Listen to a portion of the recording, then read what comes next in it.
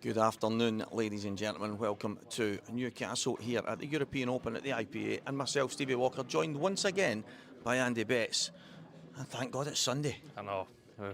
We always like Sundays, but what a cracking day we had yesterday. Liam Dunstan, the number one, taking down another title. Just seems like he can't be stopped. He's people call him a robot, a machine. I mean, it's probably running out of machine type words to call him, but he's just sensational. Last night was probably not his best.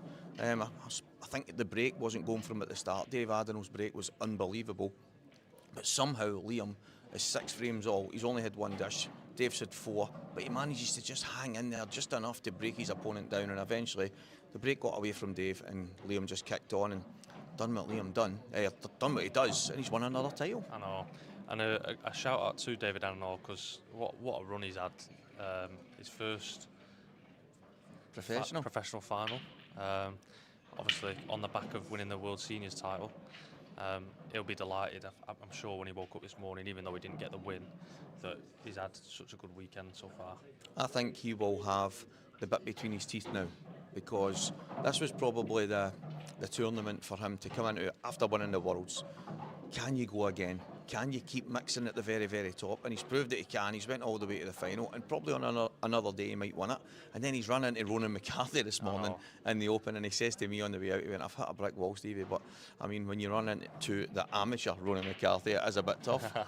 Yeah, that's very true. But yeah, he's backed it up. He's made the next step into getting to a final, and now hopefully his next target is right.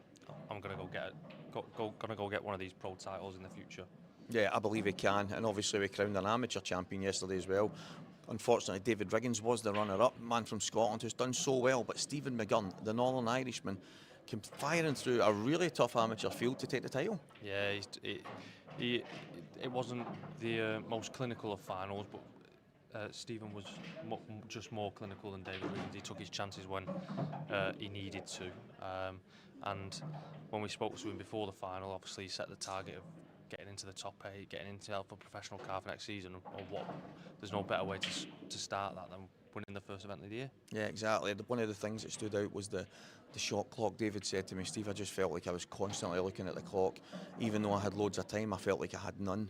But eventually, he obviously ran into some trouble, and Stephen McGurn managed it better. Yeah, it's just a thing that you see quite often with people when they first go onto that TV table. They just don't quite know how to play the shot clock, and that's why Liam Dunstan's probably the best player in the world, because he knows how to manage that. I know he's a reputation for being a slower player, but he wins titles constantly on that TV table because he knows how to manage that shot clock. But now on to today, we've still got a couple of other champions to crown, and in the European Open men's, the Pro-Am kind of thing, we've got Luke Sanchez against Matt Steeper here. What a match. Yeah, two very good professionals that can produce a cracking game, really, and it's hard to pick a winner. Yeah, it's hard to pick a winner, but we're going to have a winner very soon. It is a race to 7. It's on our TV table now, guys, so please stay tuned in. We're going to hand over to the commentary box with Dan Fairway. Thank you, Stevie. Cool. Good afternoon, everyone. Yeah. Newcastle.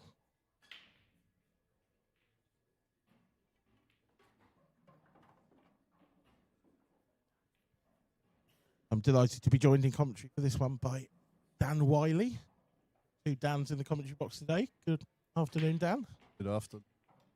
2 Dans or 2? It's probably 2 if you ask most people.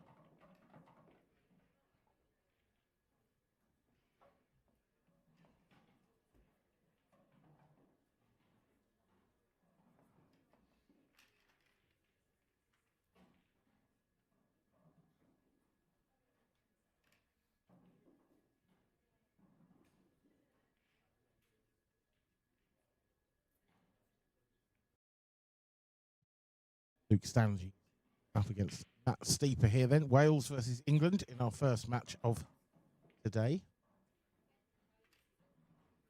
Score prediction, Dan? It'll be a tough match. All pros are a very, very high level. 6 to 7 anybody's. It's all about getting a good start, really. Whoever comes out the blocks going to have the advantage. But score-wise, got to put Matt. I would go.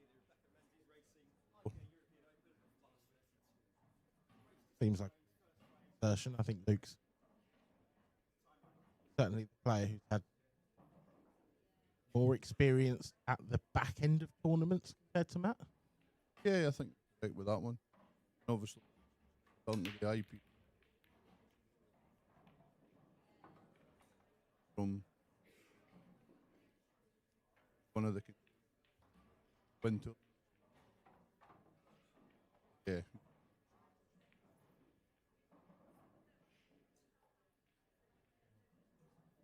Bad break first off. Bit of a messy table this. Yellows look quite nice, but getting up table off this first one.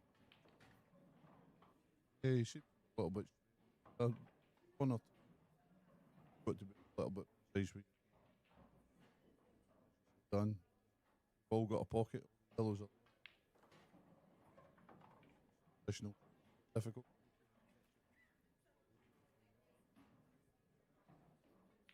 Yeah, it's tough to see exactly how much angle he has here, but it doesn't seem like much.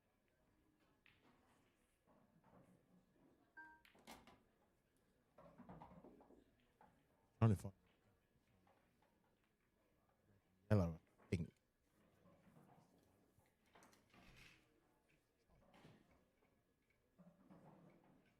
No, I don't think. Down all along, you know. That frees up the Yeah, very red.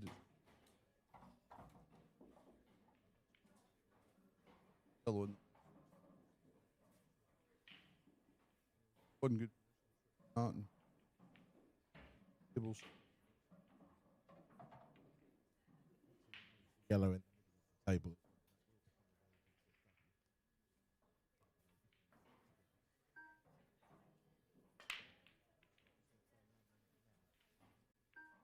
You want to get you right behind this angle. Well, maybe like he doesn't.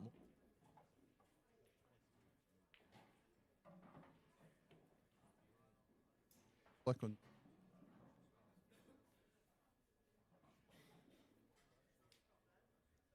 Very tight. That he's on it now. So looks like just about okay.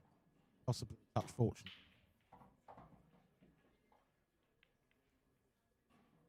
Again gone after that awkward yellow on the left hand side. I think he tried to land on that top right and come far enough.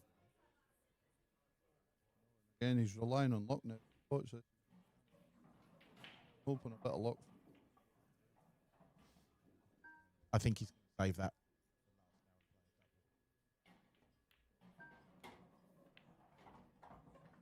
Can't be.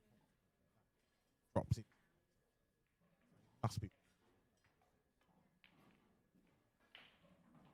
Otherwise, he'd have played it. Shots. Yeah. One in the top right.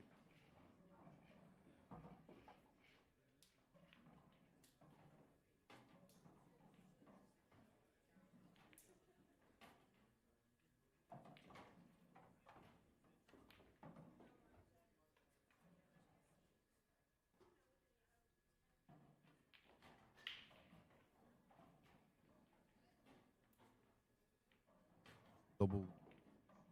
That was always tough, but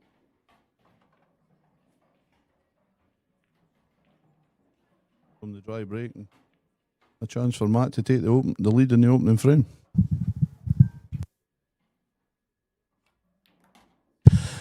A very good chance as well.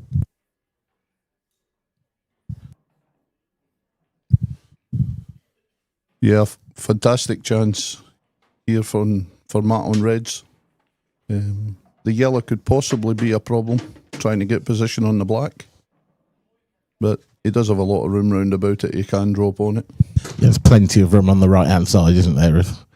If you can finish where this red just above the racking line is, it's an easy 8 ball, really. It's Absolutely, or even anywhere where the cue ball is now. yeah. He's got a simple black, but it's just he's got to be careful that he doesn't underhit it. I think for that reason, I'd probably be leaving that red till last. That the one just above the black spot there, but he's going to take it now. I mean, there's so much room, really, isn't there? With splitting hairs here. Yeah, he's got multiple ways he can go about this, Dan.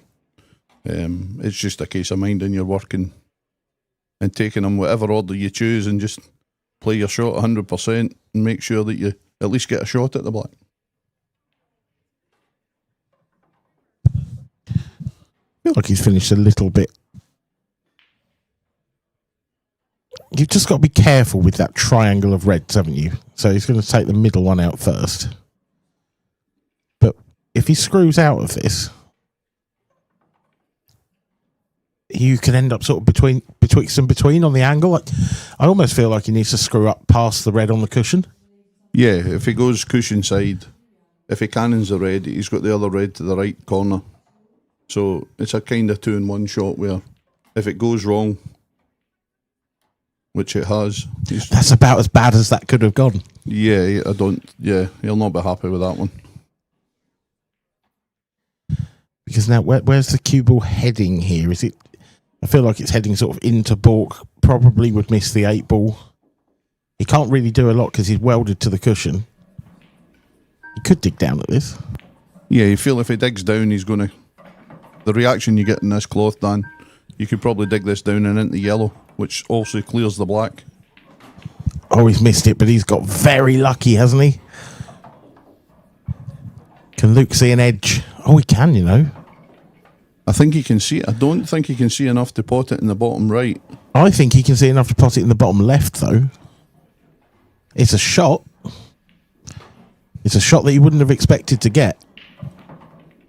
He's gone for it, but he's far too thick. Yeah, it was a very difficult shot to take on, but it was a chance he didn't have, so, you know, I don't think he'd be too disappointed that he's not taking it. I feel like he rushed that a little bit. Yeah. There was still 17, 18 seconds on the shot clock when he took that shot. Given that was a shot to potentially steal a frame and really hurt Matt, I do feel like he could have maybe had one more look at it. Because he did ultimately miss it by a long way. Yeah, but again, Dan, he probably just felt that he's looked at it early, saw the shot, and rather than sort of take his time on it, he's felt good enough to go. Yeah. But yeah, Matt takes the opening frame, dry break to start with, but it's not cost him. And a long way to go to 7, but yeah, it's always nice to get your first frame on the board. Absolutely.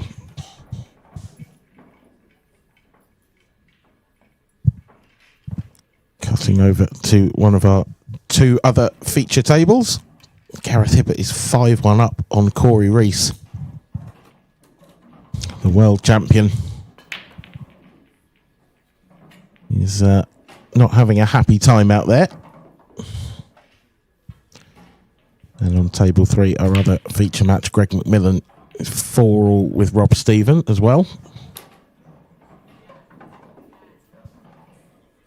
You've got to look at this, Dan. The last 32 of an event, and some of the ties in there are unbelievable. I mean, some of the first round ties in the Pro were absolutely insane. Yeah, yeah. It's one of those you don't want to draw anybody. No, exactly that. I mean, you look at the match there on table 2. Gareth Hibbert, 2-time world champion, against the defending world champion in the last 32 match. That's good enough for any final in most events. Yeah, absolutely that.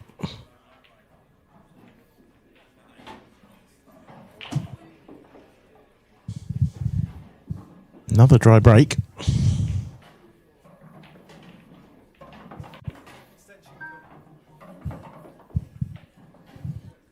I think you've got to favour yellows here, Dan.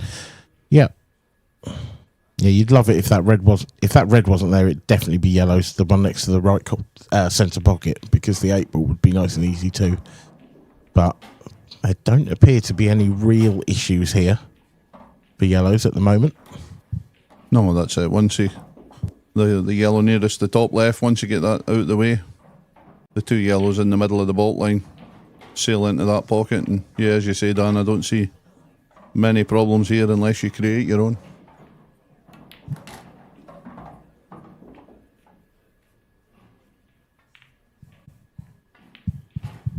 It would be a bonus if that yellow right in the middle of the baulk line went now, and it looks like it does. So this really has opened everything up.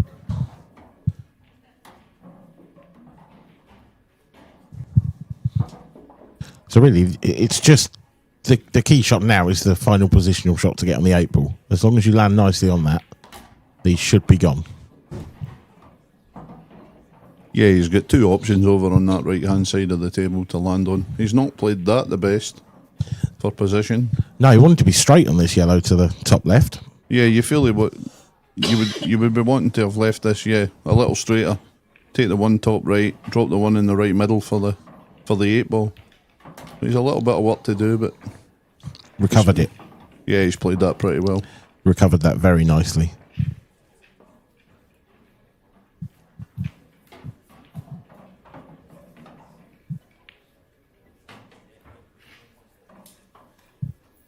Don't think he can drop that into the centre now because he's running towards the cushion. So, yeah, he's going to pop the cue ball around the back of this yellow. I know he's going to hold it for the centre. Yeah, that surprised me a bit as well, Dan. I thought he would have come in round and took it into the corner. But it does the same job as long as he's got an angle. It does, but the angle now is running towards the cushion. And you don't feel like he can pump this in with any real pace from this sort of angle. Oh, he could. Just enough. But this 8 ball's definitely more awkward than it needed to be. Yeah, you're playing into slightly a blind pocket here, where it's, the ball in the pocket's not on your eye line. But you still fancy him to pot it. Which he does easily enough. Matt Steeper leads by 2 frames to 0. Here is the state of play currently in the last 32 stage of this Rebecca Menzies Racing IPA European Open. Any scores there that particularly pop to your eye? Well, I think the one you highlighted with Gareth 5-1 up on Corey, it's probably not a scoreline many people would have predicted. When there's Keith Robertson, Dan Harris to a decider. Dan Davey continuing his good form, 6-4 up on Drew Hughes. He has been in excellent form, Dan Davey, recently. I'm glad his form's better than his dress sense, Dan.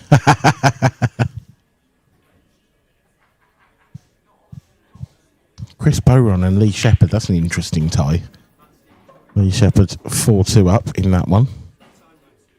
We will, of course, continue with updates throughout the day, bringing you the live scores from both the Open and the Ladies Open, of course, which is going on concurrently. There's the first ball off the break in the match. And the layout is... Well, I think that noise says it all, doesn't it? Yeah, it's not pretty. But again, he's got the ball down, so he is the first shot at the table. So it's always the advantage to get your first shot after the break. And even, if the finish is not there, you've still got a chance to put your opponent in trouble or make something happen. Yeah, I mean, quite often it can just be about getting on the right colour set, can't it? But you'd sort of favour Reds here because they've got probably the most control of this frame. I don't know how easy his first red is. The one difficult red for me is the one on the left side cushion. I think he can play the one in the middle near the break line in off the other red to open it up. But I don't know if that one on the left cushion will double. Well, yellows it is anyway, so bit of a moot point that now.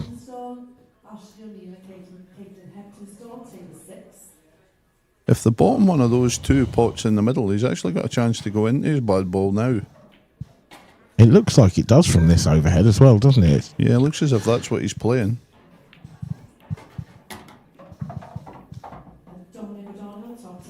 Needed a lot more pace, that shot. Yeah, I thought he would have went into that with a lot more power just to clear that red out the way, because even if he clears it for the yellow he's next to, he's now blocking the other one. Yeah.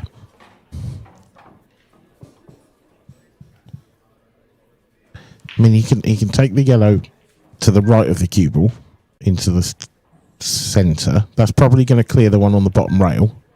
Oh, he's missed the one on the bottom rail. It's actually a result because now he can play that off the red and move it. I didn't think he could avoid that. No, it seemed to be more difficult to miss it than hit it. Yeah. But yeah, as you say, Dan, it's come out well. As if he can get this in off the red and clear that pocket, he's took these really well. It's actually a terrific shot to miss the yellow. But this is one of those... It doesn't necessarily move the red far enough away from the pocket, this shot. Oh, but it has. And he's okay. On the long straight one. Yeah, and the reaction you get on this cloth, just a gentle screw and he'll come back 3 or 4 inches and he's perfect. Yeah, that was a great shot from Matt. And he has taken these really, really well. Would like to be nice and straight on this penultimate yellow into the left centre. Going to have a bit of angle. Can he hold this? Yeah, I think he can. Yeah. And then in case of mind your work off the last yellow. You don't want to drift behind that red. No, that's it. You don't want to have to drift behind the red.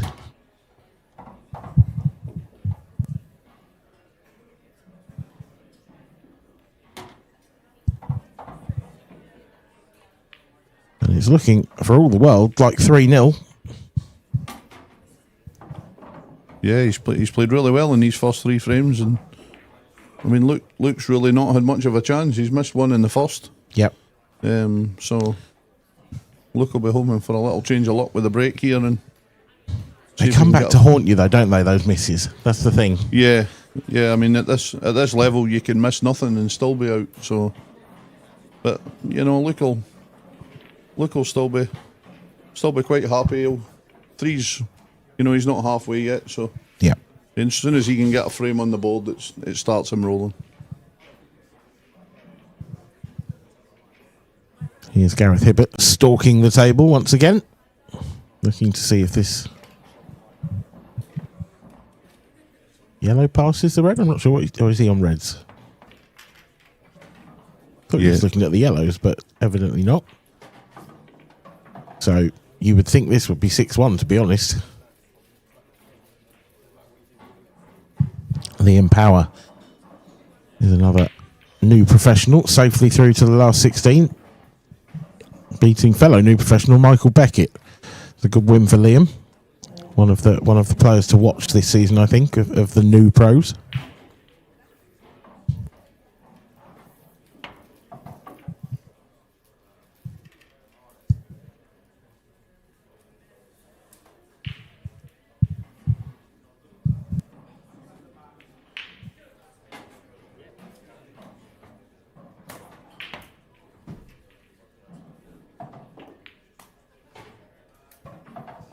Looks like the players have just nipped off, so take this opportunity to have a look at the state of play in the Ladies Open. So we're well into the last 16 now. We do have one confirmed quarter-finalist. That's Mira Area. She will play the winner of Ashley O'Neill or Caitlin Heptinstall. It's right at the bottom of the draw. The other quarter-final will be between Danielle Randall or Vicky Lewis and Beck Sweeney or Rhiannon Graham. The ladies' number 1 currently trailing Rhiannon by 1-0, whereas Danielle is 4-0 up on Vicky Lewis. Top half of the draw is still a bit more open. We're still in the last 32 stage for a fair chunk of that. So we'll keep eyes on that and keep you up to date as the day goes on. Here's table 3. This is Robert Stephen. He's on the hill against Greg McMillan here. Leading by 6 frames to 4, but Luke Sanges is back and breaking well. And again, Dan, the balls have just not opened for him, have they? Horrible, isn't it? Because my initial look, I looked at that table and went, well, it's not so bad because you can play yellow onto red to the top left. But then those two ended up together in the bottom half of the table on the cushion, and this could be a long frame. If this is a plant to the top, he's got a couple of link balls at the bottom to bring that other red into play. So he does have a good chance here on reds. He just needs the right angle at the bottom of the table to get that bad ball out. Yeah, I just feel like that's a difficult angle to get because of the proximity of the other two reds. Like, you want your cue ball in that area, and the other red could get in the way. Yeah, very true. I think if he can leave the cue ball somewhere where the 8 ball is now and take the bottom one, even if he cannons the yellow to push the red out, he would have the other red to the right middle. So I think he does have a couple of options down that end, but again, it's putting the cue ball in the right place. Yeah, and it's getting it there, and it's doing it without putting all your eggs in one basket, which I don't think he can do. He's got to take these two at the top of the table first, and then he's got to find that perfect angle. If he doesn't, he's in real trouble. Yeah, and he's limited to where this one near the middle of the table goes. I think it only goes in the bottom right pocket. You know, it didn't go in the middle. And there we are, Robert Stephen through to the last 16, 7-4 over Greg McMillan. He's been in a great vein of form recently, has Robert. Yep. Yeah, he has. Absolutely superb. Was superb at the World Championships. I think he was another one that lost a little bit of belief when he was on before, and I know he was talking of... Is this going to drop in? Oh, it's disaster for Luke Sanjis. That is an absolute disaster. Yeah, I did joke with Rob Stephen when he came back at the Worlds, because I know he had some time off, and he had some time off the event after I beat him. So we did have a joke that I'd retired him. But yeah, you have that effect on people, Dan. Had the game of my life. He didn't do anything wrong. I just played well. But yeah, we did have a laugh about that. But I mean, he's such a phenomenal talent. And when he came through the amateurs, he came through as #1 amateur, and I'm so surprised he hasn't won a tournament yet. Like, it amazes me that he hasn't won one. Yeah, I mean, as you say, the number of players coming through, even the new pros this year, you know, the ability and the talent within the ranks, even at the bottom. You know, a lot of the top players, maybe in years gone by, would think the new pros would be an easy win. Now, it's difficult for them every single round. And especially when you look at guys like John McAllister, Yeah. etc., coming back in at the bottom of the ranks. You know, nobody's want to draw him in the first round. Yeah, exactly. But with the seeding, that becomes a real possibility. Yeah.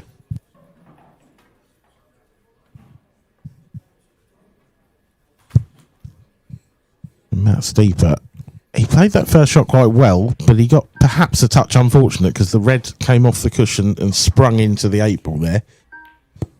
So now he's got a shot to play. I think that yellow passes the red to the bottom right. Yeah, I think so, and I think it's a shot to play now. You know, if he takes that yellow into the black and screws back up, he's going to open the black up, and then it gives him options to try and get back down to it, rather than leaving it later, and if it goes wrong, you've got no option. Yeah.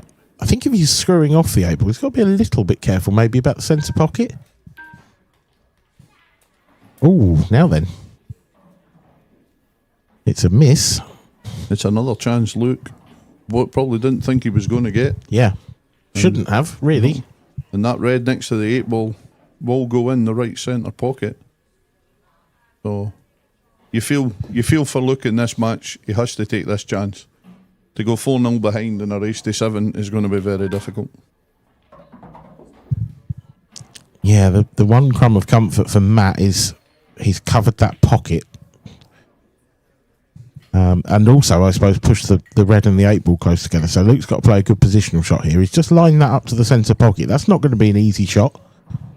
No, definitely not. And if he takes that now, his next shot on the last red to get to the black where it goes in a pocket, unless he's going to play the skill shot, is going to be difficult too. This is not a nice angle he's left himself here either. Because if he could have finished straight on this and just run past the 8 ball, then you could see the finish. But this is tougher. Maybe he is straight enough to just run past it. He's got the red. It's all about the angle in this red, Dan. If he's got the angle to pot it and run back across the table. It looks close, doesn't it? It looks like the cue ball's going to be coming back towards the 8 ball. It's just whether it misses it or not.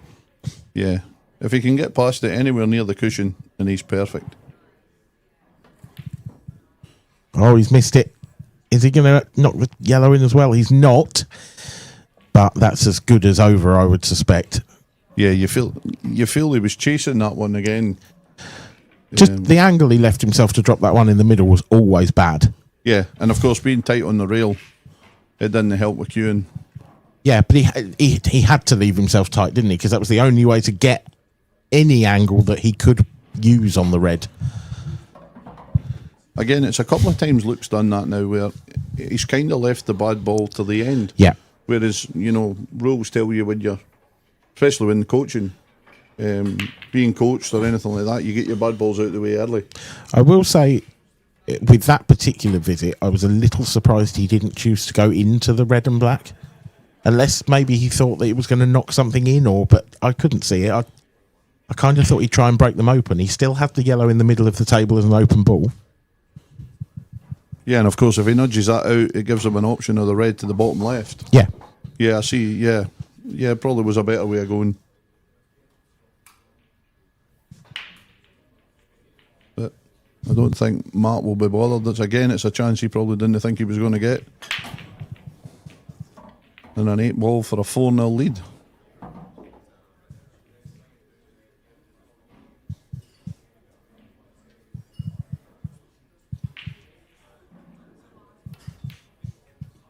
Oh, Matt Steeper, what have you done there? That's a terrible effort. Yeah, he didn't really get close to that. He seemed to hit that one kind of quick. Yeah, just sort of real rushed, sort of got down and bang. Yeah. That's one of those, you like I think Luke had one earlier on, you just want to get down and stroke it. Yep. The more power you put in it, the more chance you can throw it offline. And I mean, he's to a certain extent been a touch fortunate because this is a horrible shot for Luke to have to take on. But he's absolutely nailed it. Where's this cue ball going to end up? If it slows up, he's good. He's slowed up enough. That's a superb shot from Luke, especially considering what he's just missed. Yeah. That's an amazing shot, and yeah, he'll feel so good if he gets this frame on the board. Matt Steeper will be livid. Nice 2-ball finish from Luke in the end. Should never have had the opportunity. Now, here's Corey Reese. 6-2 down in a race to 7 against Gareth Hibbert. The comeback is on. I'll tell you what. I mean, we're talking about comebacks. We're watching Matt Steeper, who's 3-0 up and has missed an easy black. It was a couple of seasons ago, in this venue, I believe, where... I think it was this venue. I'd have to check. Anyway, Corey Reese was 7-1 down in a race to 8 against Matt Steeper and beat him. Yeah, I was talking to Stevie yesterday on here about I played Corey in a match here in I think it was the last 16 of the professional event, and I was 5-1 up, and I never saw another ball again, and I lost 7-5. Yeah, it's phenomenal. But you wouldn't back against Corey winning the next 4 or 5 frames in a row. Well, that's it. That's exactly it. And Corey 6-3. That is, of course, a repeat of the World Championship semi-final, that game. And Corey will be hoping it's the same result. Yeah, absolutely. Deciding set, that one. This is another one of those breaks where... I mean, the yellows are lovely, but... that 8 ball is so welded in there. Yes, you've got an angle to try and get it out. But is it actually going to go anywhere? You've got to trust the luck, haven't you? Yeah, to get you really need to hit the 8 ball from the bulk end into it to get it to come out. I think if you hit it from this side, it's just going to stick to the cushion. The problem is there's no option to do that from yellows. And he can't really take a red. So I feel like he's got to maybe play this one into the left centre now, try and go into it, and then just see where the land lies while you've still got options on the table? The thing, if he catches this 8-ball correct, there's a chance he could actually plant that red in the top pocket, which would then open the 8-ball up into the same bag. I think the other option is maybe if he tries to cannon the red full so that it just flicks into the 8 and the 8-ball flicks out into open play. Yeah, that's possible. Again, it's trusting to luck when you start running into balls. Oh, if he lands on this one to the centre, he'll take it all day long. I don't know if he has. His body language suggested not just then. It's tight from the overhead to see whether or not he can. I think he can hit the yellow, but I don't know if he can pot it. Yeah. And just while I'm looking at the scores here, Dan, out on the outside table, table 14, Mark McAllister Jr., who was 6-4 up on Ronan McCarthy, is now a hill match at 6-all. Oh. He's on it. He's on it and he's got it. Now, is he on the yellow closest to the pocket? That's what he wants. Yeah, he's lovely on it. Nice angle as well, just off the cushion, back out for the other one in open play. So the issue now becomes the final positional shot, because he's got to play the yellow on the rail. Well, I say that. He's hit that. He's actually caught that way too thick. I think that could have been a bad contact, the way that, because the ball didn't really go through after contact. I think he's maybe got a kick there. Mm. It could play to his advantage here, Dan, because if he takes this, maybe. If he takes this to the right middle, he can actually stun this in and move that red away from the cushion, which then means it's a straight screw back up the table. It's taking it long. Well, this needs to run. Oh, no. I don't understand that shot, Dan. He was never going to get good position playing it into the top right.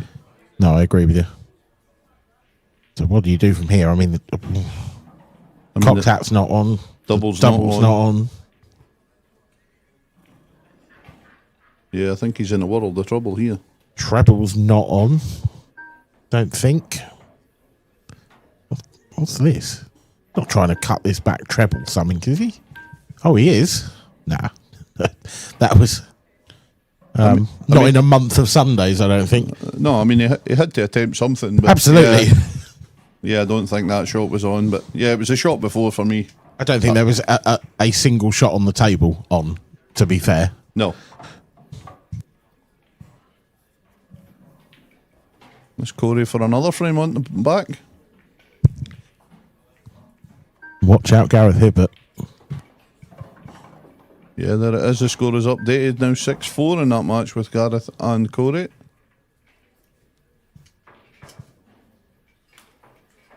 Sometimes when you go that far behind, Dan, it does help, because you just free the arm up and you've got nothing to lose. You can just go for it. And of course, players at that level, they're dangerous enough without, having no pressure on it.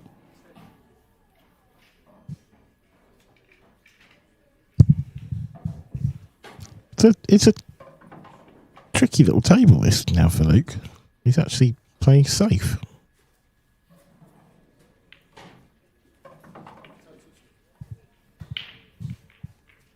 He didn't really have much option, and it's definitely the percentage shot, but I'm never a huge fan of those little shots where you leave a one cushion. No, you always feel if you let your opponent back to the table, there's a chance that they could, fluke the yellow and land on the black. Yeah. And then you're going to kick yourself for the rest of the game. But in the end of the day, where he was, it's probably the right shot. So 2 cushions this, trying to pot it in the centre. Has he got the side on it? Not quite. That's disaster.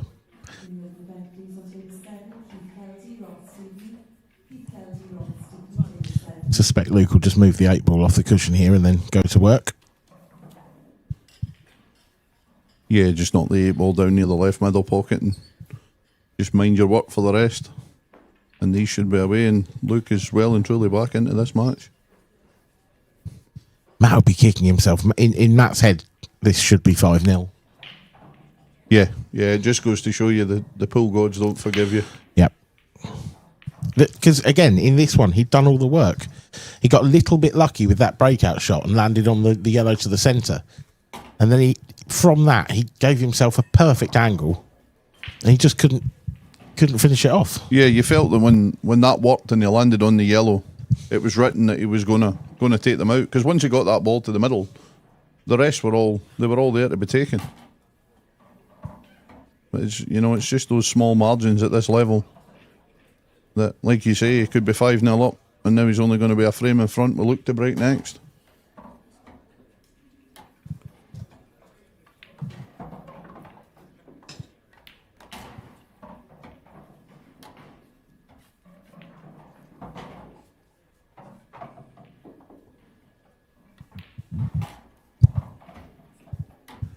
So that is how it will come to pass. Luke Sanjis gets another frame on the board. 3-2 now.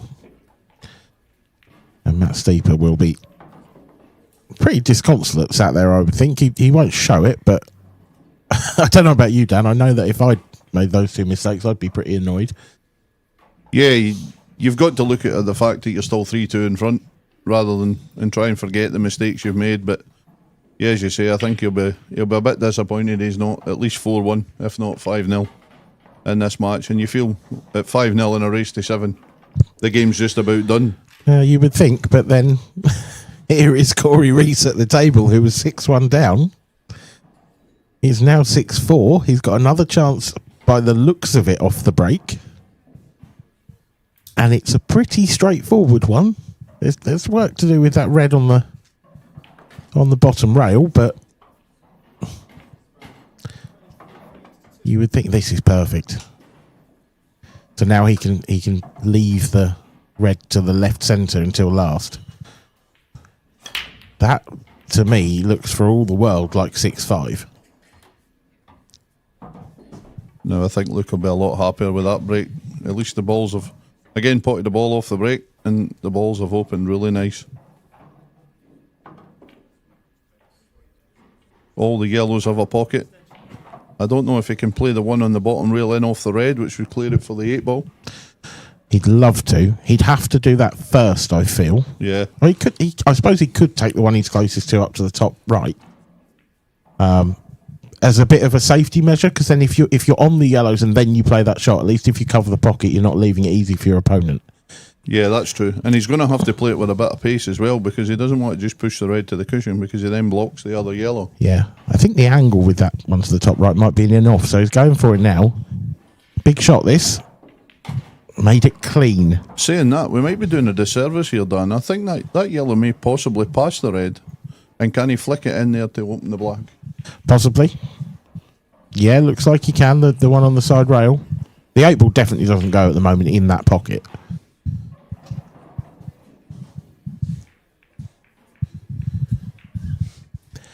The other small issue is that the 2 yellows up towards the top left, you've got to take the one on the rail first. Oh, but he's, well, undercut that by quite a long way. Yeah, I certainly didn't expect that. He has got a bit of fortune there putting the red on the cushion. But yeah, he's covered a pocket and put the red on the cushion. This is a tough table now for Matt. I think the double's on. Yeah, he may want to take that first and try and... Because if he misses it, he can kick the yellow down and cover it with the red at the bottom of the table. Yeah, that's a good shot. That's worked out in both ways, I think. Yeah. Does he go double again? You've got to be tempted, haven't you? The one thing I would say is I don't think it's a full pocket for the double because of the red. In fact, I think it might only be almost half a pocket for the double because of the red next to the right centre. So I kind of feel like that's a risk perhaps too far. But then what else have you got? You've got a long red up to the top right. That's very awkward bridging, that shot. Yeah, very, very, very difficult shot. And I don't know if he's got enough. There's Corey got another one back on the board. Back to 6-5. It's getting interesting on table 2. It's going the double. Yeah, well, how's he not knocked that yellow? How's he knocked the yellow there? That's almost over the bag, wasn't it? I don't know. I'm not very good at this game, though.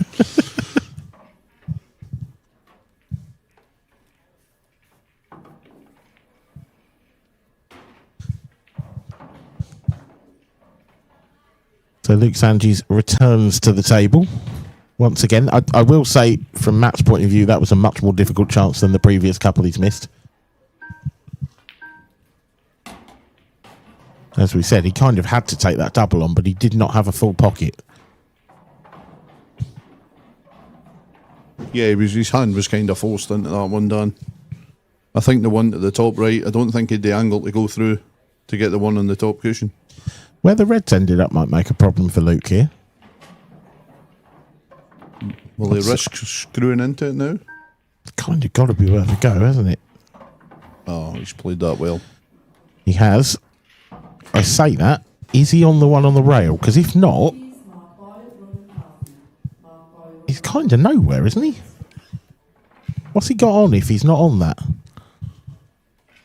And our tournament director, Bronny, in the background, calling Ronan McCarthy back on. Ronan must have beat Mark McAllister 7-6 from 6-4 down. Oh, that yellow just squeezed past. Yeah, it was a good win for Ronan.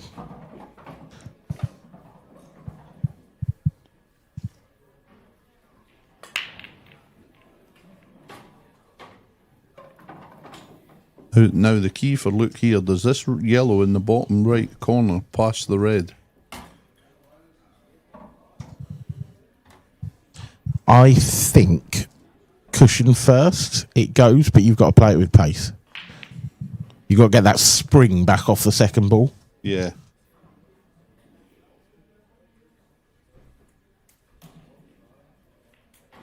Wants to get right behind it if that is the shot he's playing. You don't want to be playing this at sort of a great angle. That's a... From there he's going to have to move the red, because if he got straight on it and it did go, you know, he could have played for the black in the left bottom corner. Yeah. But now he's going to have to come across the table, so he's going to have to move this red. I feel like this shot's more difficult with angle as well. You want to be able to see everything. No, he's played it really nicely. He's played that lovely.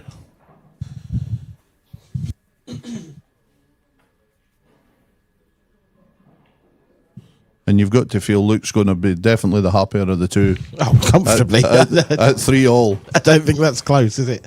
Because Matt was flying 3-0 up and he's missed, let's be honest, a routine 8-ball. Yeah. Like routine. He'll be having nightmares with that 8-ball, I would absolutely, yeah. Yeah, that is the kind of shot that can really damage your confidence, and I think that's what we're seeing. And all of a sudden, when you miss a shot like that, every chance that you get when you come to the table looks harder and harder and harder. Yeah, the balls get bigger and the pockets get smaller. Yeah, it can be a real sort of downward spiral, and that he kind of needs. I feel like he needs to get just an easy chance to snap himself out of that and get back into a rhythm.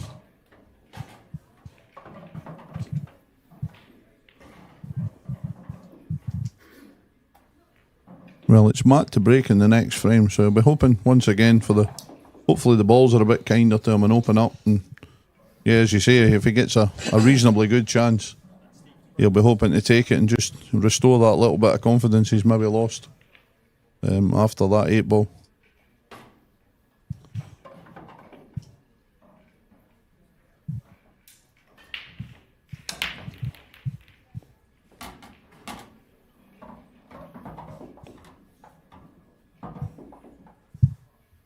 Well, you were saying?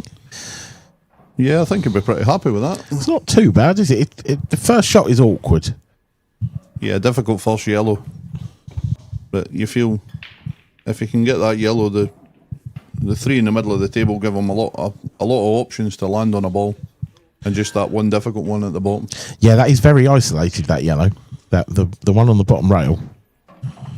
You feel that if he can take a couple of the ones away in the middle before he goes down, it means he's got an easier shot, because he can leave one to the top left rather than having to get all the way back up the table off of that ball. Yeah. So, not having to bridge over the 8-ball's helpful there. Oh, there's the cue ball.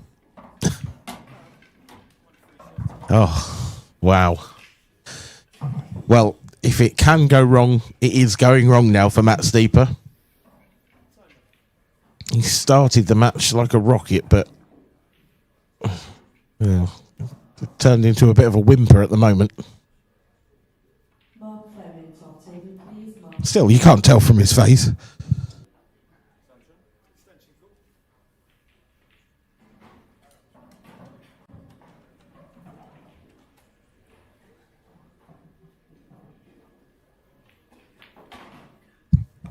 I think Luke's using his free shot. He's going to go after this difficult yellow first.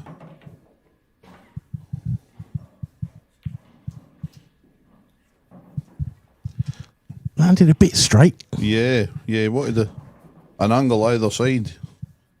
I feel like he can sort of quite gently screw this back into the red and then leave himself a clip into the left centre. So I don't think it's too bad, but it definitely could have been nicer, this. Yeah, he's played that well. If he didn't like it, he could actually still have took the red and just screwed into the 2. Yeah. And the red balls weren't actually sitting too bad either. No. So he had plenty of options. But yeah, he's played that really well.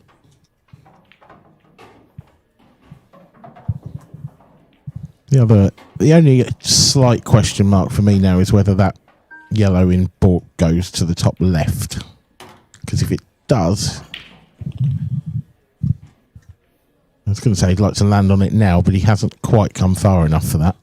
I think he's actually okay, Dan. If he takes the top one of the 2 in the middle of the table, he can leave the other one to the top left to roll through. Yeah. For yellow top right. So I think he's still got a lot of options here. Just going to drop this into the middle. Yep. Is he straight enough though? It looks to me like he's running over to the right-hand side of the table. Yeah, may have to play past this for the left centre now, I think, with the angle he's left. The thing is, with that angle, is he actually just running into the yellow? Because that's sort of the worst possible result, isn't it? Yeah, I think he may have to punch this in. You see where he pointed with his finger on Yeah. the top cushion, that's where he wants to be. But he's got to play this with a bit of pace to widen the angle of the cue ball initially. Played it really well. Yeah, That's a lovely shot. And the fact that he's just off the cushion will make cueing this a little bit easier as well. Yeah, he's played a great shot there. Sort of one of those stun run-through ones, wasn't it? Yeah, one of those shots that can make you look really stupid, but when they're played well, they look good. Luke Sanji's. I mean, he's had second chance in nearly every frame. Matt Steeper's had a good chance in nearly every frame. And yet, Luke Sanji's leads by 4 frames to 3. And the wheels are falling off for Matt Steeper. Yeah, I don't think Matt could probably believe he would be 4-3 down after the way he started this match. And here's Corey on a finish again. Oh my! Well, talking of the wheels falling off, I mean, we haven't actually seen Gareth at the table yet, so we don't know if he's had a chance. But Is Gareth still there? has he gone home? Yeah, he's went for his lunch and coming back for the last one. Corey Reese, what a comeback this would be. Oh, what's he done here? How's he missed the red? No. Oh, I thought we were in for a grandstand finish, but... Well, Gareth has perhaps been handed. If that's Corey's last shot in this match, he'll be kicking himself Absolutely. after all the work he's done. I was only looking at the cue ball when he played it. I just thought it was a bad positional shot, but actually he's missed it by that much. I mean, maybe he did sort of brush the table afterwards. Maybe he feels like cue ball hit something, or... I think he actually landed a bit close to the side cushion on the shot before, because I think for me on that shot, you would be wanting to stun that in the middle to leave it bottom right, but I think he's had to roll it in for bottom left, and he's just caught it all wrong. How has this break gone dry? How can you hit them that well and they go dry? He's absolutely larruped them. He's hit them sweet. The cue came back quite nicely. Yeah, he's got the cue ball in a perfect position. Yeah. And the only thing wrong was one didn't fall in the pocket. So Matt Steeper again with a big chance. And you feel Danny's got to take this. If he doesn't take this and Luke goes another frame in front, you feel, the back of this game is broken. After the chances that he's gave up. Yeah. He really needs to get a frame on the board here and get the confidence going again. He's played a good first shot there as Matt. These aren't ultra straightforward, these yellows. Reds, rather. There's a lot of traffic in this clearance, isn't there? Yeah, and the ball up to the top right on the cushion is it's definitely not a good linker to the black. So you would feel I don't know if he's got the angle to get over to it now, or if he's went a little bit too straight. I think maybe he drops this one in, then plays right centre, and then plays that one, so that he can play the one near the blue spot second last, maybe down into the bottom left. Yeah, possibly. For me, I would have liked to have taken the one on the rail first, and then it's a case of just dropping it in, and you've got this one in the middle, so you don't have to do too much with the cue ball. Yeah, I think you were right. I just think he didn't quite have the angle for that with the previous.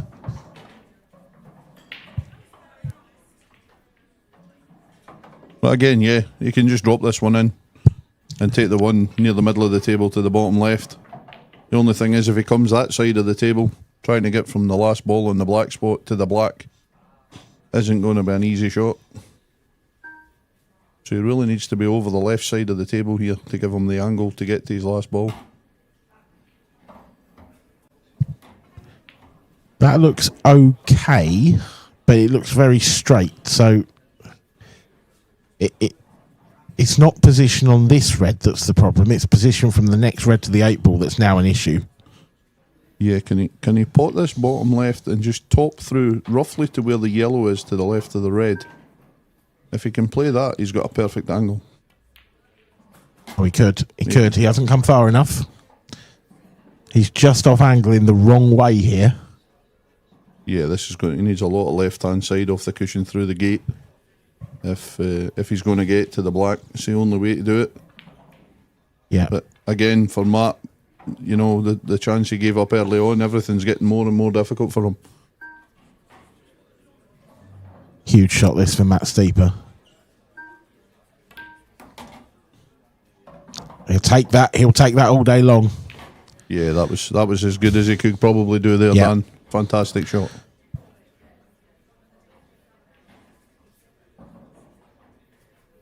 Doesn't need to worry about the cue ball, just concentrate on potting the black.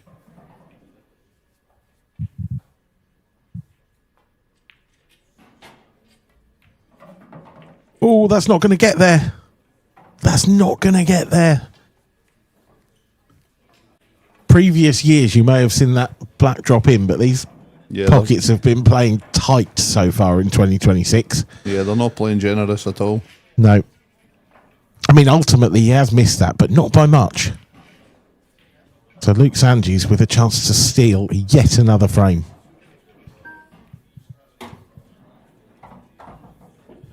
Can tell you, I've just noticed on table 2, Gareth Hibbert has knocked out Corey Reese. That took a while, so I reckon there was a safety exchange or two in there.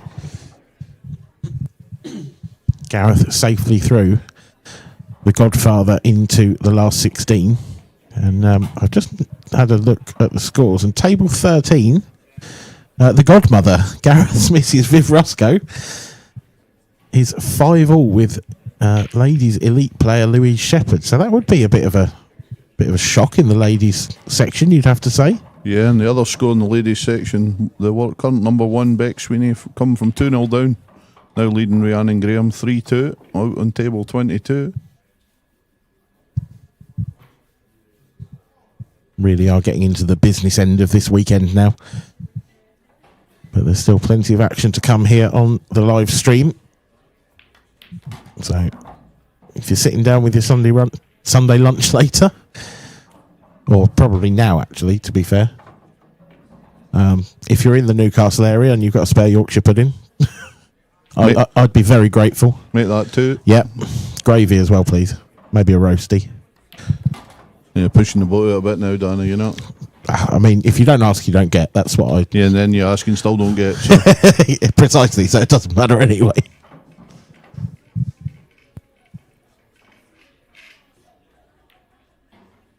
That looks wide. Oh, it is wide. Has he covered it? That's the question. Now, is he left enough for a swerve? I think it's a swerve. The only thing playing the swerve here is when the white hits this cushion after the black, is it going to take the white in as well? Well, I said Matt Steeper needed an easy chance to get himself back on the horse in this game. Is this it? It's got to be a good shot, but this doesn't look like the most difficult swerve in the world to me. No. Although the cue's quite high in the air. Maybe it needs a bit more than I thought. Got it. Oh, no, he hasn't. He couldn't have got any closer, Dan. No, I'm amazed that didn't clip the 8 ball.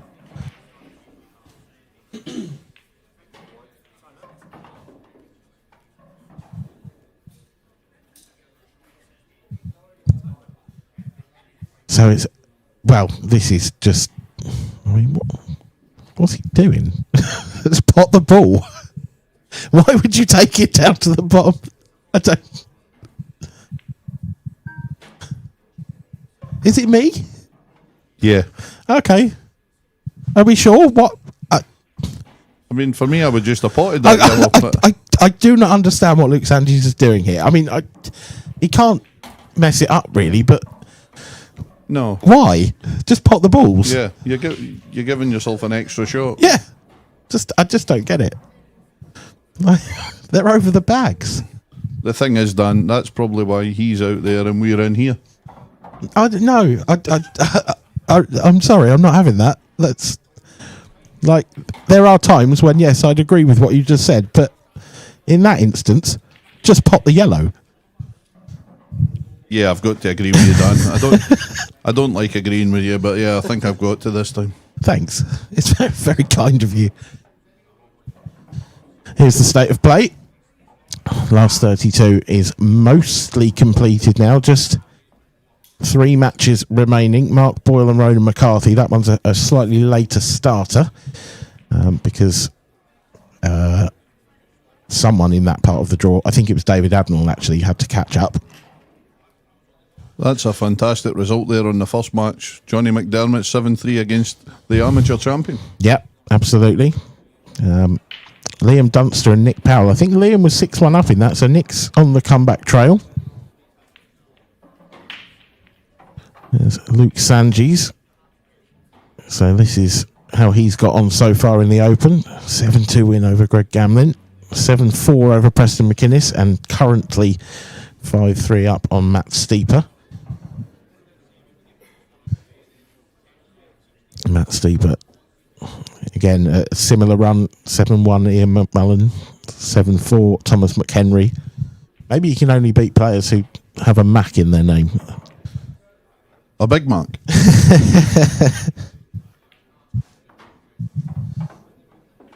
Many thanks to Rebecca Menzies Racing for sponsorship of the first tour on the IPA this season, and of course to all our other sponsors as well.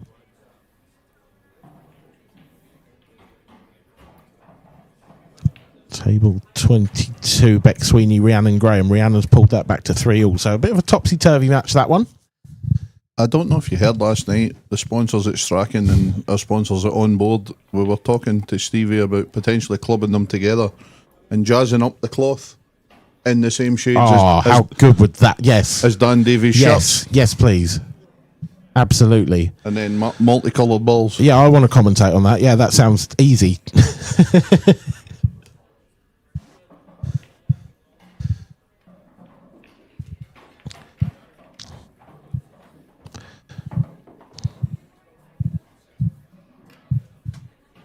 Yeah, I mean, I quite like the idea as a one-off, but please, no. This is difficult enough as it is at times.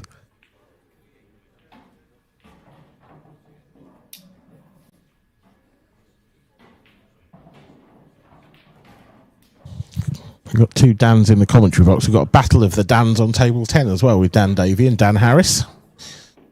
2 apiece in that one. And I see our European professional champion, Liam Dunster, just got over the line 7-3 against Nick Powell. Yep. And the godmother has unfortunately lost the Hill match against Louise Shepherd. She's just gone down 6 frames to 5. As Matt Steeper breaks off in frame number 9. And it looks as if it's another dry one.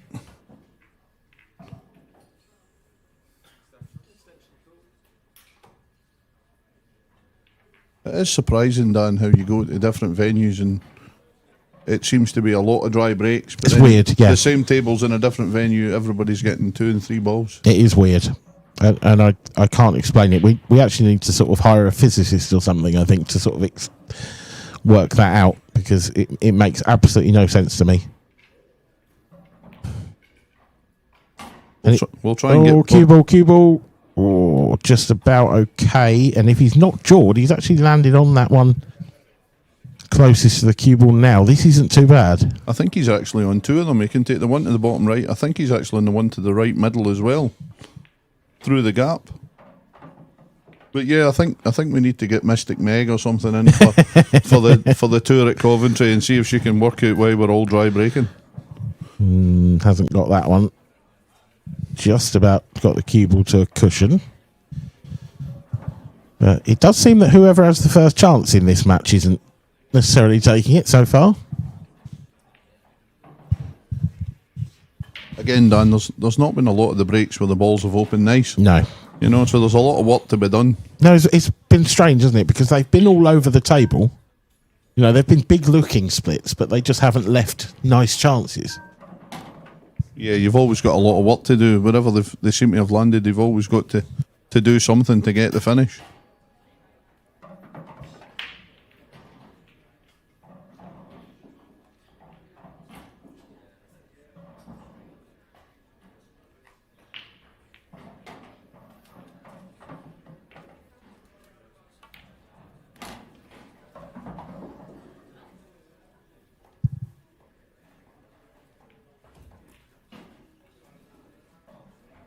This is getting tougher.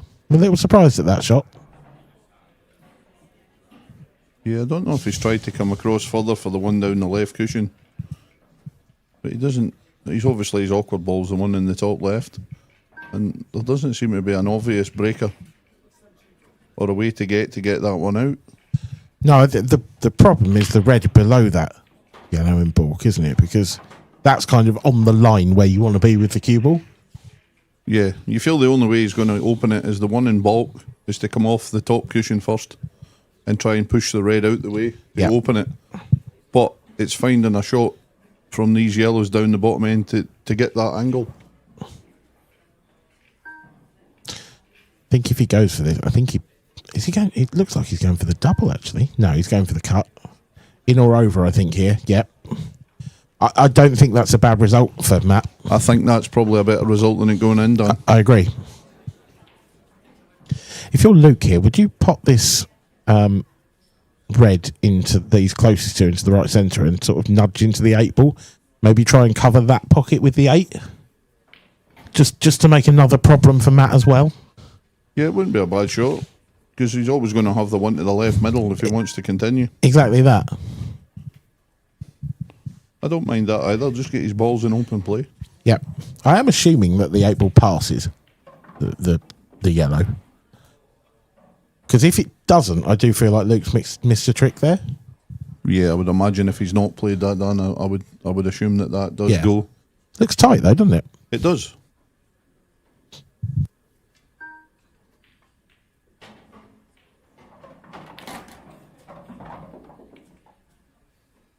Well, that was a bit wild. I think it's actually worked out quite well, because I think that ball that red he's just flicked off of was a good breaker to get the other red out into the top right, and now it doesn't go. Yep. So it's possibly actually worked out okay for Matt, moving that red. It's worked out okay in terms of it stops Luke, maybe. But he's still got so many problems. He's just playing a safety here, just going to get this yellow out. He's played that quite well, but I don't understand why he's brought Luke's ball into open play. No. Also, has he left? Can Luke see enough of the red furthest down table that he can pot it, that he can just run this through? Because if he can, it's a bit of a shot to nothing. No, can't do. But he can just run off this one and put the cue ball in roughly the same area. It's not too bad. Yeah, with the position of Matt's yellows, he was never going to leave an easy chance. No. If that 8 ball does pass, in fact, even if that 8 ball doesn't pass the yellow now, I think Luke's a huge favourite in this frame from here. Yeah, Matt's back's right up against it here. If he's going to... I don't know whether he's going to try and go here. I think he has to. I think he's going to try and cut this yellow in. I don't see any other safety options. There weren't any options on the table left for him. No. And the only ball now that's a little tricky for Luke is that the one that's the top side of the right middle. Either going to have to leave it long to the top right or just nudge that yellow out the way. But yeah, you feel Luke's going to take these away now.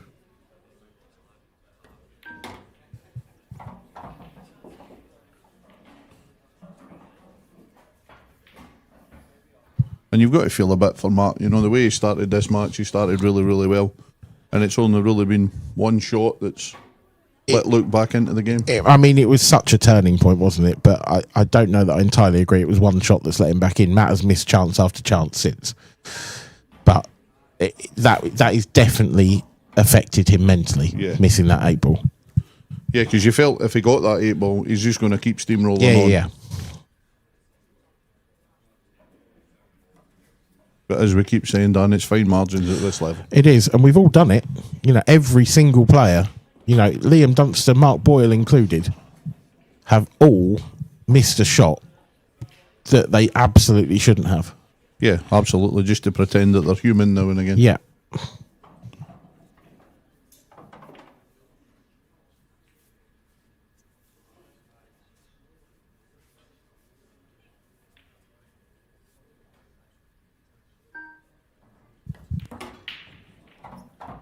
Right, so he did decide to move the 8 ball.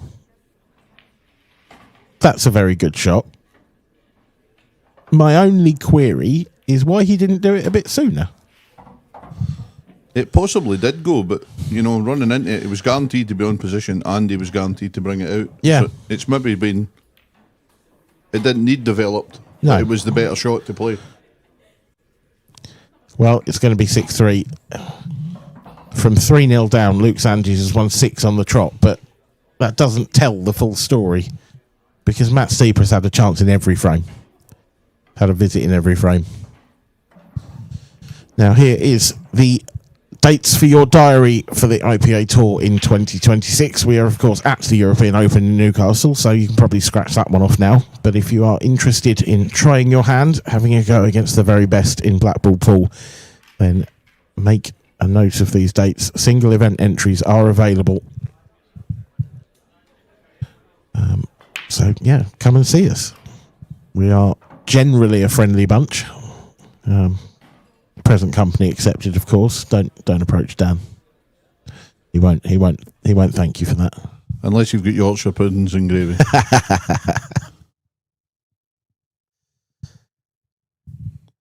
This then is the last remaining match in the last 32, apart from the Boyle-McCarthy match we mentioned earlier. Mark Boyle trailing 2-1 in that one.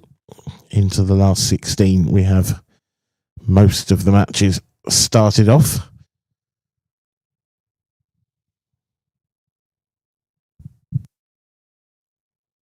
Yes.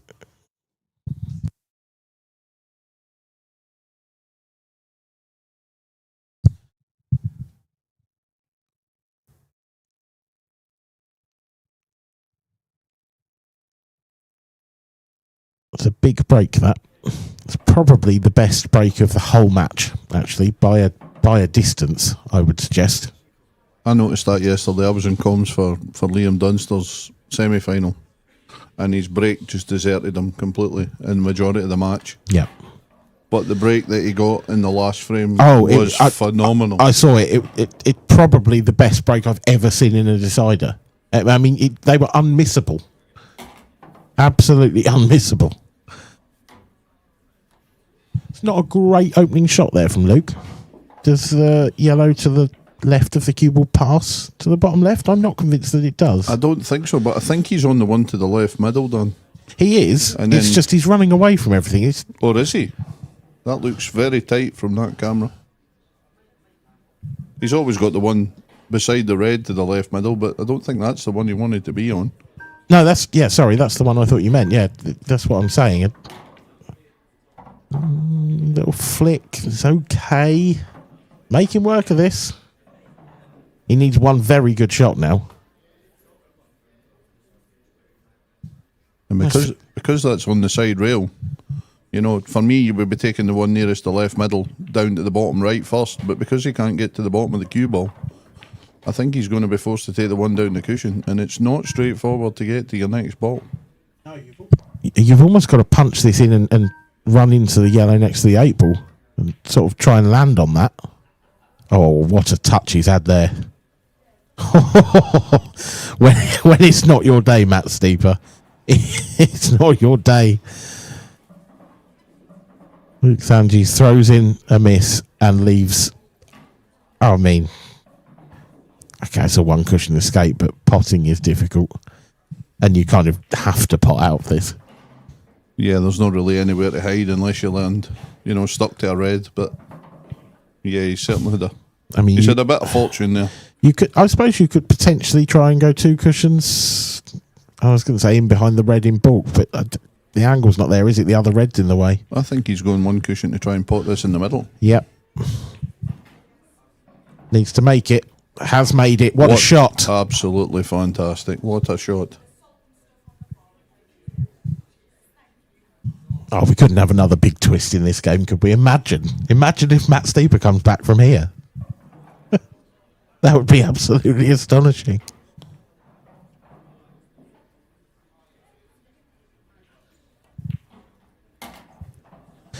He was down and out. Oh, didn't want to be straight on this. The thing is for Matt now that Luke's on the hill, Matt's got a free arm. He can go out swinging. That's exactly it. The pressure shift in this game now that Luke's missed that ball and Matt's made the one off the cushion, the pressure shift has just completely flipped. That's okay. He's heading in the right direction with the cue ball from this, but I don't think he's got a great deal of control over it. I'm not sure how thin it is, Dan. Can he stun this into the top left and cannon the yellow next to the black? I mean, that would be great if he could, but if you catch it half ball, you could end up nowhere. Oh, he's caught the 8 ball. That's not too bad. This is very thin. Yeah, and he's going to have to go right round the table to try and find a pocket for the black. Unless he plays it with lots of bottom and side and actually tries to play into the 8 ball and just try and hold it that way. Round off 2 cushions into the 8 ball. If you catch it full and it hits the yellow, you're probably going to be on it to the centre. Yeah, or if he can hold it anywhere on the left cushion and he's got it to a middle, that's a great shot. How's his luck? I think he's okay. Yeah, I think he can get to this.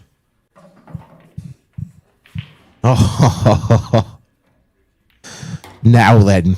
The twists are coming, Dan. The twists are coming. He's lost 6 frames in a row. He's had a chance in every single one. Not necessarily a good chance in every single one, but nevertheless a chance. Luke Sanji's finally misses one, leaves him snookered, and he gets out and finishes it. This is potentially a big story happening here if Matt Steeper can get the next couple of frames. If this goes to a decider, could be the game of the weekend.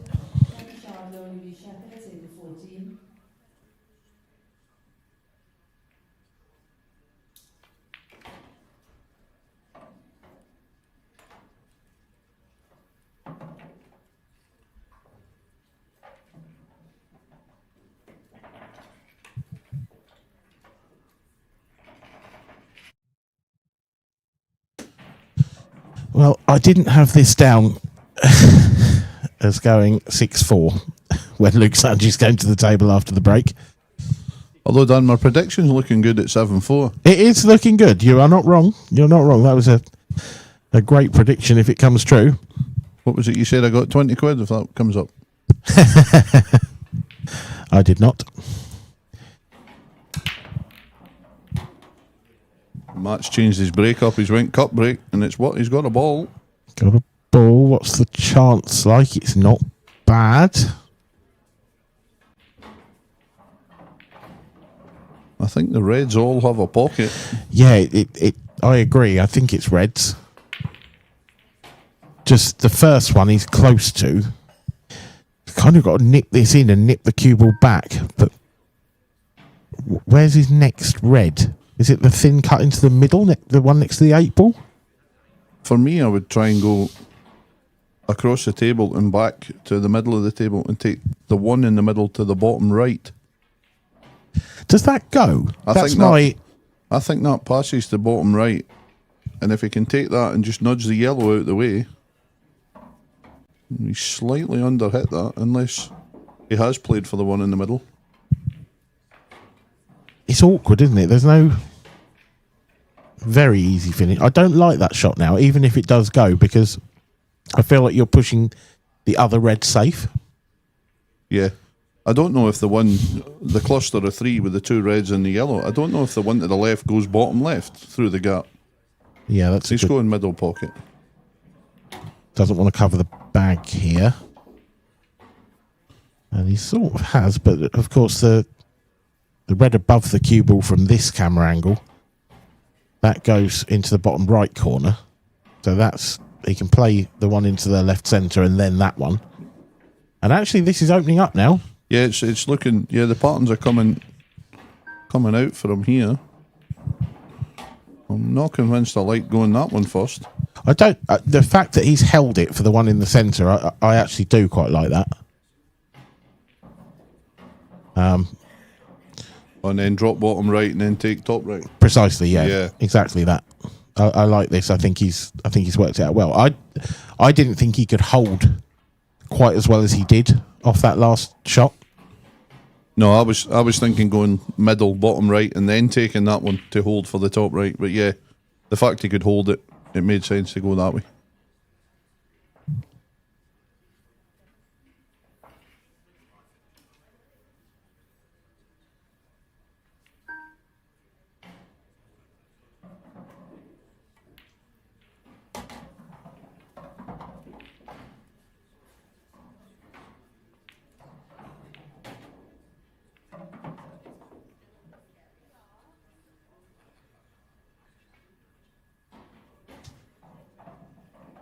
This is a big shot here, Dan. He's not got the best of angles on it. I think he can just run it in, and he has, and he's got it just about. I thought that was just going to desert him there, Dan, at the last minute, but yeah, he's played a great shot to roll that one in. And we're back to 6-5. Barring a miracle. I don't know how much more of this I can take. What a match. What a match this has been. Like I said, the pressure has completely switched now, because now it's Luke Sanjis who's missed his opportunity. The only thing will be for Matt, if he does make this 6-all and goes hill, the pressure's then back on him. Yeah, absolutely true. Here we go, Tilly Edwards in the final of the Elite Ladies. 3-1 up on Caitlin Kennedy. We were talking to Stevie yesterday about the standard of the women's game now. It is unbelievable. Yeah, this is the Ladies Open.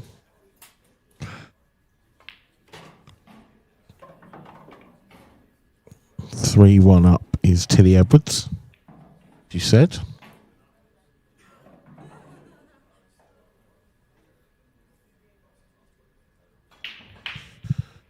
Beck Sweeney and Rhiannon Graham. That one's 4-3 to Beck now. That's a game that's changed hands numerous times. Dan Harris, Dan Davey, same scoreline. Dan Harris leading Dan Davey by 4 frames to 3.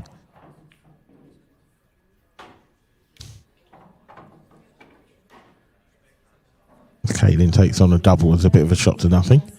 That red's in an awful position for Tilly. Luke Sanji's break, he's hit them really well. Almost too well, in fact, because so many balls have ended up in balk. That's actually quite incredible. Yeah, again, Dan, like you said before, the balls have never really been very kind to them from the break. Whether they get a ball or not, they all seem to go kind of on top of each other.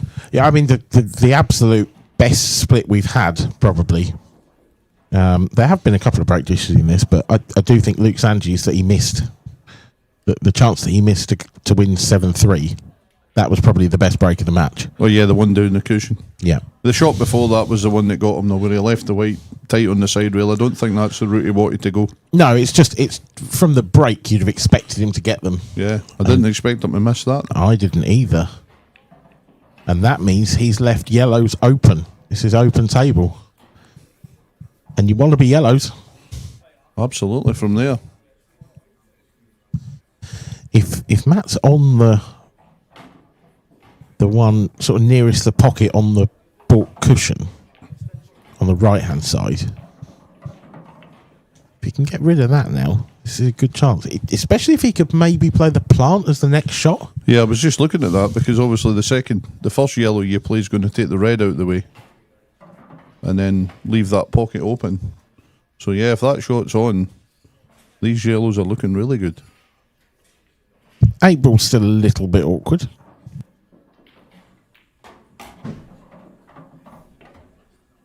Yeah, there's no obvious link ball to get to the 8 ball to the right middle. If he found the gap there, that's an incredible shot. There can't be room for more than a cue ball and a bit through that. But then even if he can just clip it over the pocket and weld the cue ball to the back of the red, that would probably still be the shot. Oh, he's on it. Is he on this one though? Was he stuck to that red? Did that red... Oh, that doesn't look good. But this camera angle can be so deceiving because the camera's in the middle of the table. Yeah. There's actually possibly a gap there. It did look like the red might have rocked back onto it though. To me, that one, Dan, if that was the angle he had and he knew that's what was going to happen, it's a bit careless not to just play it a little harder. Let's find out. Yeah, see, he can still get through to it. The camera, that is perfect proof of how deceiving the camera can be. Because it looked like that was almost touching ball and he couldn't get through. Is that you trying to tell us that your job's hard in here, Dan? It is. It's really difficult. Leave me alone.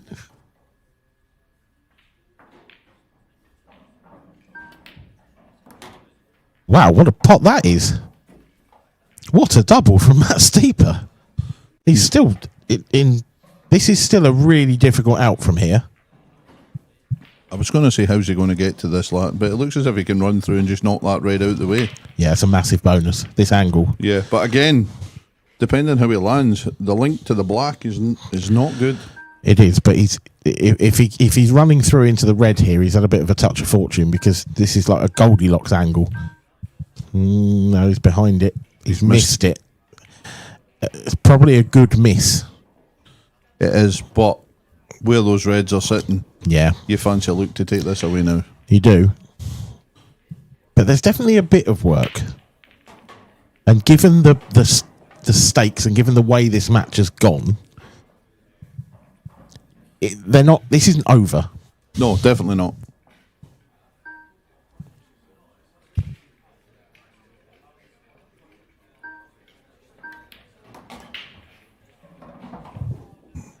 I'm not convinced with the way he's played that shot either, Dan. No, his cue ball's a bit wild there.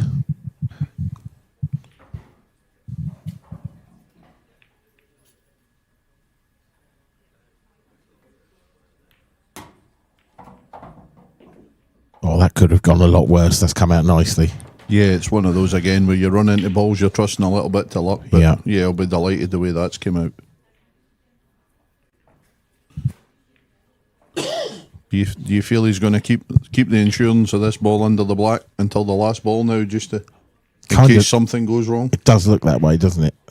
It's not that much of insurance anymore, though, is it? Because now Matt does have a nice ball to get onto it. And as we say that, he's played on it now, so... Yeah. You can sometimes tell how a player's confidence is by when the right shot is to take the ball that's maybe a blocker early and they leave it. Yeah, that's true.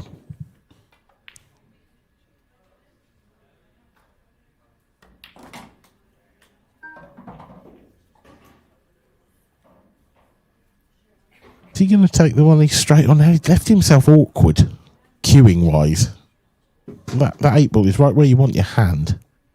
So it's bridging over. This is probably the biggest shot of the finish. He nailed it. Just has to be careful with the cue ball here, Dan. Just make sure he gets the right angle to get across to the black. Doesn't want to be having the cue ball travelling up and down the table. No, you want to be nice. You want to be right behind this 8 ball, given everything that's gone on before. That looks pretty good. It does.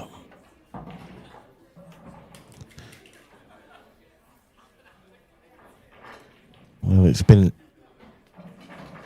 a pretty weird match, this one. Yeah, there's been a bit of swings and flows in this. Been a fantastic match to watch. Absolutely. It's been, engrossing. But Luke Sandys has this to win it. And he makes no mistake this time. A terrific comeback in the end from Luke Sandys. Matt Steeper will be pretty disappointed, you'd have to say. Yeah, I would think so. The way Matt started that match, he could quite easily have steamrolled 7-0, 7-1. But yeah, the 1 or 2 key points in the game that just turned it in Luke's favour. And yeah, Luke will be delighted to get over the line. I think Matt might have a sleepless night over that black in the 4th frame, if I'm honest. He should have been 4-0 up. All of a sudden, finds himself 6-3 down. And he gave it a good go, to be fair. You've got to salute that sort of mental strength to come back, having lost 6 frames on the trot, and then win the next 2. Yeah, I mean, as you say, he'll probably have a sleepless night over the black, but he did have multiple chances in the other frames as well. That black could have meant nothing. He could still have walked away and won the game. So, yeah, he'll probably be a bit disappointed, but he's got to take positives from the way he did play. Absolutely. There's an all-Scottish clash in the last 16. Liam Dunster and Gio Edgar. That's underway on table 2, one of our second streams. Caitlin Kennedy and Tilly Edwards. Tilly Edwards 4-1 up on our 3rd stream. But Dan, I'll say thank you very much for your commentary. And we will hand over to Stephen Walker. He will be interviewing Luke Sandys shortly. Thank you very much.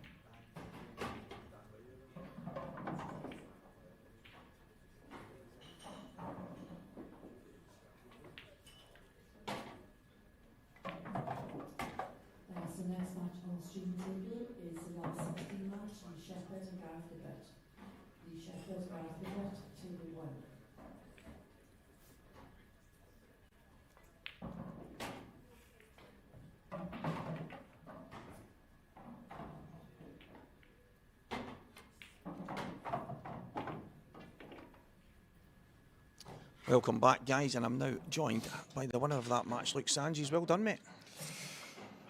Wasn't great, I'll take it.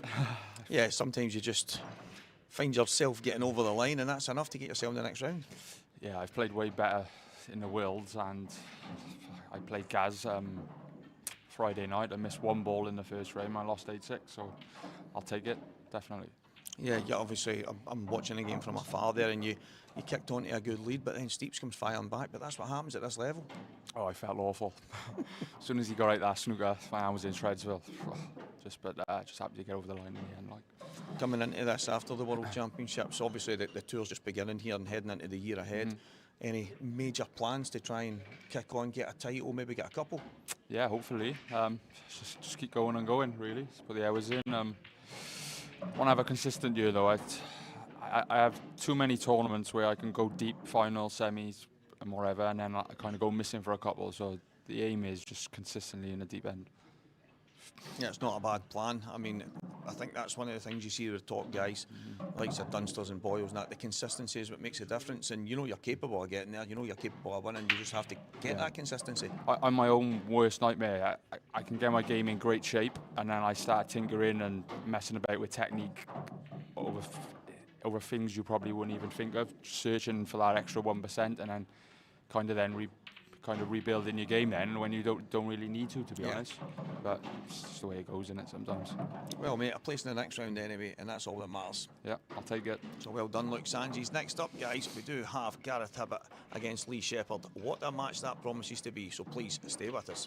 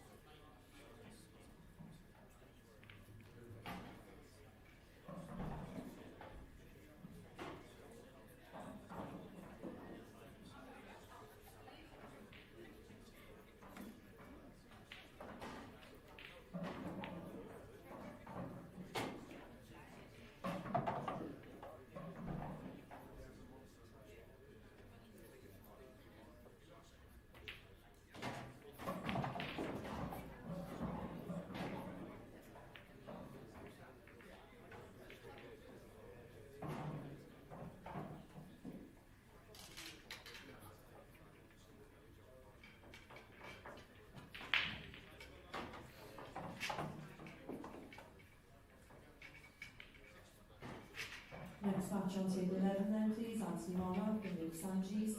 Anthony Monarch and Luke Sanchez, table 11.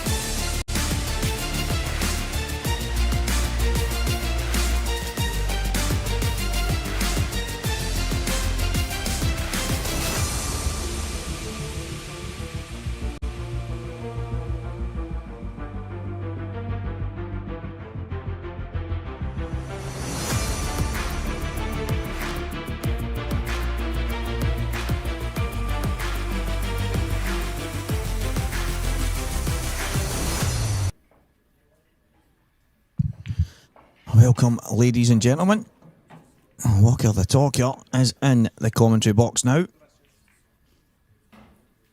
I think I'm on my Jack Jones, so very difficult to get the backup on the comms over the course of this weekend. It's been tough, I have to say. 100 miles an hour everywhere and anywhere, from interviews to comms to presentations. Bring back Renzi. Bring back Renzi. But no, it's been excellent. What a weekend. What a fantastic weekend. Big shout to Dan Fairway, likes of Dan Wiley, who's come in, Wade Morley. Obviously a few more have joined us over the course. But over the piece. It's long weekends, a lot of pool, a lot of exciting stuff happening. And this match here promises to be an absolute cracker. Lee Shepherd, Gareth Ibbott. I don't know if I've ever seen Gareth break dry, so that's knocked me for 6.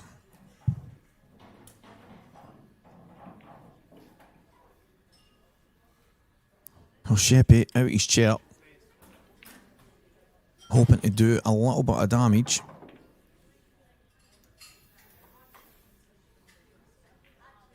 I think Gareth got him in Glasgow when they played last year. Lee will be hoping to get something back here.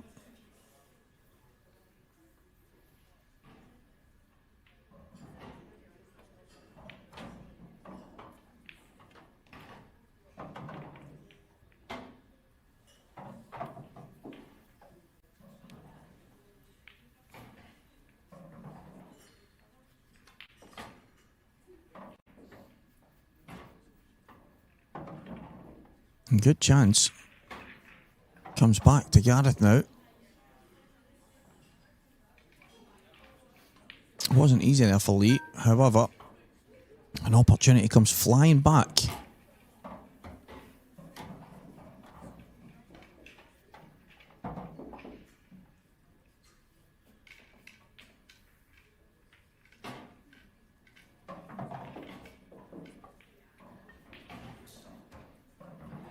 Just drop the plant in, nice and easy, bag weight.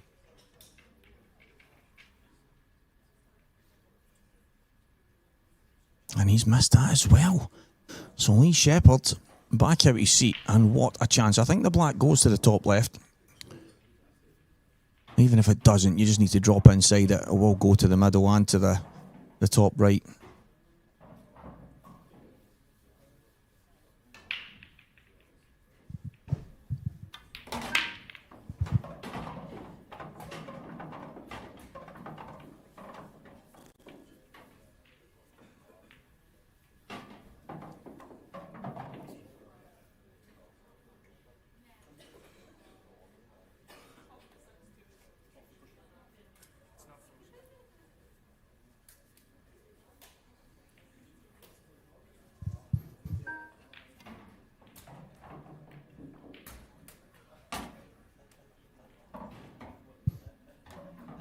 And found himself behind that yellow at the top now. Slightly surprised. He's now got a bit of work to do. If he can maybe sneak this in. The middle bag off the red. Good shot.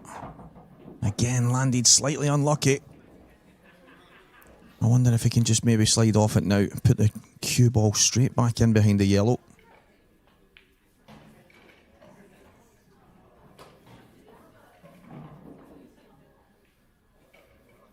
That's what he's going to try. I think that's a shot. Pretty straightforward. Yeah, he's got that all wrong.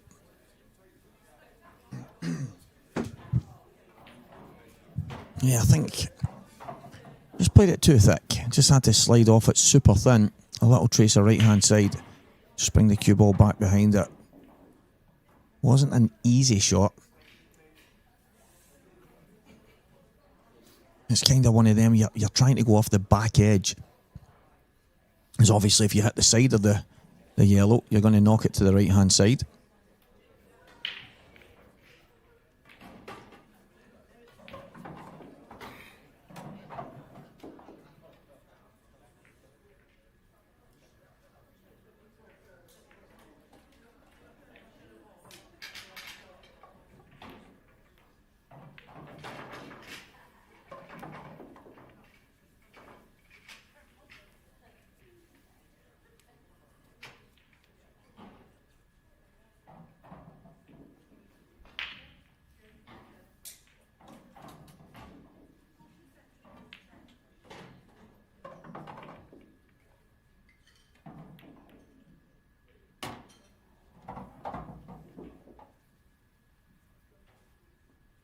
So let a trace. Little tracer right hand side. Try and get out towards the middle of the table. It will slide a bit. It's about the best he could do. So he's going to have to just flick this in and just cushion off the second yellow and hopefully just land.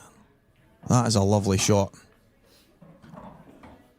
I think he's got a nice angle here. Maybe just come past the black. He could take the risk of just trying to nudge it. But I think just coming past it is the shot. I don't think at that pace Lee's tried to...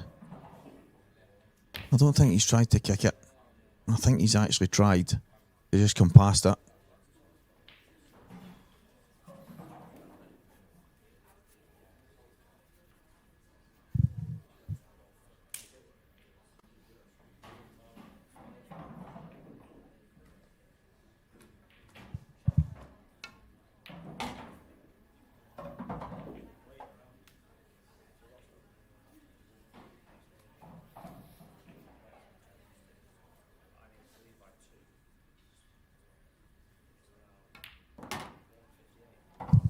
Yeah, Gareth will make light work of these. And Lee did have an opportunity. He'll be disappointed that he hasn't made more of it.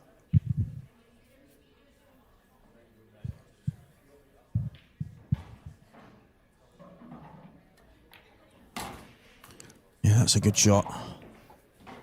I don't think Gareth will want to touch the black here. He might just slide off it slightly. He'll just be dropping this in. Or he could pull it straight back, even better. Slightly wrong angle now, but I think he can play it to the high side of the pocket. Just keep the cue ball not far from where the red is. Yeah, that'll do.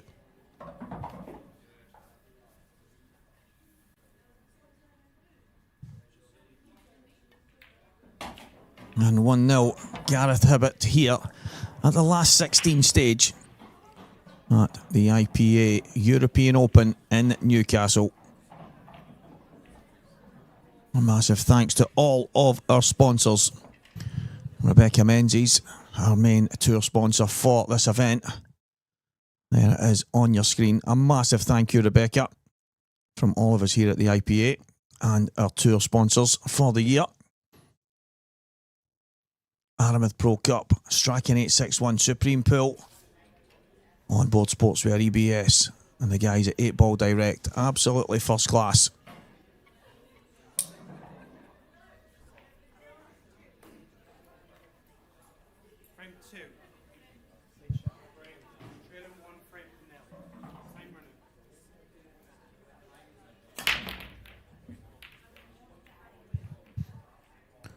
That's a big break. Almost every ball has came to the top end of the table and nothing doing for Lee Shepherd.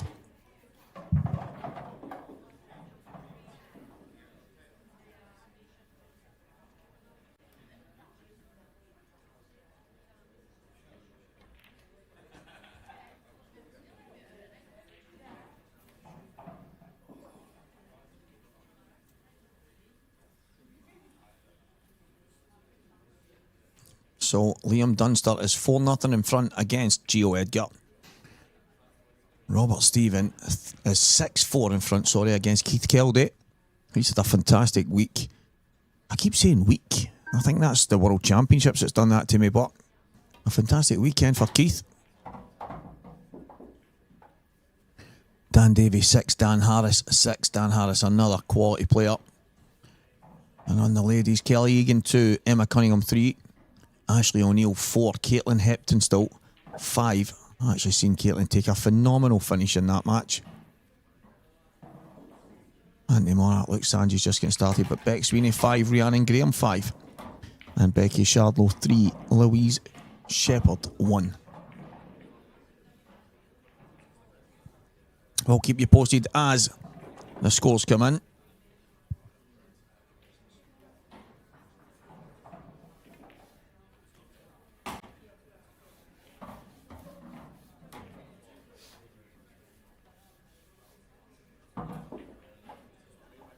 Can Lee drop the red at the bottom? Red in the middle at the bottom of the two reds. If he can get past the yellow here, which I think he can. Yeah, bag weight. He's actually going to be slightly disappointed in that. I think he can probably just push it in with a little trace aside, but he would have loved to be another half a roll.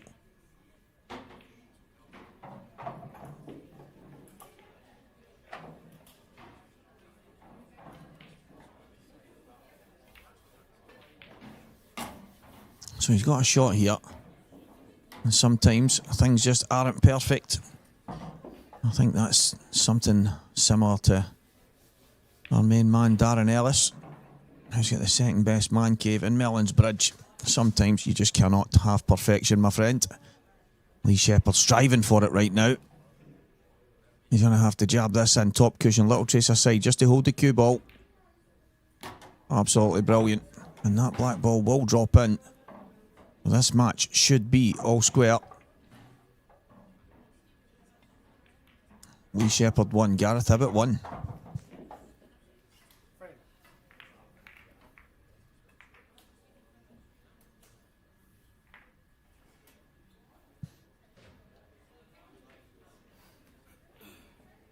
So that is the route to where we are on your screen right now. Some big results, some fantastic performances, and some players scraping by.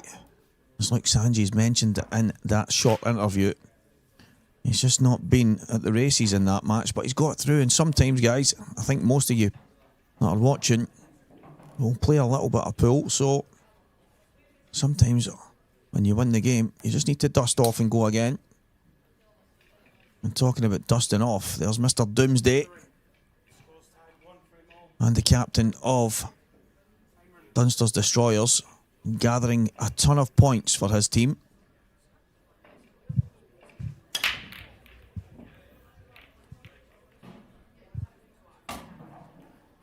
Lee Shepherd and Gareth Hibbett. I think it's Gareth's Heroes and... or Hibbett's Heroes, sorry. Hibbett's Heroes and the Powerhouses.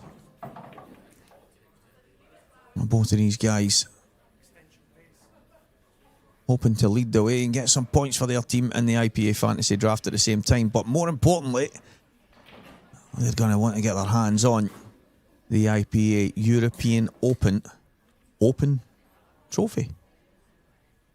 I prefer Pro-Am. European Open Pro-Am.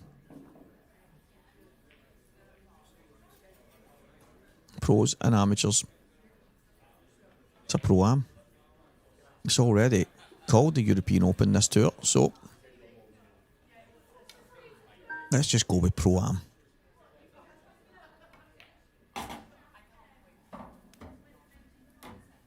So Gareth probably going to play this into the cushion and off the red. A little bit of screw back and then play that yellow. He's going to play first next. This clears his work. And there's the half-pint powerhouse. Young Callum Nichols. What a future in the game this kid has. And he is here watching Lee Shepherd, who has really been good for Callum. He's given him a lot of confidence, a lot of support. And young Callum going and getting himself his new shirts with the half-pint powerhouse on the back. I think that's better than the pint size, to be honest. I think Lee's missed a trick there. Young Callum, what a future in the game he has.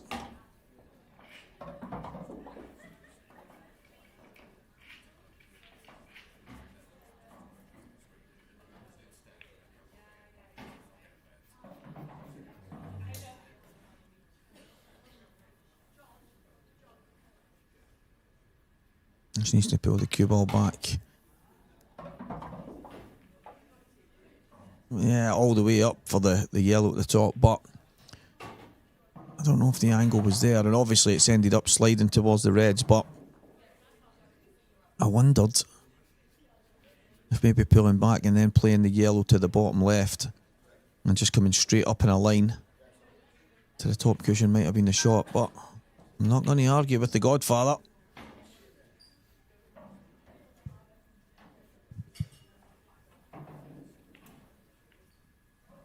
Team powerhouses. Absolutely loving it. I think as the tour goes on, there's going to be a little bit of excitement about it, that's for sure. But what a chance for Lee here. Can he just drop on this red? Don't be greedy. That is absolutely spot on. Allow him to get back up high side for the reds at the top.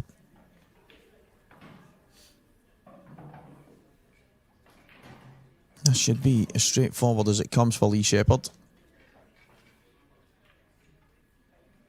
Just the one on the right hand side.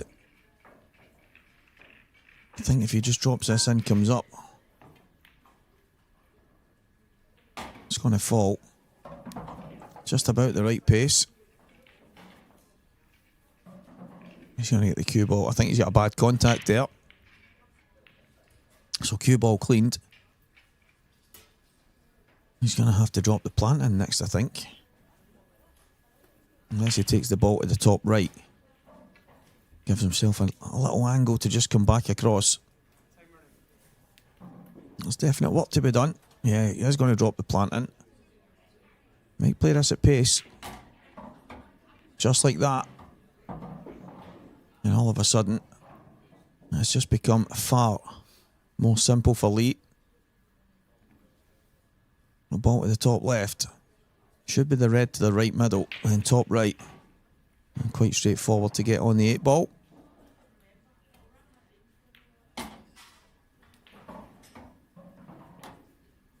He might drop this in. He might just bring the cue ball back a little inch. But then he'll just run round the angles. Top cushion, left cushion.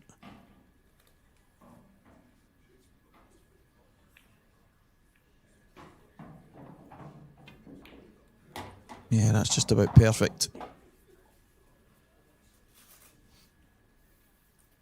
So good chance for Lee to get in front here.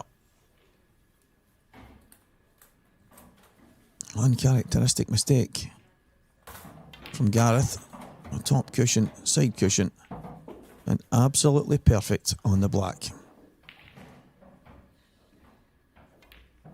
2-1, Lee Shepherd.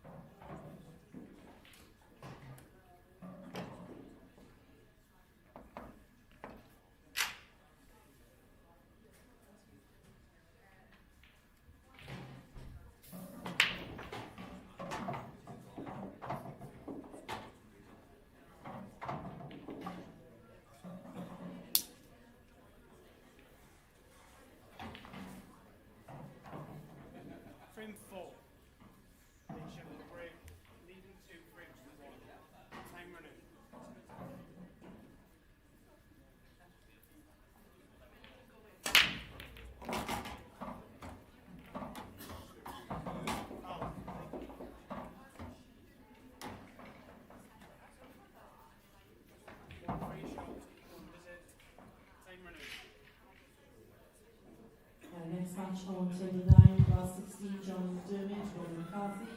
So Ronan McCarthy has beaten Mark Boyle, and he will play Johnny McDermott, which has just been called now in the last 16. So Ronan, the man that everyone was complaining was in the amateur, didn't do very well in it. He's firing through the pros right now. He's beaten Mark McAllister, and now he has beaten Mr. Magic, Mark Boyle. That is absolutely sensational stuff.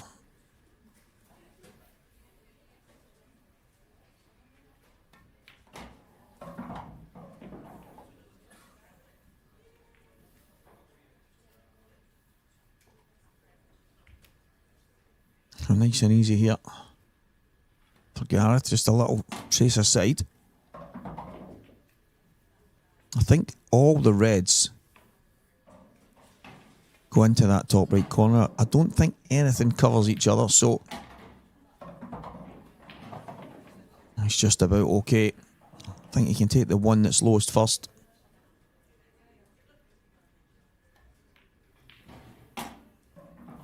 Yeah, that's nice. Very quick break and finish, it looks like. That's exactly where he would like to be in a couple of moments' time. Put the 8 ball in the top left corner.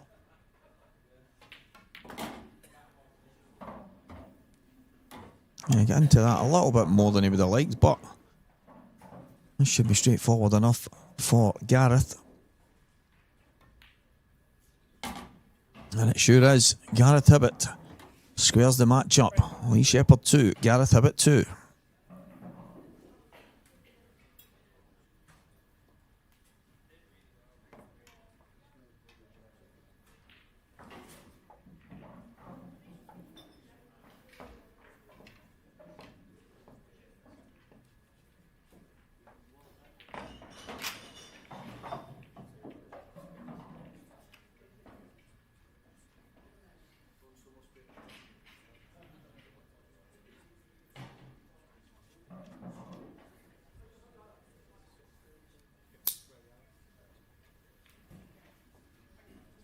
So Gio Edgar with a chance there. We'll keep you updated on that as we get back to our main match.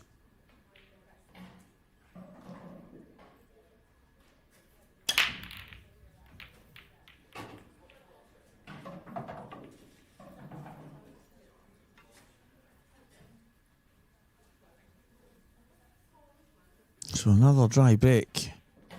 Like I say, it is such a rare thing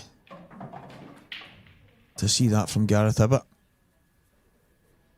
When people ask me who I think's got the best break in the game, most of the time it's Gareth that I mention.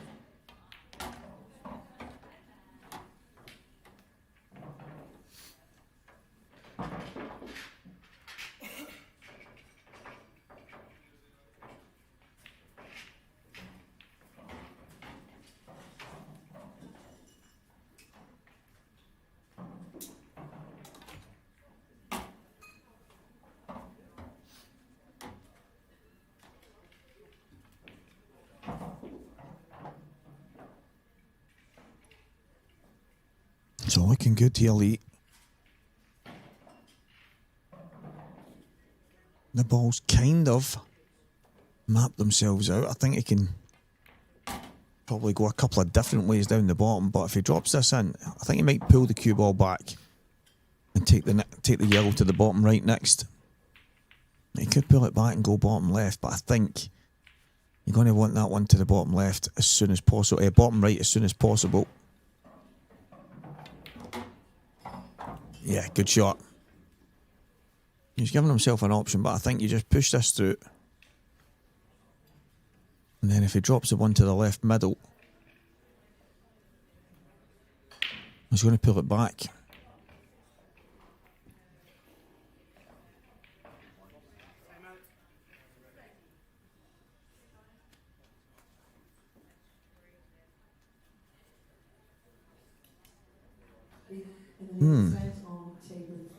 Maybe he was just dragging it a little bit. He's got another bad contact there.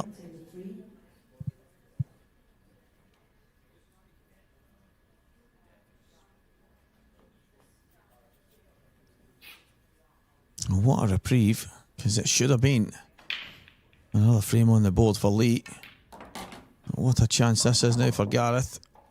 Oh, that could not have come out any worse. He might be lucky. Listen, let's not kid ourselves. He's not lucky, but if it's touching, he can maybe try and hide the cue ball.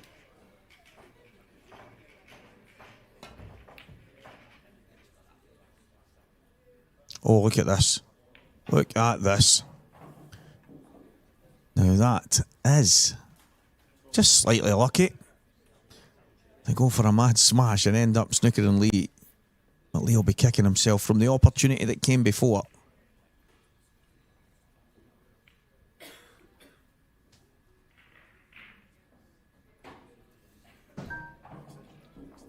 I think Lee can only look to go up and down. I think if he plays this one, it's a good chance he's going to leave Gareth. Probably the red to the middle. Yeah, that's what I was thinking. I think Lee was trying to play off the top side of it and then come to the right hand side.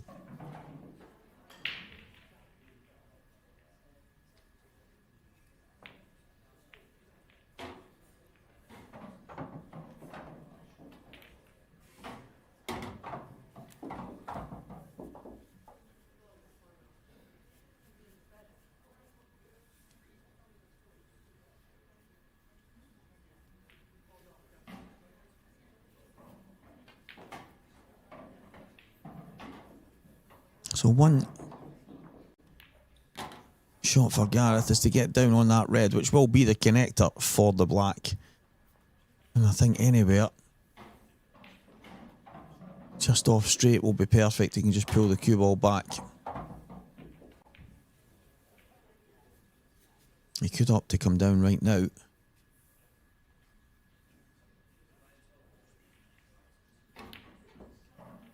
And that's what he was doing. That is exactly what he was doing. And another very uncharacteristic miss from the Godfather.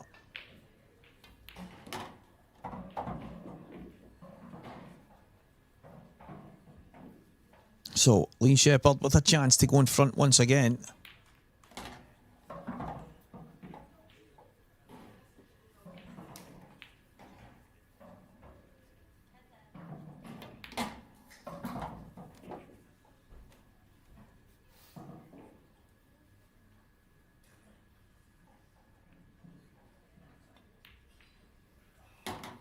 Three-two, Lee Shepherd. We've not been shy of a couple of dramatic moments here, a couple of big misses. We've had some bad contacts, we've had an array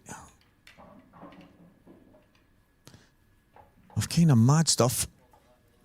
We've obviously had some great pull, we've had some fantastic pots, we've had a little bit of everything.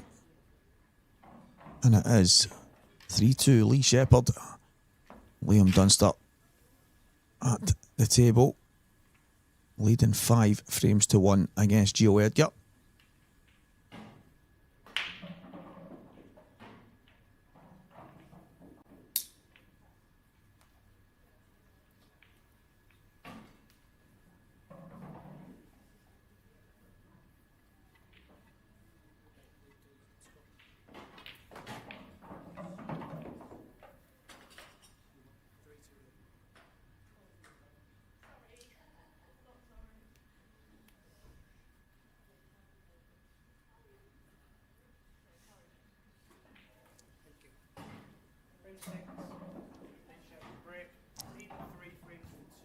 So frame number 6 is on its way now.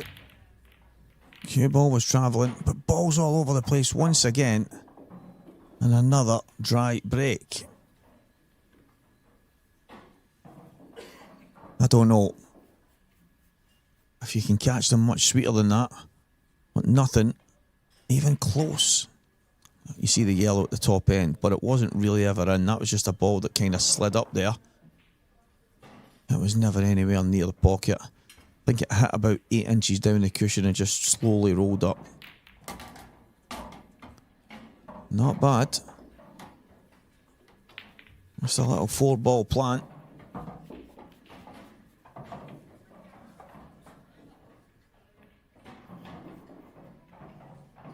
And the table is still open, guys, because a red and a yellow has gone in.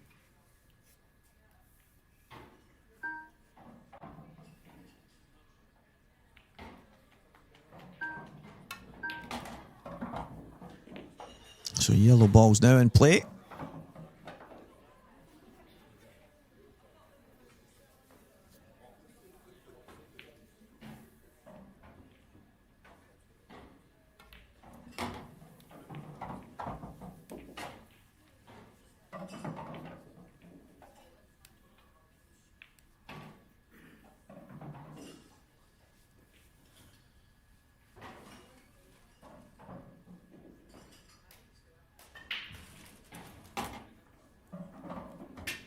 That might be a good idea, Carol. I think it's been one of the things spoken about over the last while. The break has just become far too important. If it goes for you, you seem to be having a great day or a great weekend. And if it doesn't, and you're banging your head off the wall, it can be very frustrating and a very lonely place at times. But right now, both of these guys catching the break quite well, just not managing to get any kind of opportunity from it. And Gareth Hibbett squares the match. Lee Shepherd 3, Gareth Hibbett 3.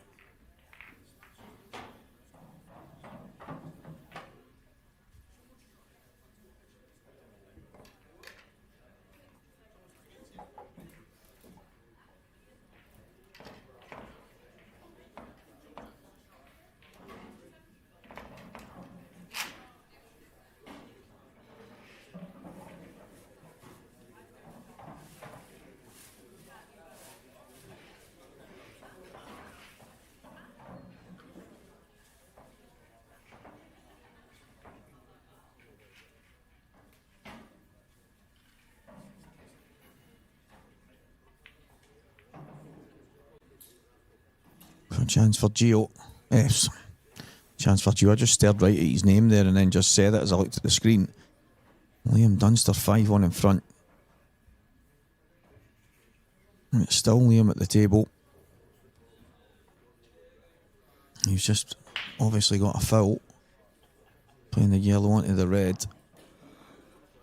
And now it's a chance on the yellows. The balls are slightly awkward below the black.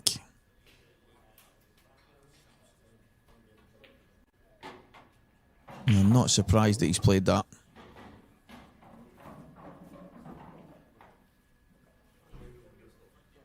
And that was the reason they were most definitely awkward.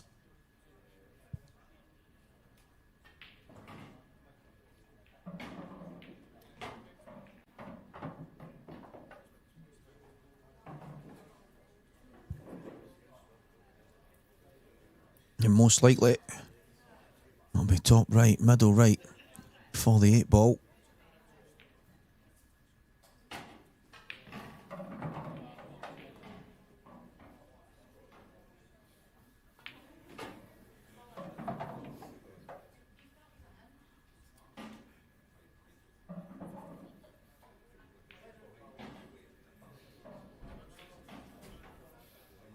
Might change his mind now. No, he's not. I'm going to drop this in and come past the black. Yeah, I like it. He's going to go just nudging that yellow out has just opened a lot of opportunities.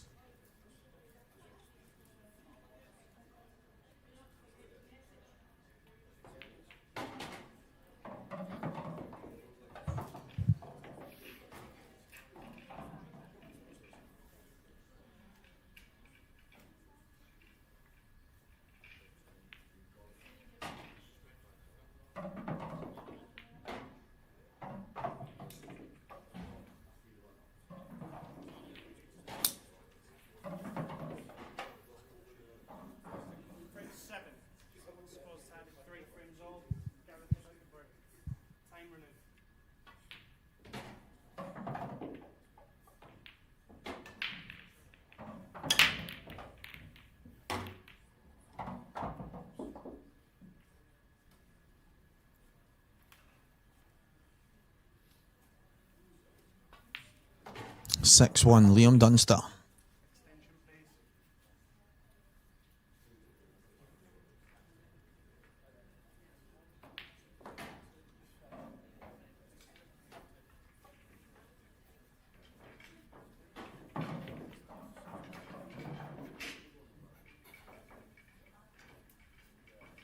Again, really awkward looking table. Gareth might try and bring the cue ball back in. Well, he's tried to pot it in the bottom. What an effort. It's unfortunate.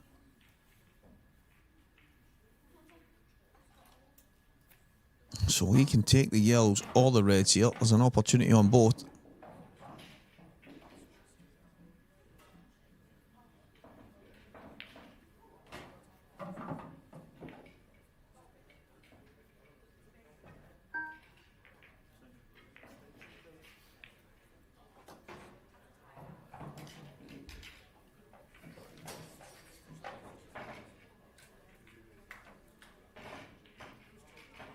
I think the red he's closest to it. If he wants to go reds, he has to take that now. Saying that, I'll take that back. You can take the red to the top left, then top right, and then take that one. But he's opting to go yellows.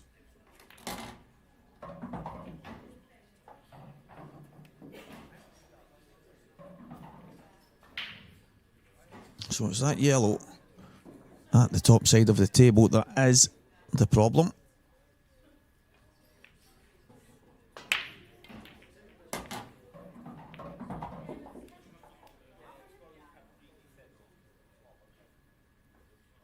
If it goes to the top left, then it isn't a problem, but that looks very tight to me.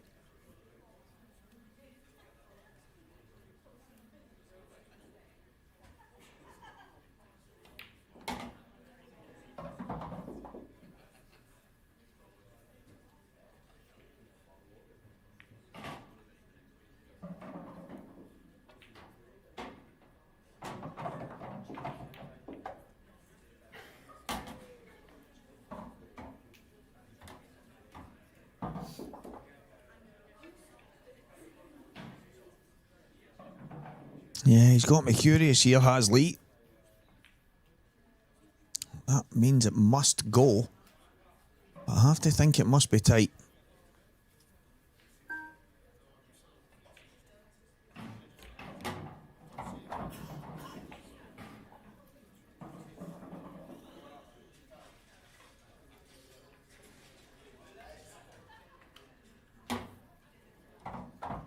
That is not a bad shot at all. If that yellow does pass the red and passes it clean, and that is a very good shot. Loads of check side just to hold the cue ball. Just drop this in. Yeah, all the way home. A very tidy finish from Lee Shepherd. And this to put himself back in front.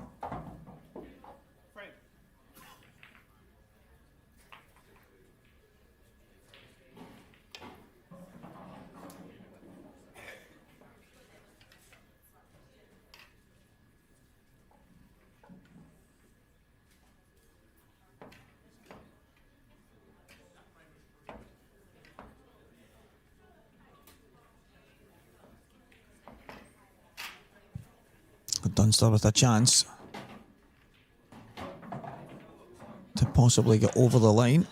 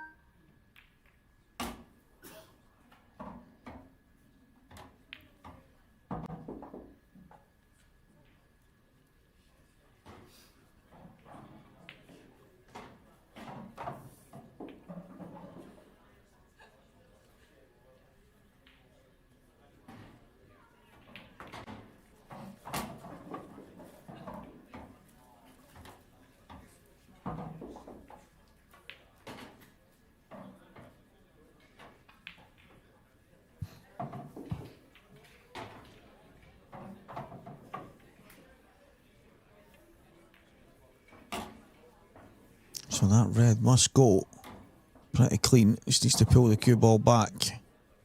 Get the one on the middle. And then the one to the bottom. And then I'm thinking he's going to drop the red in the middle last.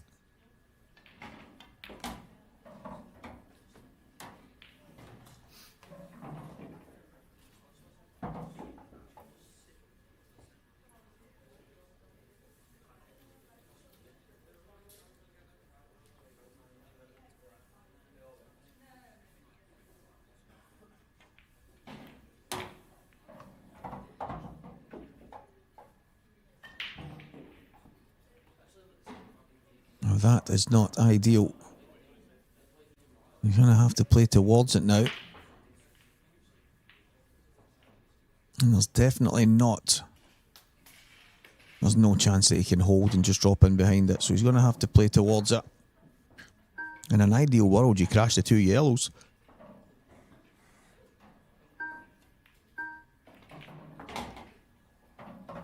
That's unlucky. It's a little bit too pacey. I wonder if he can pop it in the top though. I think he has to.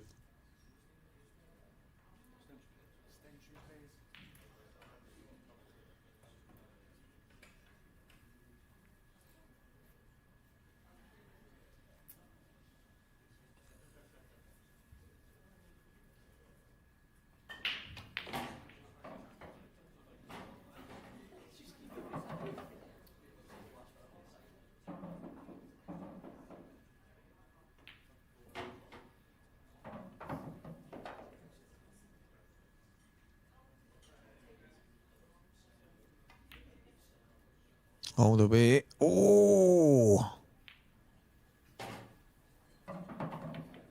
Lee was talking to myself just before his match and he said one of the things he's loving is that the bags are playing a little bit tighter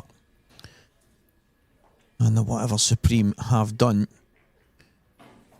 to make the slate that little bit deeper and just to tighten things up slightly has been a massive bonus. And it just goes to show, it did look in, and maybe on years gone past that might have dropped.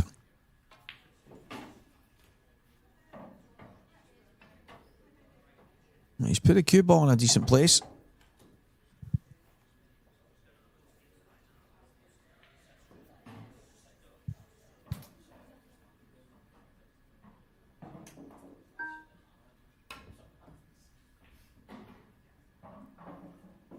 Wow.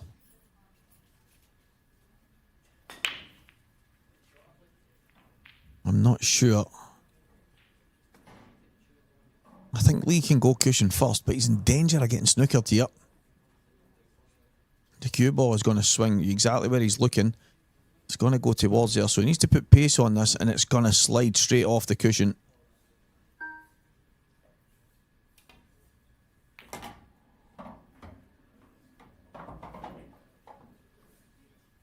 don't think he's on it.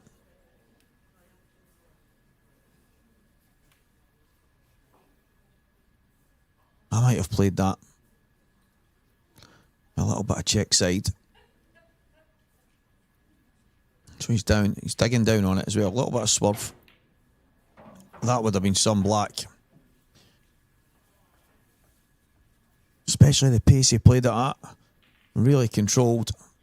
That would have been some 8-ball.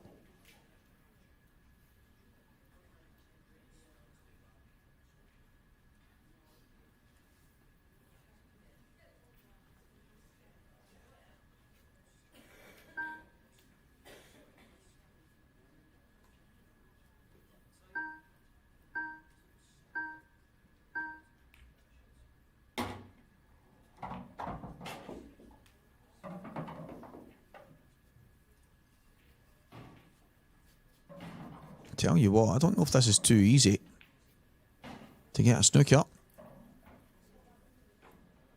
So he might go for the pot in the middle. This would be some steal for Gareth.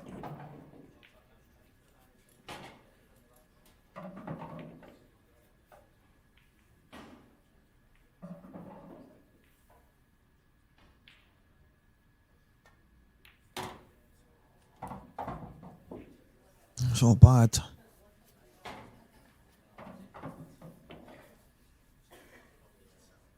A bad error from Lee, I'm thinking, just dropping on the one at the bottom. He just landed in the only place where he couldn't just drop on the red to the middle. And he's played a decent shot. And although Gareth left him slightly awkward, he did have half a chance. I just couldn't get on the black. And this match is going to be squared up once again.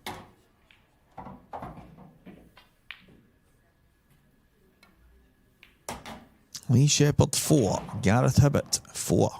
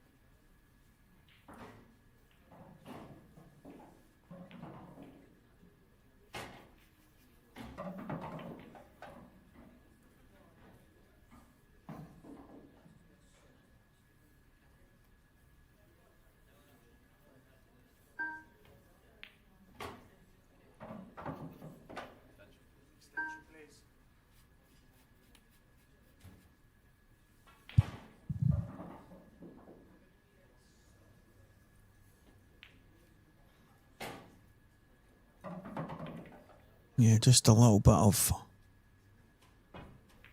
thinking needed here from Gareth. I think the 8-ball not in the best of positions, and then the red's not ideal.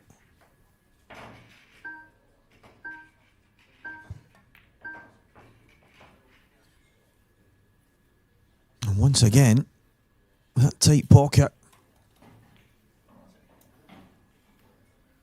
Well, this frame has got a bit of life in it yet.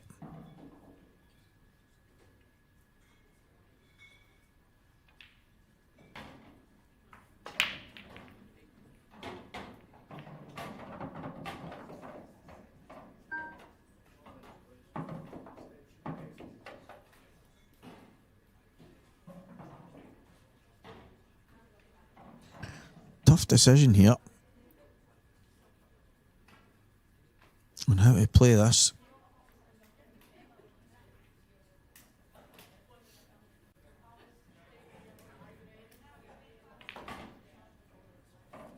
Do you want to play the plant?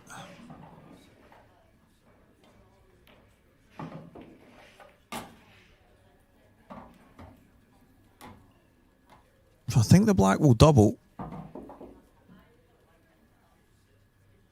As a worst case scenario.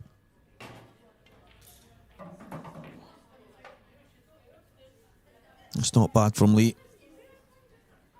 Obviously a chance for Gareth on the reds.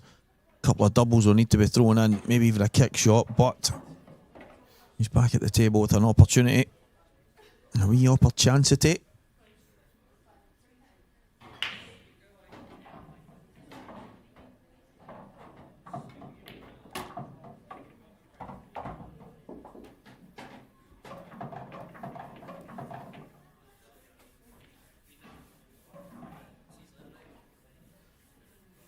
On table 4 then please, Mira Aria, Caitlin Hepton stall. Mira Aria, Caitlin Hepton stall, table 4.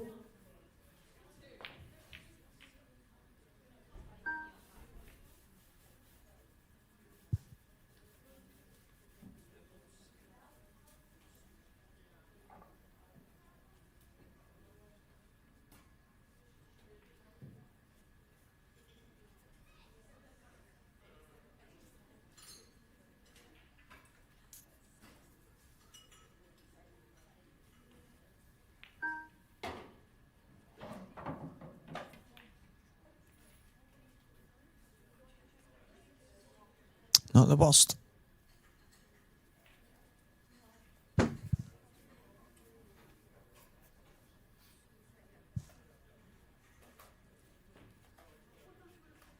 Ronan McCarthy is 2-1 in front against Johnny McDermott.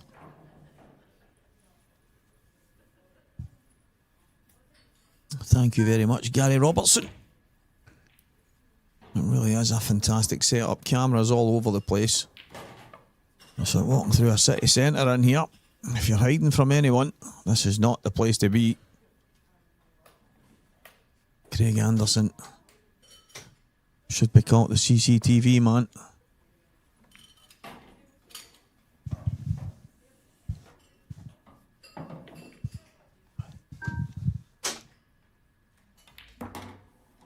But it is a phenomenal setup, and it has been fantastic all weekend. And just as we've passed the halfway stage in this match, Liam Irvin has just sat down. Welcome, mate. How's it going, Steve? You alright, mate? Yeah, all good. How are you? Yeah, not too bad. Tough weekend of pool, but that's life on the IPA, I'm afraid. It can be very ruthless, and you find that out more so when you're in the pro ranks now, mate. Yeah, especially when it's on the stream. It's not great. But, No, you know, it's But an it's experience. something to look back on. Can only get better, mate. Simple as Exactly. that. That's it. And you look at these two guys. Obviously, Gareth's been there. It seems like forever. Oh, he's relentless, mate. One thing about Gareth, he always plays the right shot, and he's there or thereabouts for every event. He's so good. But that, by the way, is an absolute beauty. What a shot that is. It's been a weird game. I don't know if you've seen any on the outside, but it's been such a strange game. Both of them not breaking very well, giving each other chances. 4 each is probably a fair reflection. Yeah, they've both missed a few. Our top bag's been playing a bit tight. Yeah. Which, to be honest, is good to see, because you don't really want to see big bags, and especially on the stream table. Oh, but too pacey. Yeah, just before coming in here, Lee was actually talking about how the bags have been playing a bit tighter and how much he likes it, and he's actually had a couple of misses into them, and that's what you want. Yeah, it is. I think they do nip up over the course of the weekend. I think they do start playing a little bit tighter than what they do on the Friday, but yeah, you've got to be perfect, otherwise they're not going to go in. So how's it feeling now, mate, being in the pro ranks now? That's it started. The two are obviously ahead. Something to look forward to. Yeah, obviously, as soon as you come on as an amateur, you know, you've got to set yourself a target, and the target was to turn pro, and obviously as you achieve one target, you've got to start another target. So I think I always knew coming in it was going to be a tough season. I mean, you look at the standard this weekend, and you've still got big names missing like Goobsy, Farnsworth, Whelan. So I know, that's true. It's brutal, mate, but you just got to take it on board. Every game's an experience, so just try and pick up points where you can. And there will be events where you're not very good, and that's okay, to be honest. That's what I said last night. If you're not playing this game to go and play the best players, then I'm not saying you can't go and have fun and play the game and have some fun in your local leagues and the pubs and whatever, but if you've got any aspirations and you don't want to go and play the best players, then I don't understand it. And there is a few people that complain about things here. I mean, I don't know what it's like in your neck of the woods, but that probably stops you playing in a lot of tournaments. Yeah, so I added a local one. It was just like a Monday night league kind of thing, and obviously got my professional status. And then 2 weeks later, I got a message saying we're going to have to chuck you out because you got pro status. Same player, same everything. Just 2 weeks later with the status. It's a bit annoying, but it is what it is. You just got to try and shake it off really and move on. Yeah, you can take it as a compliment, but also at the same time, when it's limiting you playing pool, that's the hard part. And I suppose we're quite lucky in Scotland. There's a lot of good events that everyone just plays in, and you kind of feel like the best players are playing each other every single week up there. And obviously there is some tournaments and there's some kind of events that are for the lesser players or the however you want to categorise them. But I see it so often, and especially down your neck of the woods, it's absolutely frightening. Yeah, I was impressed when I was up Scotland for a bit how well they fill tournaments and stuff, and you know the top boys are in. Yeah, and it's good to see loads of like lower ranked amateurs still entering and stuff, even though they know probably realistically they haven't got a chance. But I think that's the only way you get better at this game. You've got to play against the best, and you've got to take getting beat quite a lot. Next match on stream is Cian Monaghan and Dan Harris. Dan is the last amateur standing. Yeah, he's a great player, Dan, though. He's been around the England setup for a long, long time. And saying that, Ronan and Keith Keldy are still in as well, so I've just noticed that was Bron had put that in for the next match, but yeah, so there's still a few amateurs in actually. But Ronan, not really an amateur, is he? Nah, he's certainly not. Multiple professional event winner, world champion. You know, I think Pool's got a way of biting you in the backside, and obviously Sheppy's missed the pot up the top there, and then straight at the next frame, straight in off and stuff, and it can be a cruel game at times, but you just got to kind of crack on. It's incredible how often that it catches you out more than once. Once you make a mistake or something doesn't go your way, you seem to get either broken dished or you get off in the next frame. It's just incredible how often it happens. A chance for Gareth. He's been behind most of the game. This is the thing with Gareth, though. He's never out. You could be 6-1 up against Gareth and he's still in it. Yeah, exactly. Been really impressed with Sheppy, though, the last couple of years. I mean, he was obviously 2-time amateur winner, joining the professional ranks, not easy. No, exactly. Within 2 years, he's in the top 10, so I think that's an awesome achievement in itself. Yeah, he's been very consistent, and I think the next thing for him is to try and get a win, whether it be an Open or one of the pro events, but that's got to be the target. But just getting consistency, you're going to have to do that yourself. You're going to have to slowly but surely just find that comfort zone, and then once you realise that you deserve to be there, I think that's what makes a difference. Yeah, he's knocking on the door. He's definitely not far off. You're probably right with the consistency bit. He knows that himself, though. He'll know exactly where he needs to tighten up and stuff, but I mean, I practiced with him last Monday and he was absolutely relentless. A bit like this man at the table now. Yeah, this will put Gareth one away. And his break has been letting him down most of it. You could probably bet the next one will be a monster. Yeah, well, it's normally the case, isn't it? You know yourself. Yeah, exactly. You can break well whole game and then you break another side and you clatter every knuckle and just seem to leave drop-ins, but very comfortable clearance for Gareth here, to be honest. Yeah, he's made light work of these. So one away, and it is Gareth to break next. Yeah, I think Sheppy will be a bit disappointed with that, missing the top. I think the black was big as well when he had to swing it off the angle, and it was always going to be awkward. Oh, Ronan McCarthy, Johnny McDermott. That is 2-1 Ronan right now.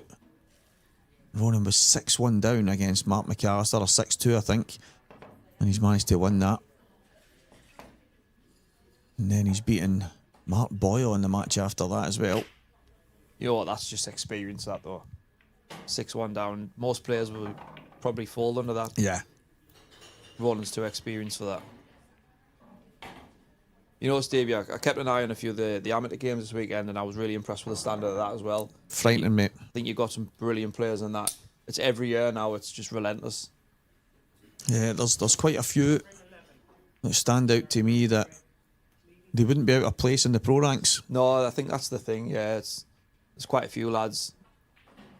But I think it's so hard to pick. I think if I said to you, pick the winner of the amateur here, I think you'd be struggling. I think last year there was 5 different winners of 5 different events. Yeah, and that's stuff, right. So it just shows you that the standard of the IPA at the minute is absolutely brilliant. Yeah, there's a lot of talent out there right now. And as the talent keeps coming through, this guy never goes away. That break's massive as well. That's exactly what you want. What a time to get your best break of the match. You could go either here, I think, but the Reds are the route's pretty much mapped out for you, I think.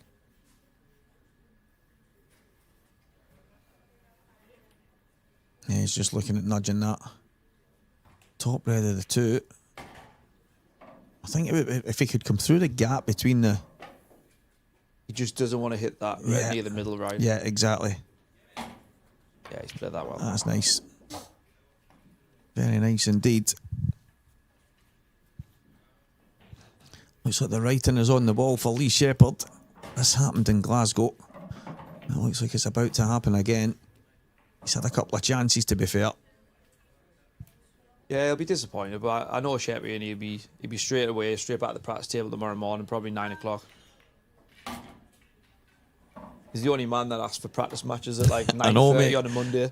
Couldn't believe it when I seen that. I think most people are still trying to open their eyes, getting a morning coffee and working out what they're going to do at their work or on their job, and he's wanting people to turn up for a practice. I don't like many people on a Monday morning, Stevie, but I'm not playing pool on Monday mornings. I've never liked it. Even when you go, some of the IPA events I've had to play at 9 AM, if that's obviously a lot of entries. And I'm like, nobody should be playing pool at that time in the morning. And they shouldn't be playing voluntary. No, and he's wanting people to turn up and just have a practice match. If you ever see me at 9 o'clock in the morning, mate, I'm absolutely awful. It's because I never played on the morning, so it's kind of alien. 7, 8, 9 o'clock at night, I'm flying. Exactly. You're ready to go. I think that's where the IPA has done really well at the minute with the schedule and stuff, because they've kind of eliminated the 9 AM starts. 10 AMs, it makes such a difference.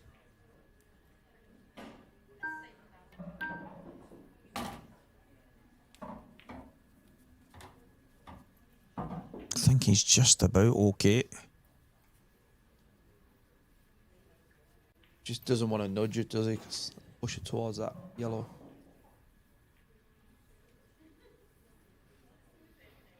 Don't think he likes it. Wonder if he's maybe just going to push through it.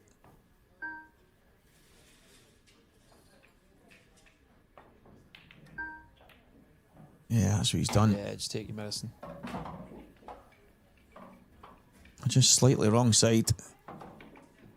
But he's absolutely perfect here to just screw on and off the cushion. Yeah, he's played that nice. Well, Lee Shepherd up off his seat to shake the hand of Gareth Hibbert.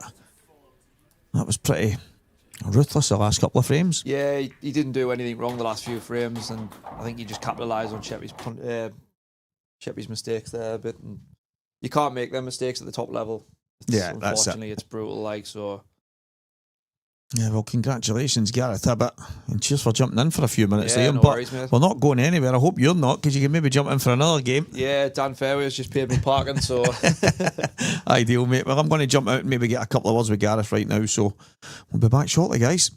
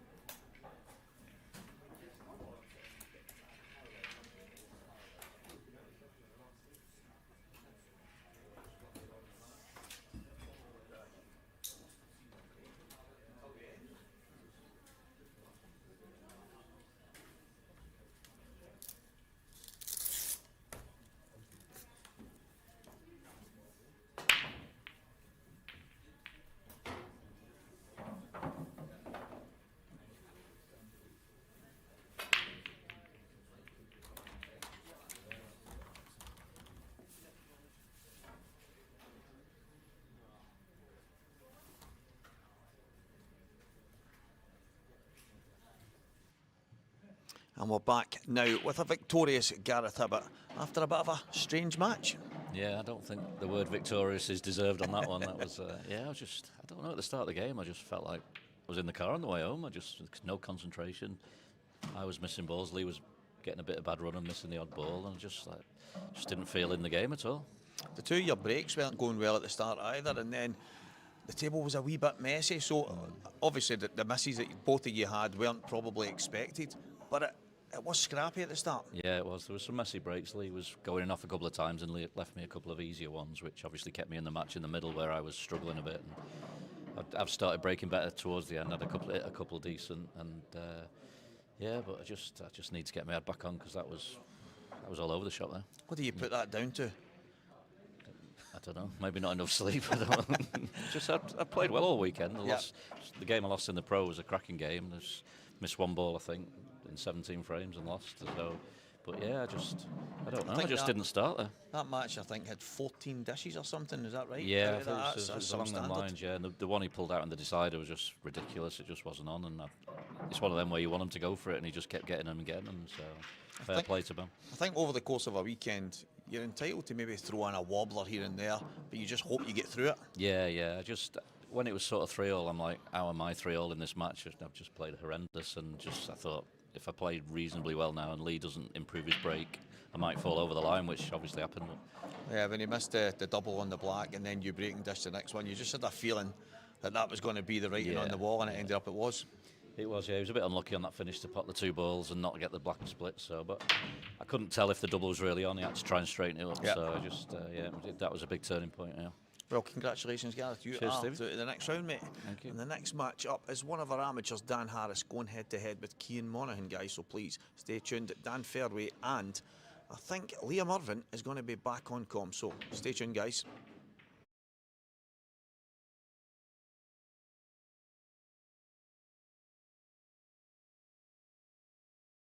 But living in Stockton-on-Tees. My name's Billy Snadden and I'm from Fishcross in Scotland. Liam Power from Manchester. Daniel Wiley and I'm from Dumfries in Bonnie, Scotland. My name's Nick Powell and I live in Winsford, Cheshire. I'm Ryan Hopkinson and I'm from Sheffield. Liam Irving and I'm from a little pit village in Southend. Dave Sanderson from York. Probably say my pattern play. Pattern play is probably my best area, yeah. I'd like to say my mentality now. I think I've been working on that quite a lot. I think that's a big part on what I've improved recently, and I think that's a massive part going forward. I've got to keep. So, yeah, I'd say that's right. Strongest area, I'd probably say the break. To be fair, done a lot of work on that recently, and it is a big part of the game. Anyway, I would say potting probably. Come from a snooker background, so potting should be easy. When I was younger, I used to like Matt Williams and John Higgins, just because the way they played, basically. John was so solid, and Matt just made it look so effortless as well, and being a left-hander helps as well. Stevie Walker. Colin Montgomery. I used to love watching them playing golf. I've always supported them. As a kid, Duncan Ferguson, because he was the one shining light in a very, very poor Everton team. Ronnie O'Sullivan. So I think to be at that level for that long, battling them kind of demons is phenomenal. People leaving their chalk on the table when I'm snooker as well, and pool, it drives me crazy. People leaving the chalk on the table. Dry breaks. Slow play. Slow play, just abolish it, ban it, fine it. Mentality as well. Yeah, it's one of them. I think this is a big part of the game now, and I think going forward, in the pro ranks, I've got to make sure that's again, it's a trait that I've got to maintain going forward, as well as obviously potting, good white ball, things like that. But I think if I keep my head, I've got good passion for the game. I want to win, so yeah, that's where I think I can do well. Weakness. Sometimes I can lose my head a little bit, get a bit frustrated if I play a bad shot or two, so it's definitely something I've worked on, yeah. I'm not the best cueist. Years and years ago as a kid I played snooker, so I had a good background, but I'm not the best cueist, but on a 7-foot table I can get by. Potting balls. Probably tactical. If you come up against an average player, I can probably hold my own, but once you come up against the top players, they've probably got the upper hand on me when it comes to tactical. Corey Rees, I'd say. He's always comes up in chats to, yeah, Corey Rees. Oh, there's quite a few, to be honest. Yeah, I'd say maybe Dan Davey, Craig Marsh, people like that. Me? I'd probably say Matt Boyle. You know, Mark always you know, spoke, acknowledged, but yeah, even when playing matches as well, you know, great guy. Probably Mark Boyle. He does so much for everybody, and he's always, whether he wins or loses, he's always got a kind word to say, and he'll take time to talk to people. So yeah, I would go with Mr. Magic. Gaz Hibbert is great value, has time for everyone, so I'd go with Gaz. I think this one's easy. I say Mark Boyle. I really like Mark Boyle. I've had some good conversations with him when I was an amateur last year, and he had some good words for us, so it meant a lot to me, that, and obviously what he does with the Lowland stuff as well. I just think he's just a credit to the tour, isn't he? And his personality is amazing. So yeah, someone I look up to a lot. I like Sheppy. I think Sheppy's good. Pretty stand-up guy. Like, yeah, he's been pretty good to me. So yeah, I'll go with Sheppy.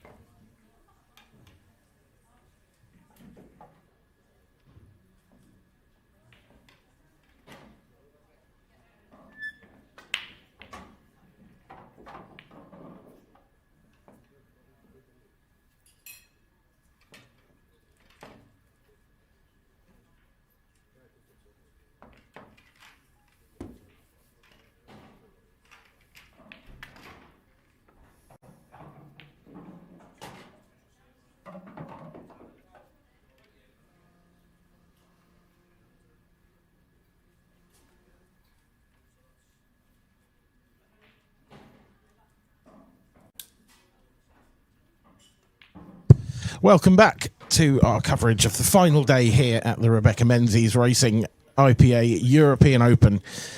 We are getting towards the latter stages of the tournament, and we have an exciting game for you now. Cian Monaghan is up against Dan Harris in this first to 7. It's Cian to break off first, and I'm delighted to be joined in commentary once again, but well, not once again for me, but once again for you viewers at home.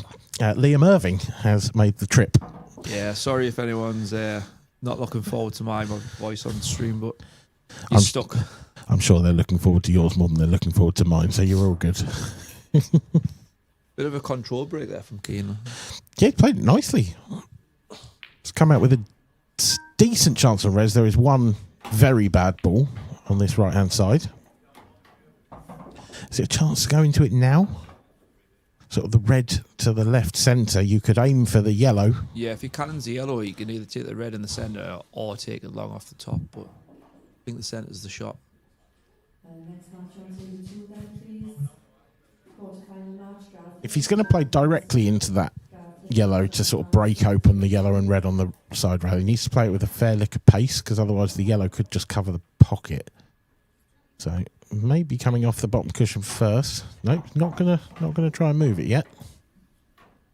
Not entirely sure about that. I don't know what his plan is for that red now. Or was his plan maybe to come back and play the back double and go into it? Possibly, yeah. I mean, he could double that red in the middle and go into it, and then he's still got the one at the top right for the insurance. Yeah, so I think that this is the key then. Oh, he's gone into it now. Oh, he's played that well. He has indeed. It's come out lovely. Yeah, he's such a good player, Cian. He's so good to watch. I think he's quite attacking and stuff, so plays the game the way I like to play the game. Little fiddly one, this. In fact, just decided that he couldn't possibly hold for the one on the rail coming that way, so bumped it off a bit further. Probably gone a bit further than he'd like. This is a tricky one down the rail now. I wouldn't say position's particularly easy from here as well. No, it's quite awkward. There's a lot of blockers in the middle of the table. Is he coming across twice? Or? I think he might have to. He is, and there's no way that was going in.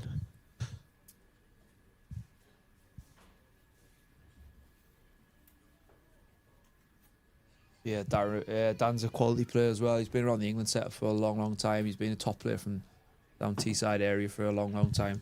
Yeah, I was going to say that. He's an amateur in name only, Dan Harris. I've just been speaking to Bron then. She said, oh yeah, there's 3 amateurs left in the last year. I said, all right, who's that? She went, Ronan McCarthy. Yeah, I mean, by the technical term, yes. But former world champion Ronan McCarthy. Yeah.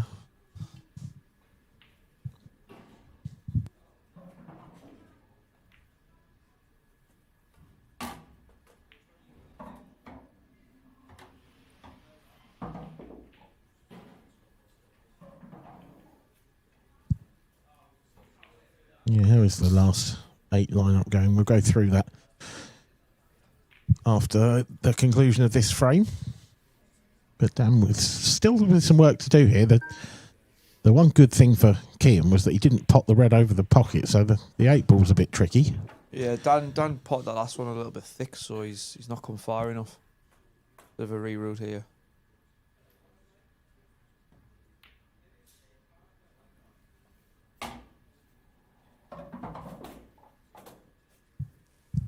It's not really a skill shot available for that 8 ball, is there? The red's not quite in the heart of the pocket. It's a little bit far out. It's a little bit far left. Yeah, I wouldn't like be playing that first frame. No.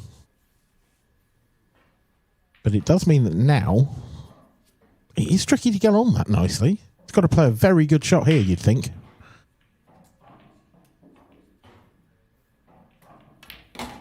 Screwing round behind it. Round behind it. Lovely shot. What a shot that is. That looks to me like absolute perfection. Now we can just pull back over the cushion and... Ooh. Doesn't want to be... I thought he was going to screw that to the side I thought rail. He was, yeah. Camera can be deceptive, but this is a tough 8 ball now. Horrible bridging.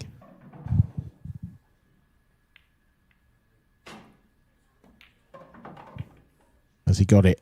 Is it there? Looks good. Yeah. That's a good finish. Yeah, it's a good start, Keir Monaghan. He had a tricky opening clearance and didn't quite make it, but Dan Harris mops up. Heath Keldy is one of the last remaining amateurs as well. Yeah, I have to say that's not a name I'm really familiar with, but he's had a couple of good results, I think. And I think he beat Marsh in the last round. Wow.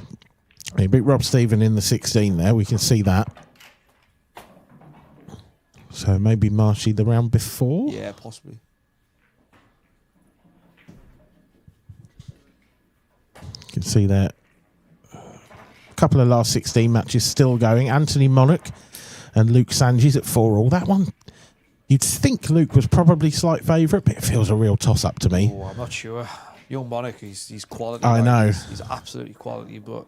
Just in experience terms, I suppose. Yeah, the thing is with Antho, he's got so much bottle for being such a young lad. It's he so does. weird. Like he's just such a good player and sort of maturity beyond his years. You can see he's going to be at the top of the game for a long time. Yeah, and it's not just bottle with him as well. It's everything. It's personality. It's the way he conducts himself.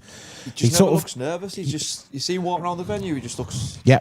And even away from the table, he's very circumspect in the way that he looks at things as well. He just, when things don't go his way, he never gets flustered. Yeah, he's good like that. It's good to have for that age because a lot of players can be total opposite, you know. There's a lot of much older players that can be.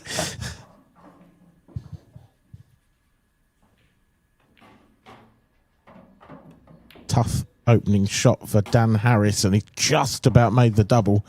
And that couldn't have come out much better. No, that's it. These are gone.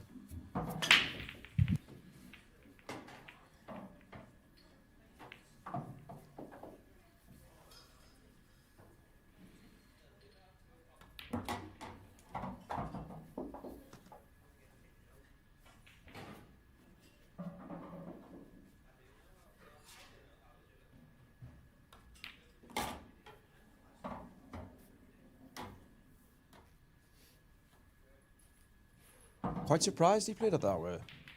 Just left himself a little bit awkward queuing. Yeah, I agree. It's not fatal, but it's definitely more difficult than it needed to be, this.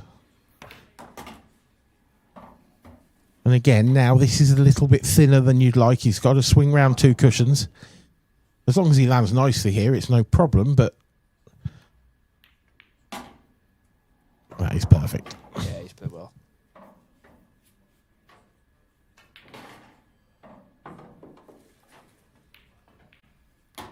Ideal start for Dan Harris.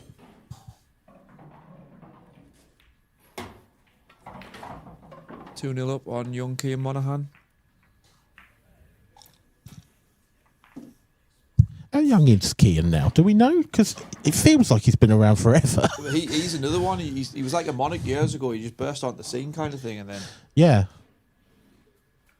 I think the first ever time I seen him was he was on a stream. I think he was playing. I think it might have been Lee Shepherd back in the day for a couple of quid. And then there was that series that was on. He was in that. Such a good player. That's another absolute belter of a match as well. 2 former world champions going at it in the quarterfinals. Yep. Yeah, there's be some good viewing that. I fancied John actually winning it this weekend, the pro. Yep. Would have been some story on his return to the. You can never write him off either, though. His cueing's absolutely bang on.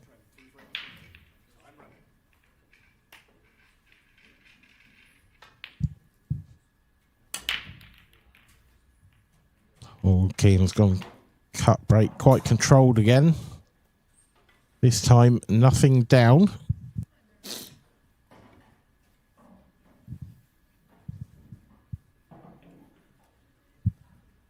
I watched a few of David Adenill's games early doors, and some of the clearances he took out in the early rounds was absolutely unbelievable. He looks like a different player since he's won that World Seniors title. I've always thought he was really, really solid, but yeah, honestly, some of the finishes, There were really, really tricky finishes, and he was just bang on. Every positional shot was just unbelievable.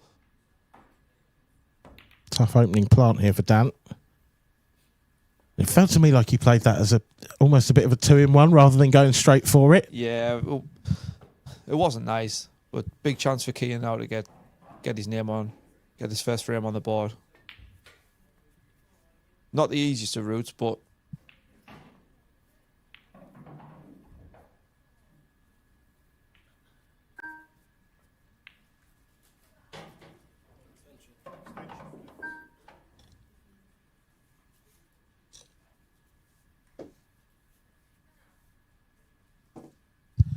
Still not, is it? Still not the easiest of tables, this.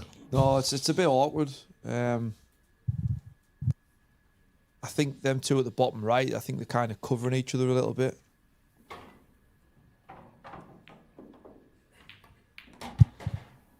Well, they were, but in taking that one out, he's made life a little easier.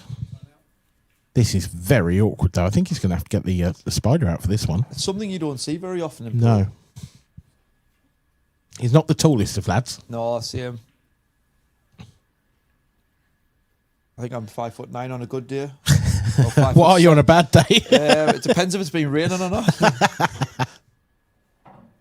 Thing is, he wants to dig down at this and he can't, so he's going to have to come off on and off the side, the bottom cushion. Yeah, well played that very nicely.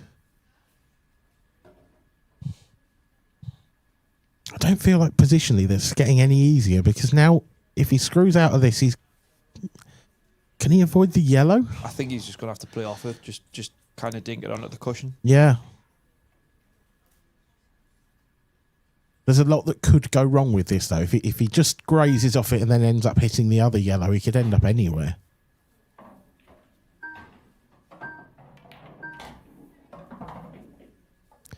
See, yeah, he caught it quite thick, and okay, he's got a shot to the left centre.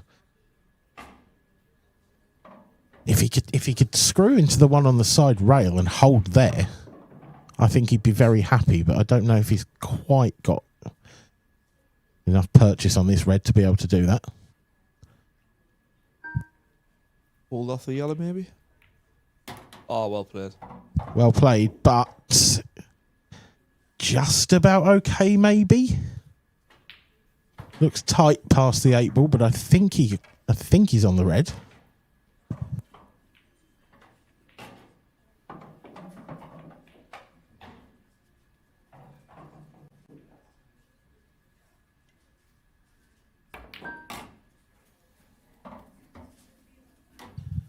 It's another very good shot. He's just still not quite got No. that cue ball, has he? It's not quite there, is it? It's now he's got to really dig into this one to screw on and off the side rail. Can't afford to track too far down table.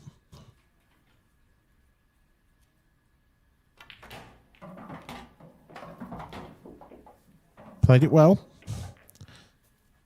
But again... He doesn't want to get stuck on this yellow. No, you kind of want to just flick by it, but you could easily stick on it. Yeah, well played. Yeah. He'll feel good about that clearance as well, because he was struggling quite a lot with the cue ball there, and he's managed to... Yeah, I wouldn't say it was through any fault of his own either. He didn't really play any bad shots, just it was a difficult finish. I think it's one of them, as long as you keep putting, you're all right. Yeah.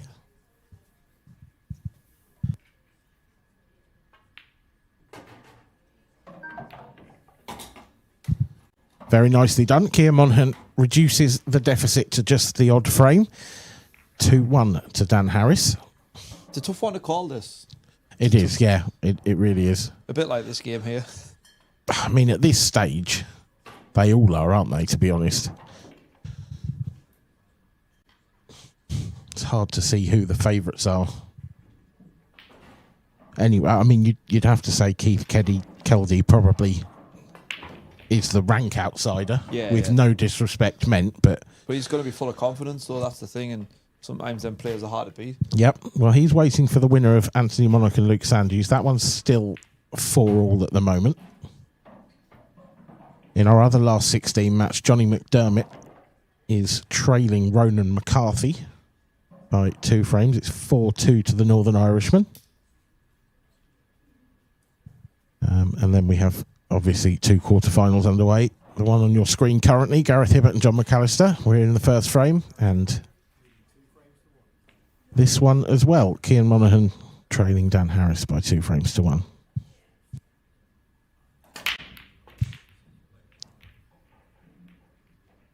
Is that red going to creep in? It's not. Little hand of apology from Dan. That is. Well, if he's not jawed and he can drop the one in down the rail, it's a horrible shot to take on. But you would say it would open up yellows quite nicely. I don't know. Is it on? That's the question, isn't it? Is he behind the jaw or not? If he's on it, he can get through the gap. That's not too bad either. Then. Nice little hold off the black. Oh, he's missed this. It's actually quite a long way off. He's caught that quite thick. Which makes me wonder how big the gap was and whether he was sort of playing a shot that perhaps wasn't quite there. Yeah, was he putting a bit of side on maybe?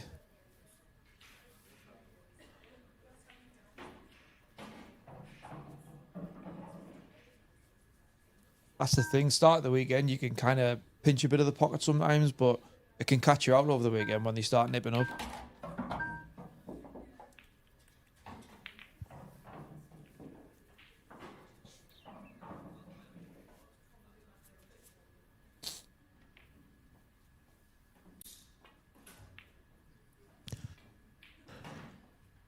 These yellows now. Pretty comfortable, but... That's not the best. No, it's not. I think it was from that first shot, he just pulled over a little bit too much.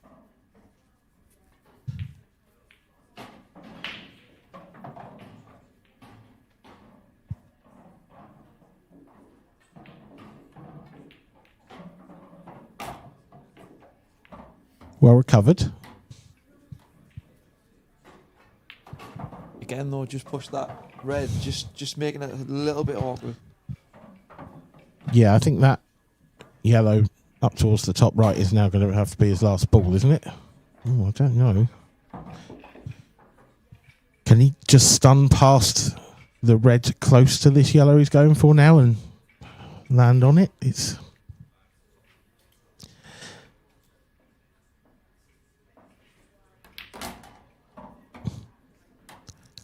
Ooh. Everything he does is making it more difficult at the moment. He's just nudging that red further and further.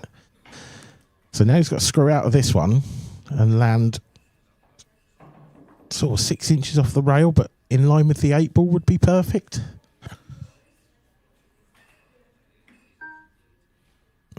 Easy to overscrew this.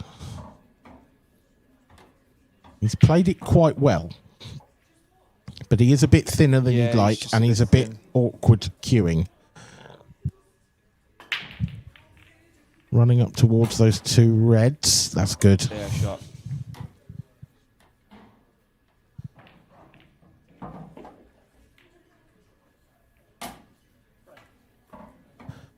(3-1) to Dan Harris, and a touch of fortune perhaps for him there with the way that he landed Cian off his break.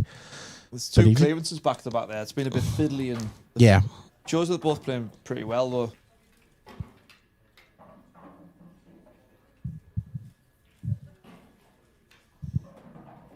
John must have missed that black. You can only imagine so. Yeah, it wasn't the easiest.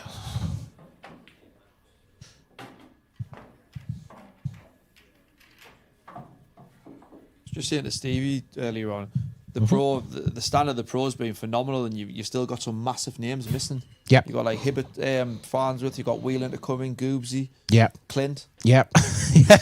When you put it like that, it's absolutely crazy. Man, it is.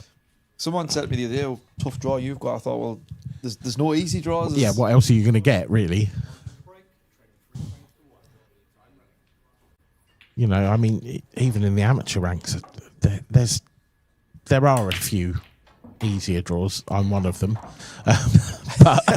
but there's no, you know, everyone here is capable of beating everyone else pretty much. Yeah, definitely. You know, if even one of the sort of middle ranked amateurs has a great day, they can be unbeatable.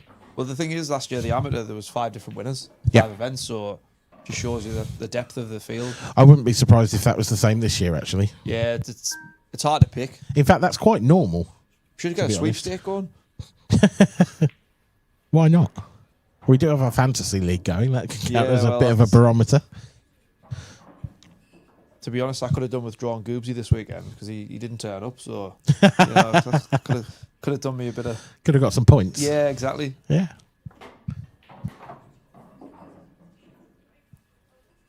Again, break's just gone a bit awkward.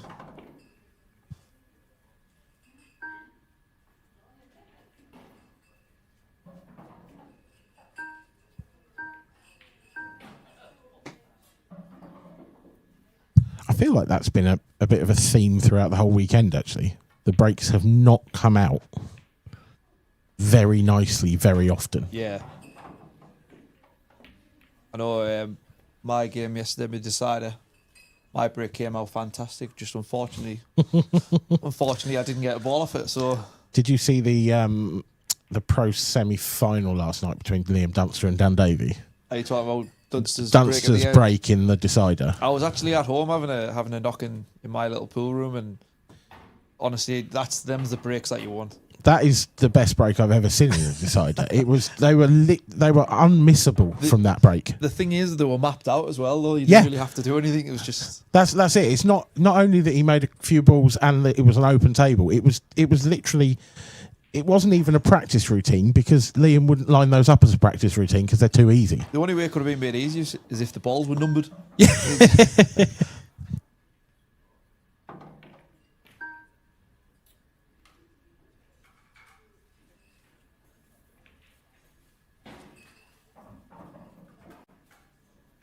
Has he left that red to the middle? The left middle? I don't think so. Well, the top of the three. The trio together. Yeah. The middle one, I'm thinking, if that goes into the left centre, See, I was thinking he might have left the top one. it might be a bit thin, that. It's so difficult to tell from here. Yeah, it is. See, I was wondering whether the yellow might be in the way of the middle one. Possibly, yeah. Does look like he's playing it. No, it's not in the way. Definitely not. It's just whether he can see enough of it or not. Because if he gets that and holds off the cushion, it kind of opens the whole frame up. I think we're about to find out. Yeah, great spot. How's your luck with the cue ball? Pretty Yeah, he's good. all right. I just had a vision of it just running just behind that red. Them's the ones that happen when you're not playing very well. Yeah. You just think life can't get any worse here.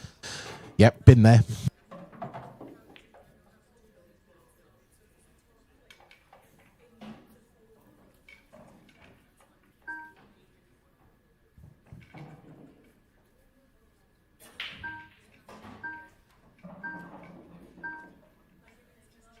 Didn't like it. It's not a bad choice, but It's an interesting one. I mean, I get it. I think the real killer is those two reds on the left-hand side. They are awkward. I think if Keane can put this in the middle, though, and maybe play like a little cannon on the red, because that can free them up, and then he's still got the yellow into the top left, and all of a sudden the frame's on. Yep. Obviously, big shot, but I can't see anything else from here.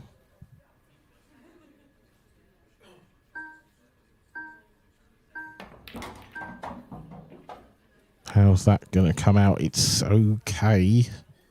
It's not great. It's not great, but he's got a shot, and sometimes that's all you can hope for. Yeah, so the top of the two yellows that are close together around the racking line, you've just got to be careful not to push the right-hand one of those too far away here. Oh, And he's missed it. And I think that might be the reason why. Yeah. I think if he'd caught that correctly for the pot, he was pushing the red, the yellow rather, behind the red and might have ended up snookered.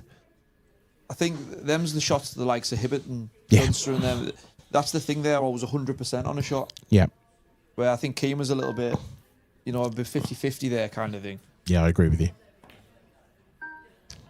Dan still choosing not to go here. Got a good white. It is a good white. I do wonder whether he's left a plant on the two yellows into the centre. Have to catch the first one pretty thin, I but think you have to make that, and I think that might make it a bit awkward. It'll push them towards the reds, I think. if he got it, can't see a lot else on. Well, I suppose he could actually take the right hand of those two to the bottom left. Which he tried, didn't get anywhere near, and has possibly knocked the cue ball enough, has he? Oh. I thought the referee was going to tap the table. It's still a bonus for Dan, though. He's got a tricky shot now, but opening up that pocket up to the top left does give Dan more attacking options when it comes to those two reds on the side. If this slows up, and that's very good, I think. Does that red pass to the right centre? I think it does. And now he's got an angle to go into the two reds. But that's only if it passes the yellow. And he's not looked at it, so I suspect that it doesn't.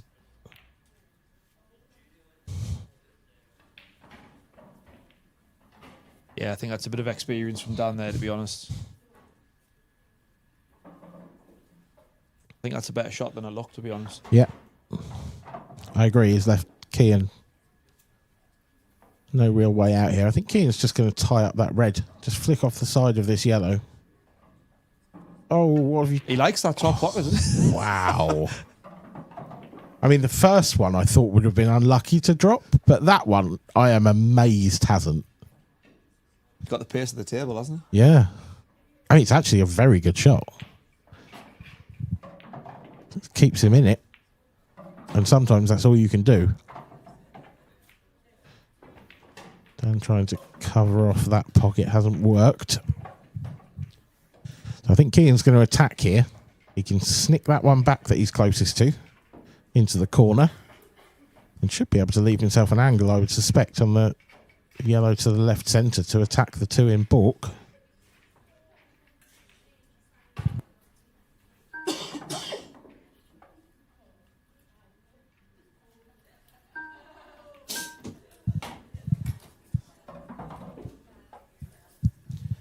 Probably a bit straighter than he'd like this. Going to have to really punch this now. Lying on a bit of luck here as well, though. Couldn't go anywhere, these.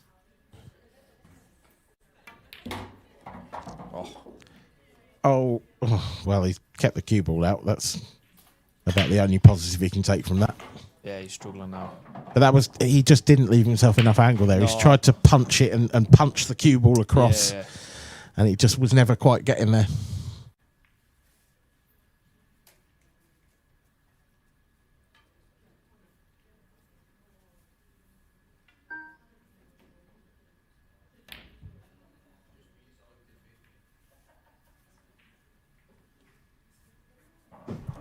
He's miles behind in the frame, but I don't see, the way this has gone, I don't see Dan going just yet. No.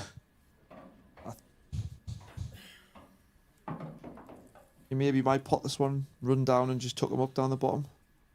Yeah, I think so. Got a lovely ball there, close to the bottom right corner. Oh, I thought he'd go a bit further down table with that. I'm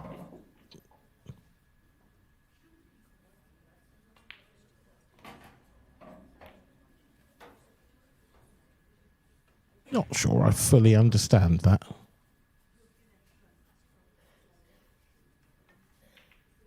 Bit of a strange one, wasn't it? Yeah, I just think he's just letting Kean mess things up now. I don't think he gained anything from potting that ball. To be No, honest. but if he'd run it through, come down to the bottom rail, he could have got a decent snooker at the bottom right.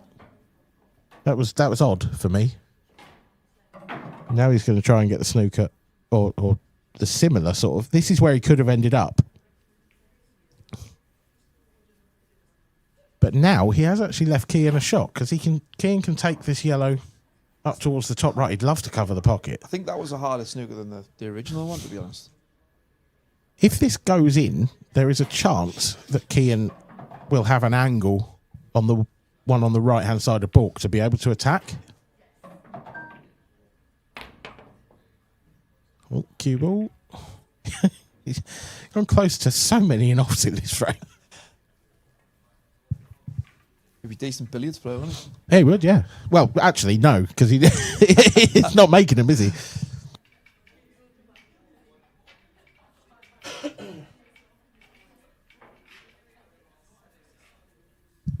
Yeah, by the looks of things, I don't think Dan's taking any chances. No, but for me, he kind of has there because he's left the double on, and Keane can just sort of roll this double in. Then there is again an attacking opportunity.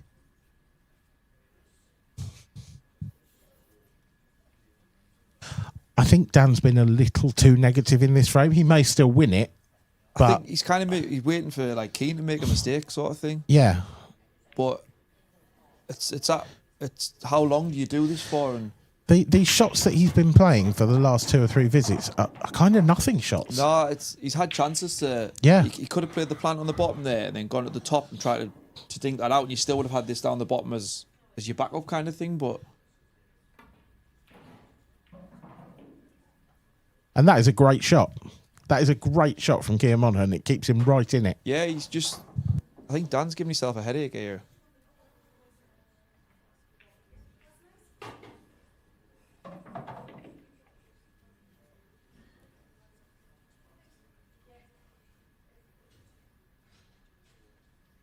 Dan's got to be so careful now as well not to leave that yellow available on the left-hand side because of the big pocket.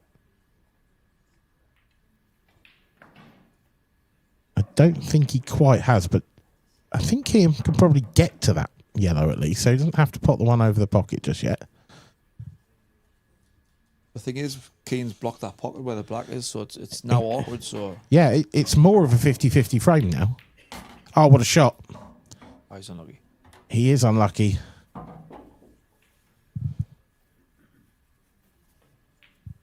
What does Kean do now? Does he... There's a bit of a mad shot where you can flick off the yellow onto the black and try and plant the yellow in. But That's what he's looking at. Oh, this is... Shot. Oh, what a shot. What a shot. Keir Monaghan from nowhere in this frame.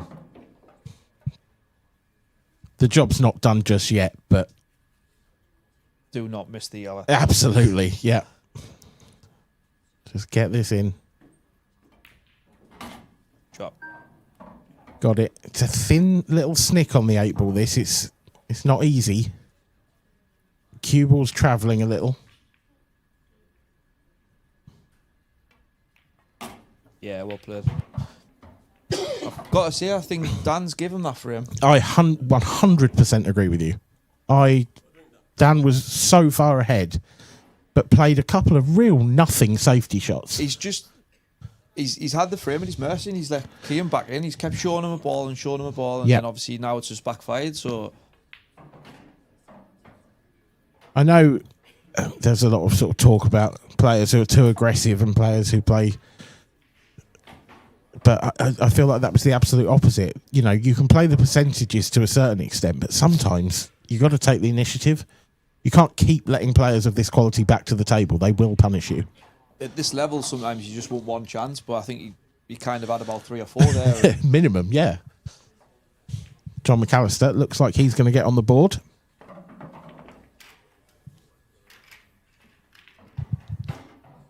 And he does. Can tell you as well, we have another of our quarter-finalists, Ronan McCarthy. Ended up a 7-2 winner over Johnny McDermott. Anthony Monarch is 5 apiece with Luke Sandys. That one is getting really close now. So Ronan McCarthy will take on Liam Dunster for a place in the semi-final. There is his run so far.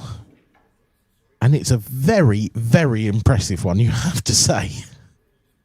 Yeah, there's not many easy games on there, is there? I mean, none. William Wallace Jr. is a hell of a player. I fancy him doing pretty well this year in the amateur. I think he's a top player. Like he plays a lot with the top Scottish lads. Yep. And there's Liam Dunster, who has dropped a remarkably low number of frames so far. John Keddy, local lad. Yep.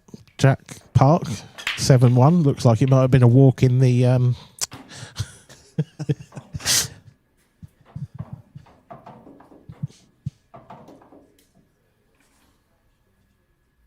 Gareth Hibbert raced into a 3-0 lead against John McAllister. He's been pegged back in the previous frame, but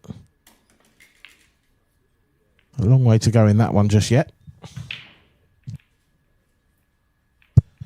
Moving over to the Ladies Open. Let's have a look at the lay of the land in that tournament. We are well into the quarterfinals now.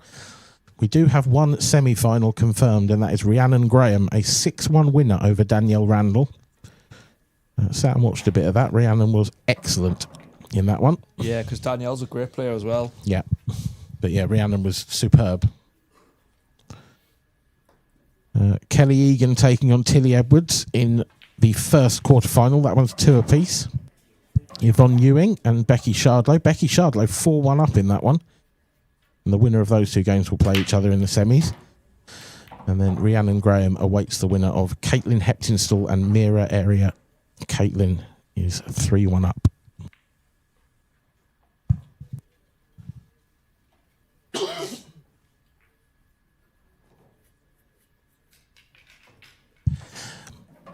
Back to this one. It's another one of those, isn't it? It's a good break, but there's work here. I think it's all about the first positional shot, and that was it pretty much. Yeah, I agree. That's a lovely little flick on that red.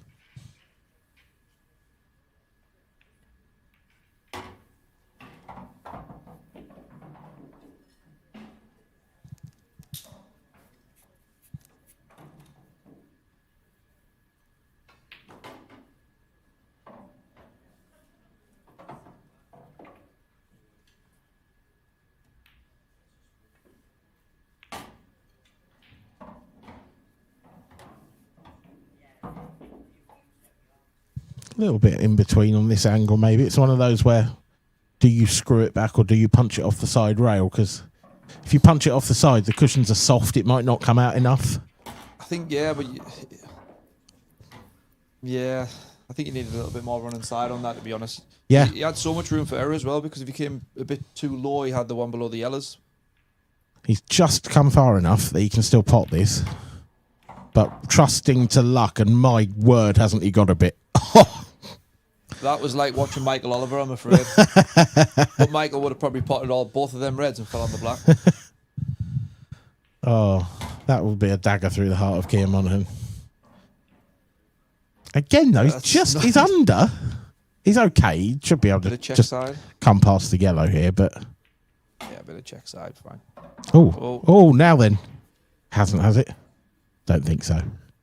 No. Bit of everything, that for isn't it? But you do... I do feel like those shots are very easy to underhit, where you're sort of topping into a rail. Yeah. Because the rail just kills the ball quite often. It's because it's so slidey as well, though, and it's so easy to underhit them. They're just a bit softer as well, aren't they, the cushions on these new tables? I think everyone's scared of overhitting them, so yeah. you're kind of a bit negative on it.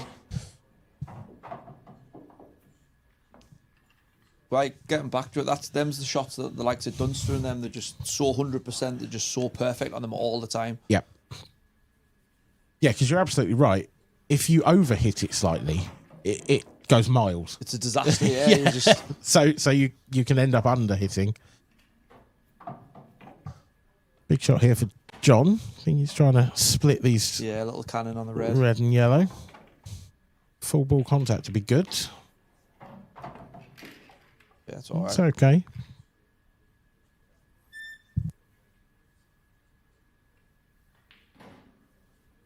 You can never tell whether John's like enjoying it or not. He's just always so like straight faced.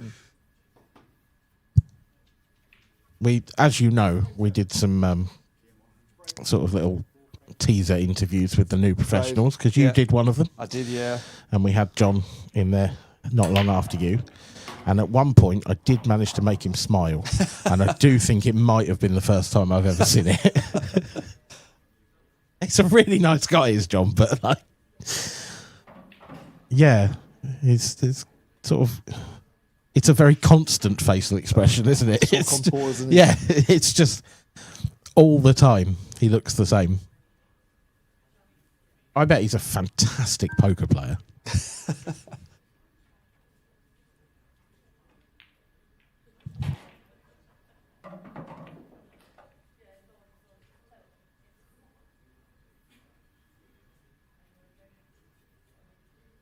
We down to Coventry next tour event? Yep, Coventry on, I want to say the 16th to the 18th of May. My local event. It's only... there we go. There we go. Someone listening to us? Yeah. Yeah, my local event. It's only 3.5 hours away from me. Yeah, it's a good venue, Coventry. It's a great venue. Really nice hotel. Always well looked after there. As we are on all the venues. I have to say, we don't have, you know, it's easy to say, but we really don't have a bad venue.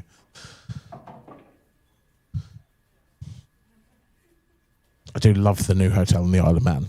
Really enjoyed it was a good last venue year. last year, yeah. I quite like how you got 2 rooms. Yeah. Get a few extra tables in. Yeah. Yeah, plenty of room. That's the only slight drawback to Coventry is it's a little bit tighter in the playing arena, I think. Yeah. So Kean's going blazing for glory here, but he's got to play a very big shot. Leaving it to last. It's just awkward though, isn't it? If you go in from the right hand side, you can just kind of leave it there and dink the red out. Is he leaving it till last, or can he play it now? Can he take the bottom of these 2 yellows and on and off the cushion into it? No, he's leaving not. it to last. He played the top what of a the shot 2 that is. yellows. That's superb. Still work. Still a lot of work to do here. That 8 ball's not easy. Like, that's the type of player Keane is, though he's quite a big shot player. Yeah. Now, can he just run this one through into the corner and then play the yellow into the centre off the red, but give himself enough angle that he can just slide past the front of that red? Nope. It's got quite a narrow gap here for the cue ball. And the ideal angle is sort of travelling quite close to an in-off, I'd say. Unless he's coming round. Checkered quite a lot. Has he played on the double? I think he's trying to leave the double. That looks very double kissy for me now. I think he will struggle getting the cue ball out the way with that. I don't think it's far enough off the rail that he could drop it into the centre. I think maybe if you were right behind it, you might just be able to do that, but... I think that's thin. That's really thin. Or is he doubling the bottom? Let's have a look. It's the double in the bottom and it's not there. That was a very aggressive attempt at a finish from Kean Monaghan. You know, we talked a couple of frames about maybe Dan being a bit too negative. I think the opposite might be true there, but he's been given a lifeline. That's a huge miss, that. That's enormous. But I sometimes think if you go a bit negative, it can bring a bit of negativity into the next frame and stuff as well, especially when you've done that and lost the frame. Yeah. But I mean, that was 2 frames ago. He won the last one, did Dan? You can see what he thinks of it.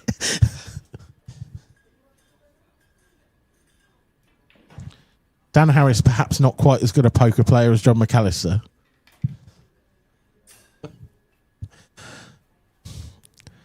Oh, we might have to look that shot of him with his hands over his face could be a meme.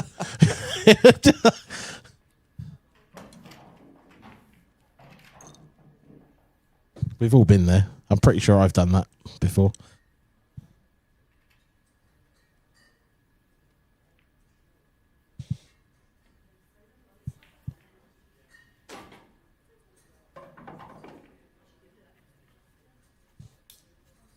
Still 3-1. Gareth Hibbert, John McAllister. And this looks like an awkward little frame. This one could take a while. Oh, shot. What a shot that is. How's it come out? If that red doesn't squeeze into the middle past the yellow, I would say not very well. Here's Dan Harris. Has he made a ball? No. Again, there you go. Just pool comes back round. The pool gods have intervened. It happens so often. Yeah, you've made a horrible mistake. You come to the table needing a good break, and then that happens. One issue on the table for Kean. That yellow He can get under it out. the 8 ball. He's get out straight away, though, if he wants. Yeah. Bottom left, straight in the red. Just nice little nudge it in the middle of the table and you've got the one in the middle. Yeah, you almost can't not be on the one into the left centre. You'd be unlucky if you weren't on it. Yeah.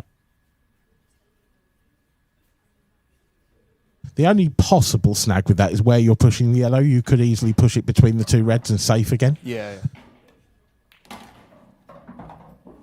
That has... It's not bad. It goes into the centre. Yeah.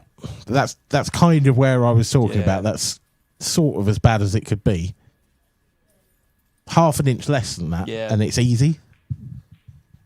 You might still be able to be fair, you might still be able to land on it comfortably into the bottom right. It's just... Can't necessarily tell that from this angle. If the cue ball goes past the red, if he plays that, I'd be playing it now.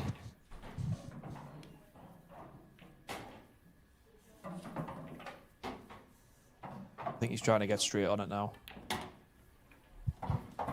Yeah, so this is maybe a better angle. Now the cue ball might skip past the red rather than running into it. Yeah. I think you might be able to just nudge that red out the way. Oh, that went. Good shot. That's the hard work done in this frame, you feel.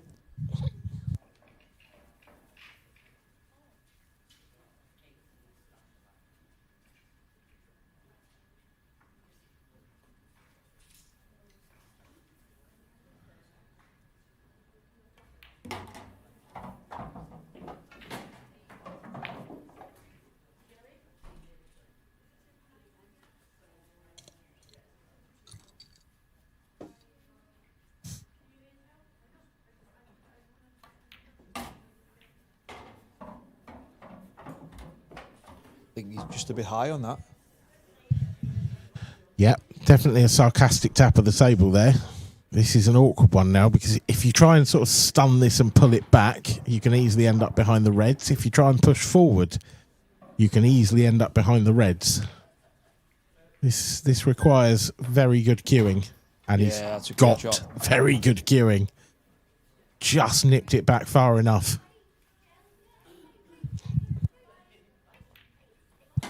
All square. Yeah, 4 apiece. This one appears to be going the distance. That tells me that John McAllister, that brilliant shot we saw him play, didn't quite work out too well for him, because he's about to go 4-1 down to Gareth Hibbert here. And looking on the live scores, I notice that there is a game missing.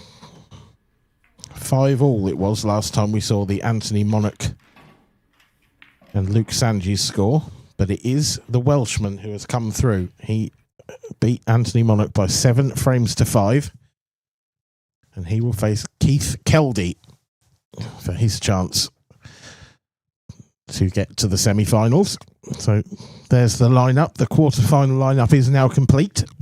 I think it's good to see amateurs in the quarters and stuff. I agree. Yep. To be fair, there's normally one, usually at least one in the sort of quarters of the Open, if not further. Yeah, I think the Isle of Man, one of my good friends, Ian Jeff, I think he got I think he was in the semi-final of the amateur and he got the quarters of the Open as well. He had a really good run, so it obviously can be done. Yep.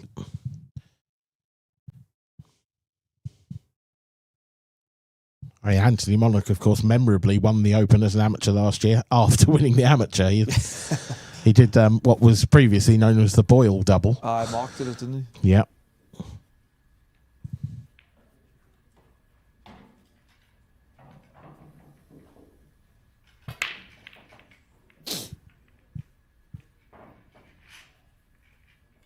Decent break, but just one little awkward red on the right there.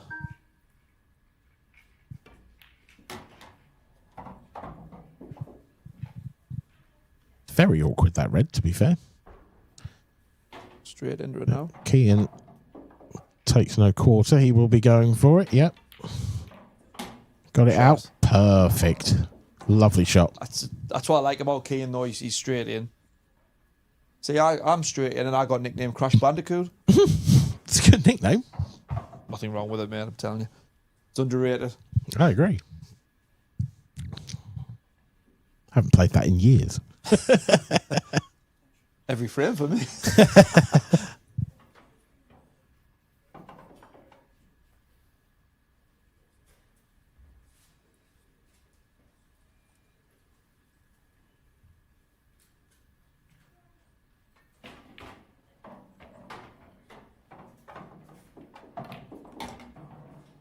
Ooh, what have you done there, Kian? That's not a good shot. I think he's got away with it though. He has. He's on the one in balk, isn't he?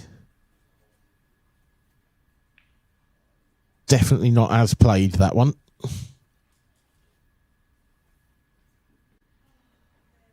Hold off the yellow and move it out the way. Yeah, and as long as... Well, that's... I think that red still goes to the corner as well. Does that red go in the right centre? That's my question. I think it does. If it doesn't, then Keaton's about to play a terrible shot. So, yeah, we're all right. Let's work these out nicely in the end. I think he would love to be straighter on the one to the left centre now, but I think he can screw back and play that last. Might have to flick off the yellow here. Oh, okay. Just used it.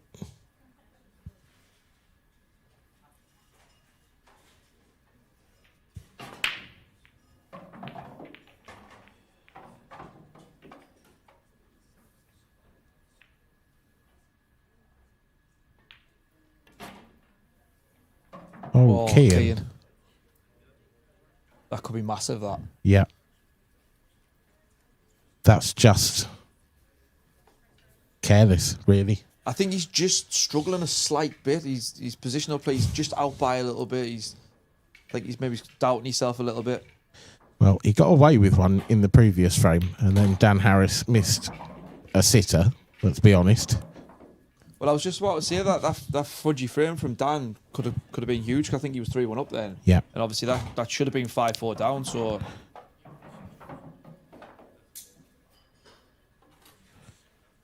Yeah, it was 3-2 at the time. 3-2. Yeah. So Dan should have gone 4-2. I think he would have preferred to be a bit high on this one, just to top it through, take the middle, then the top, and back down for the black. Oh, there's another miss. Yeah, it was all to do with that last positional shot. He just left himself a little bit hard work there. Just yeah. Two options for Kean here: off the side rail or a swerve, or off up and down. Can he get to the up and down? That would be a bonus, I think. I don't think it looks like he can. I think side rail it is. Needs to hurry. Hasn't got his extension. So it's up and down with side. Too much side, is it? No, it's not. But where's the cue ball going? He's got a shot. John Virgo's. Oh, no. Oh, he's got a shot. And I don't think it's an in-off. So I think he can just run this in. It's there. All day long. He's got away with one massively there. He has. I mean, he's got away with two in the last two frames, but ultimately, it's his opponent who's done it. It's not luck. That's poor play from Dan. It was a poor miss from Kean and then just a poor miss from Dan, to be honest. Yeah, exactly that. As you can see there, the latest scores across the remaining tables that are currently in use. Gareth Hibbert has taken, well, both players have taken a frame in the time that one took. Gareth Hibbert leading John McAllister by 5 frames to 2. Kelly Egan 4-2 up on Tilly Edwards. That's a ladies' quarter-final. Mira Area 4-1 down to Caitlin Heptinstall in another. And Yvonne Ewing 4-2 down to Becky Shardlow in the last remaining quarter-final. And as you saw there as well, Ronan McCarthy and Liam Dunster, they are just getting underway in their quarter-final. Odds hit them well. Monster break from McAllister. They've just gone out with it. Oh, that is horrible. Yeah. There's 3 clusters of red and yellow in the top half of the table. I think that's one of the most soul-destroying things as a player, when you hit a break really well and you think, like, I Yeah. hit them well, and then you just look and they're a mess. And it's just amazing how often that's happened. I mean, here's another one. Although I would say I don't think that was the greatest contact ever from Dan. Does that red that's in that triangle of yellows down towards the bottom left corner of the screen at the moment, does that go? Because if it does, these reds are actually quite nice. I don't think it goes, but I think it might go off the other red. Yeah, I don't know whether it's too close to the yellow for that or not. very difficult to see. He's actually got a shot at it now, though, so he can top it off the cushion. I tell you what, it definitely goes off the red. You can see that from this camera angle. So I think he might be trying to come across to the right-hand side of the table here now. And he can either play the one into the middle now and then land on it, or he can play it now. I think I would probably leave that one in the middle of the table where it is. Yeah, It's because that's your next ball. Yeah, if you get stuck in there, you've always got that as an option. So if he's playing this off the red, he's going to screw out off the yellow. It's not easy, this. This isn't one of those sort of guaranteed big pocket shots.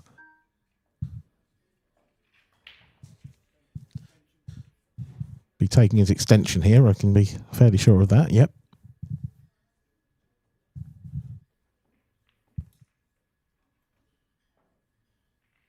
I think you're right, I think he needs to do it now.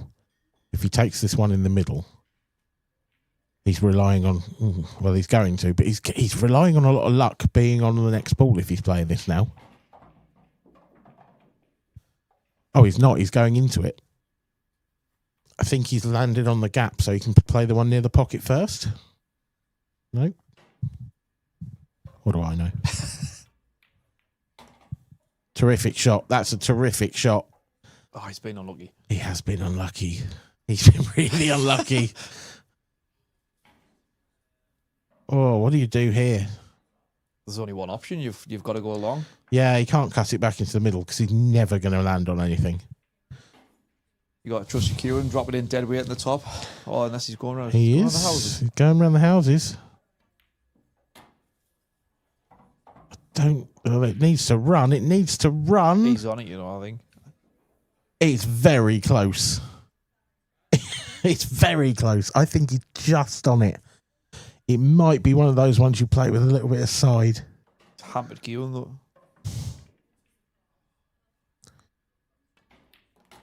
He's on it. He's screwed across. Cue ball's okay.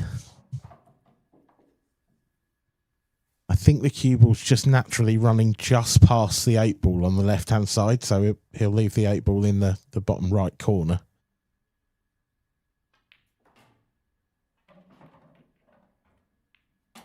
Yeah, shot.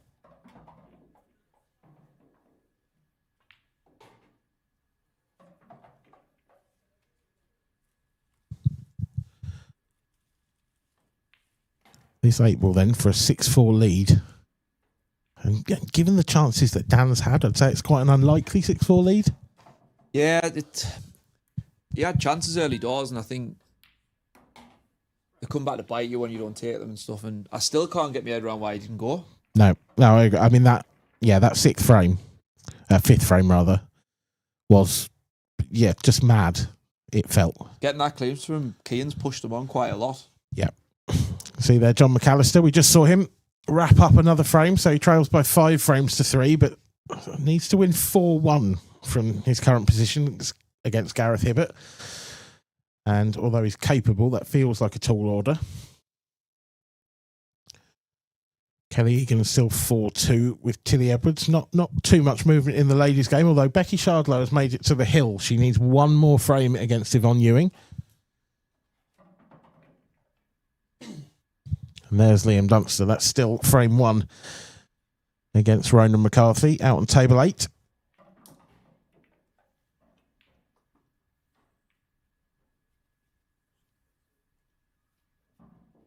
I think Dunster's going to have to hire a warehouse soon to put all his trophies in, isn't he? He must have one already, mustn't he? He's got millions. I actually don't know if I could deal with that much.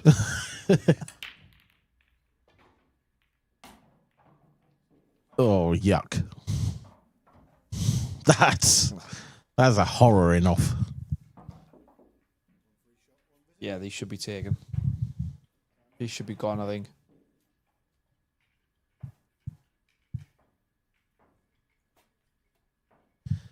That is desperately unlucky.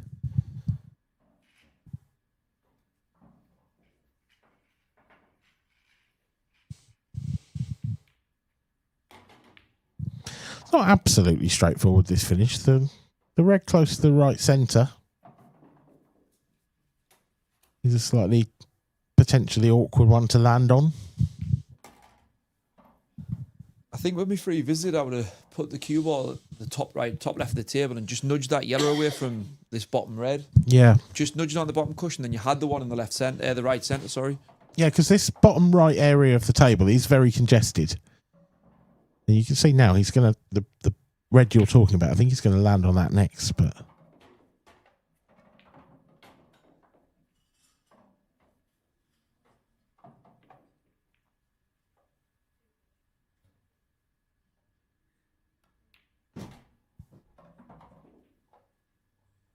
This looks very straight. I'm not sure he wanted that.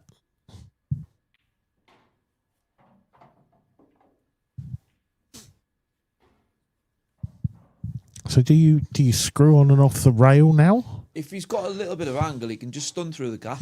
Yeah, I'm not sure that he can, the way he's queuing at it.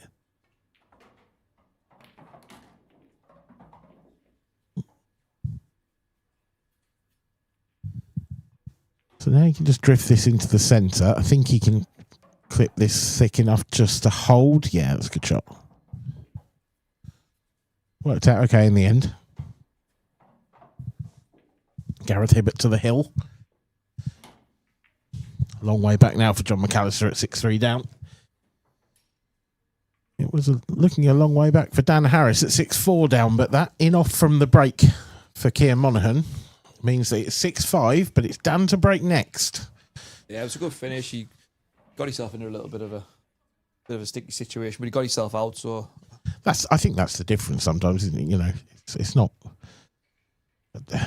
It's the old adage, isn't it? It's not how you start; it's how you finish. And yeah. Ultimately, if you make it out, then it's a good clearance. I think that's what's so good about watching the top boys, like the fans with the Dunsters.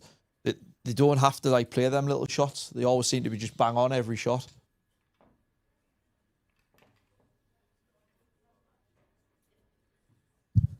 Massive break this for John. Cut break. We saw his previous one, and it was filled with clusters, and that one doesn't look that much better, if I'm honest.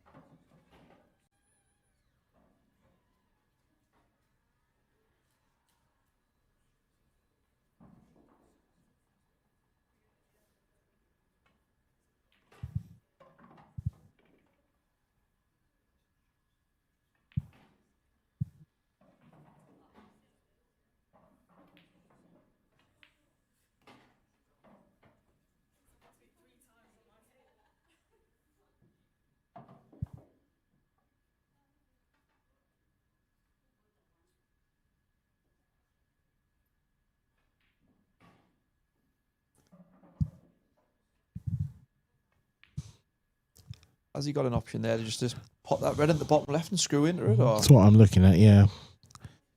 I feel like actually the yellow might be covering just too much of that red. Like he might just be able to pot it, but perhaps he'd be potting it slightly thin. Yeah.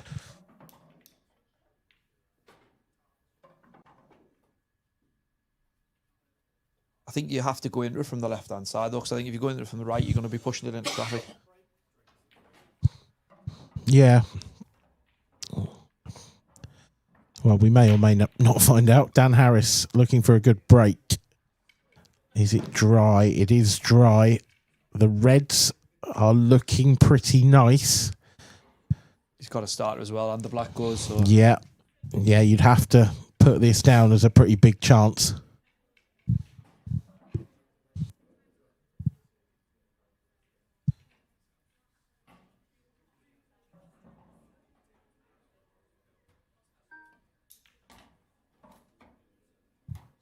I actually watched the final frame of Dan's previous match. It was a reverse dish over Dan Davey in a decider.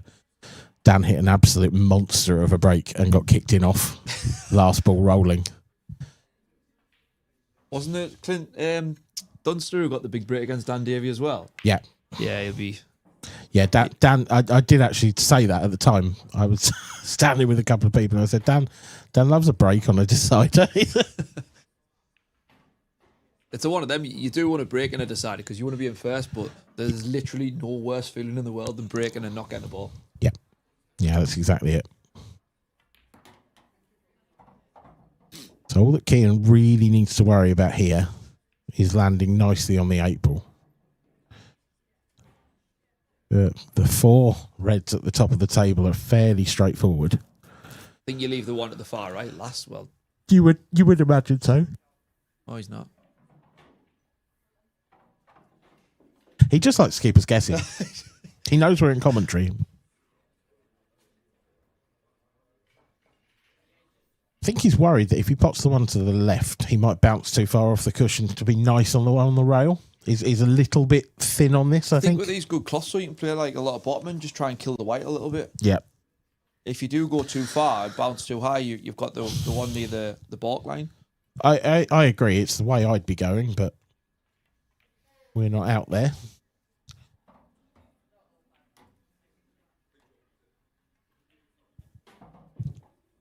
It does feel like he's taking away, with these 2 shots, his 2 most natural balls to get nicely on the 8 ball. Yeah, as long as he gets them, it's fine. Yeah, exactly that. But now he's got to play probably a more difficult shot, because I imagine he's going to have to screw this over towards the rail. Yeah, well, he's just going on and off.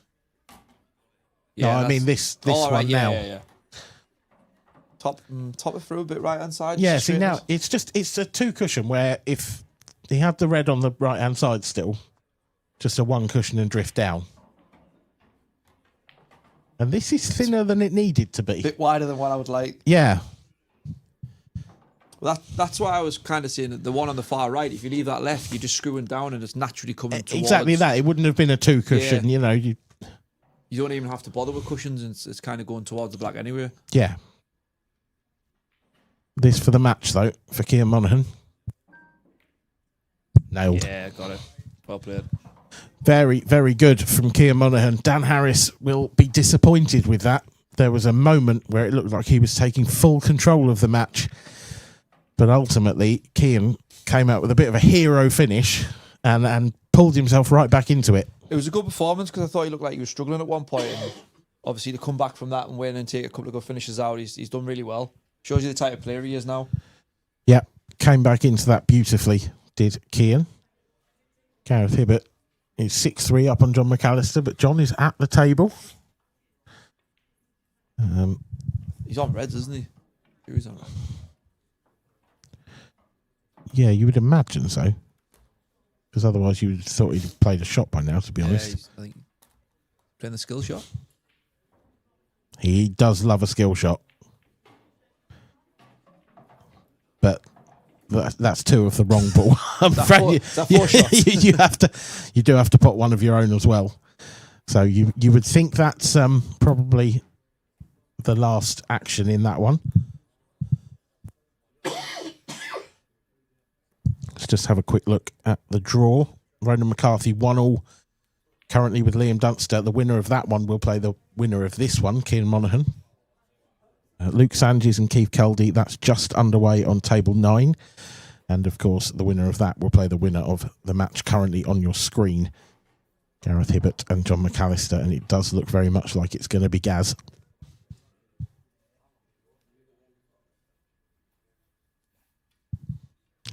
But for now, I'll say thank you to Liam Irving. It's been a pleasure. Anytime. And we will hand over, I'm sure, very shortly to Stephen Walker. He will be interviewing Kean Monaghan.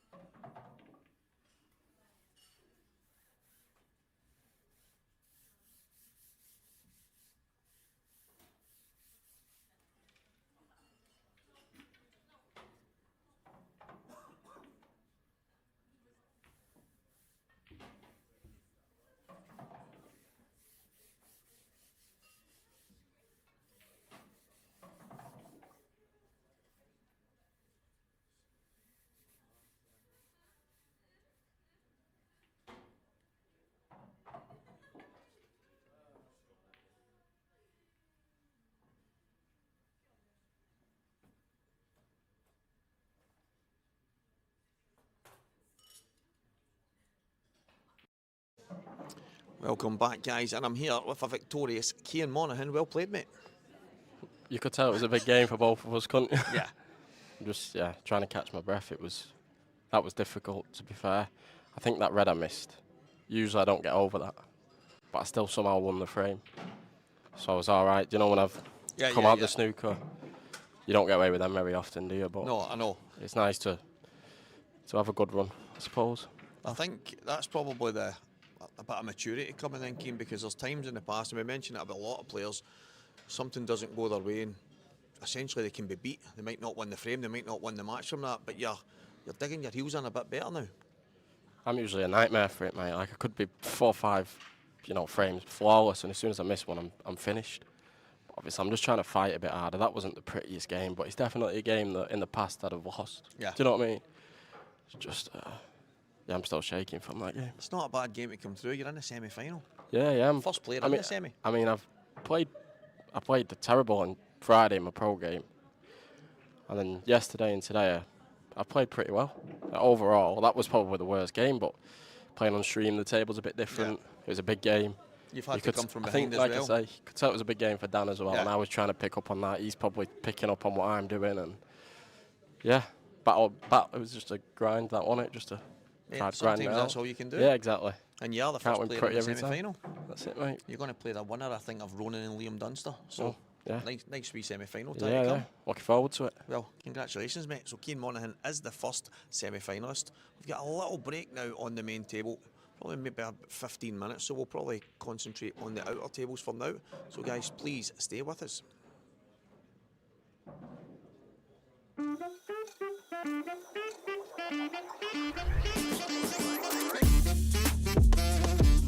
Now I'm just going to do what obviously you teach people to do really, which is step into the shot, trust yourself. No, I don't know where the white is. Well, so that's the first shot. Well, contact is a good start. That's in. That's in. Oh. I'm better off just hammering this.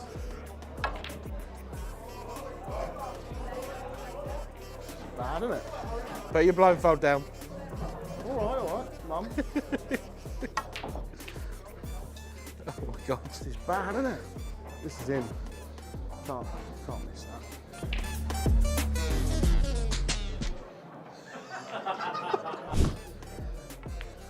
There it is. Well done, Dan Davies. Along, isn't it? Don't tell anyone else that, because that's the way.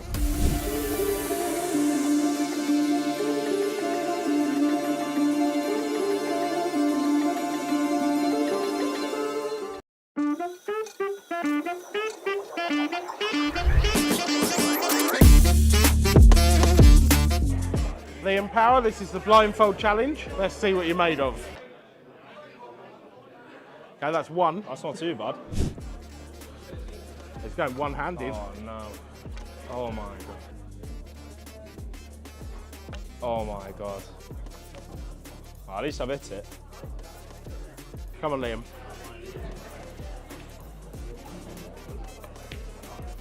That is the first good contact you've made. Oh yeah, I'll take it.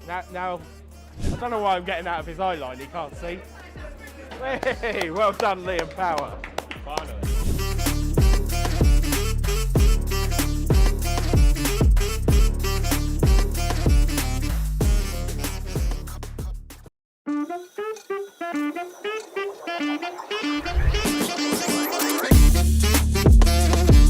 Cian promised he would do this first try.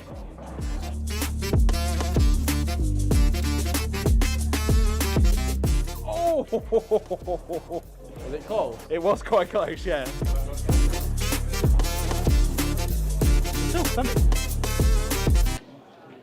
Wow. Quite difficult. Easy game this, isn't it? Oh, he's setting himself up. Stop. Yes. So the rules are if the cue ball goes back on, it's got to go back on the brown spot. Is that the rule?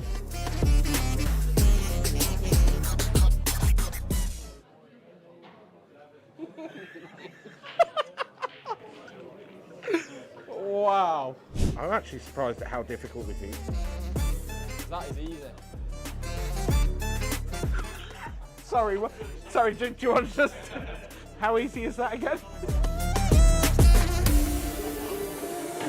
Oh my God!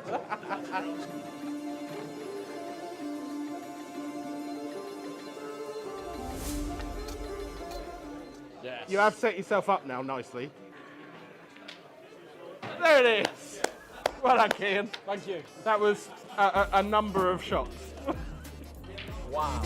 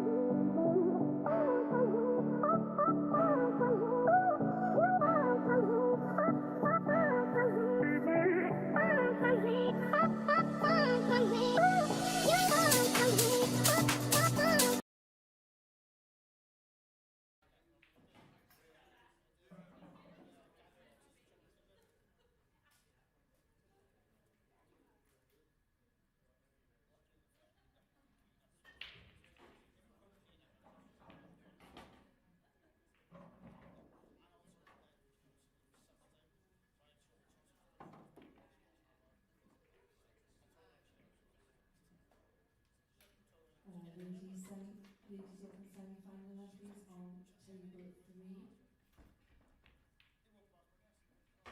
Kelly Egan and Becky Shardlow. Kelly Egan and Becky Shardlow, table 3, please.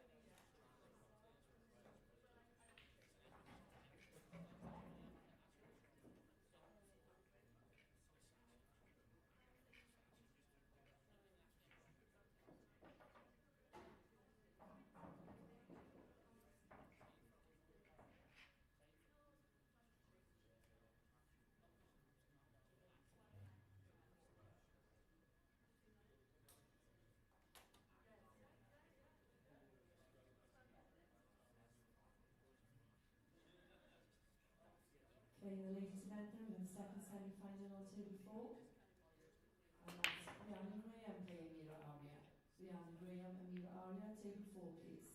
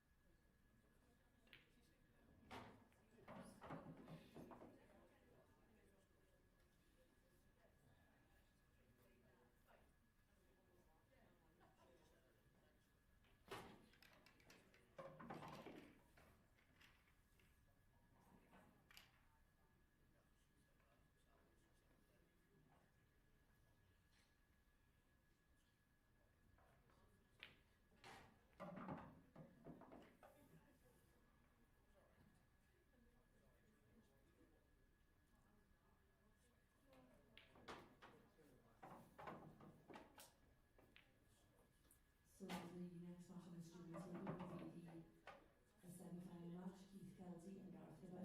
Keith Kelty and Gareth Hibbert on table 1.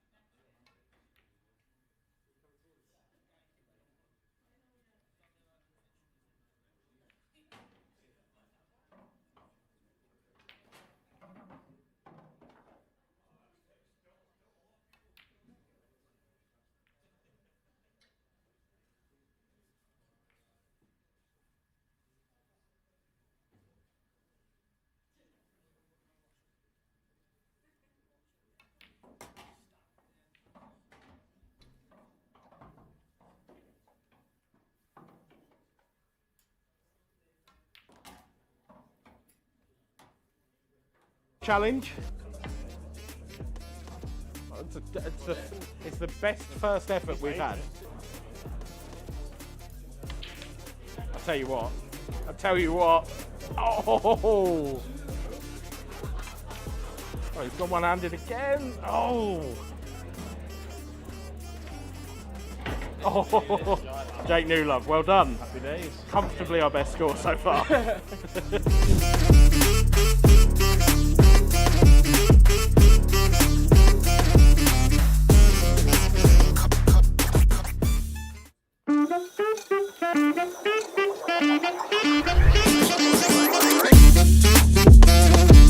David Adenall, the World Seniors Champion.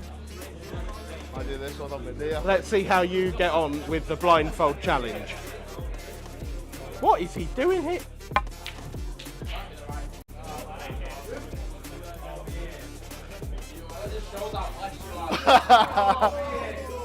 Well, right. Not too soon.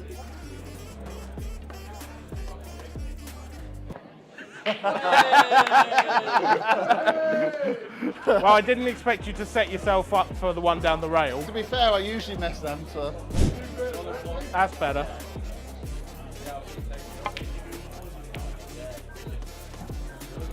Well, like an archer.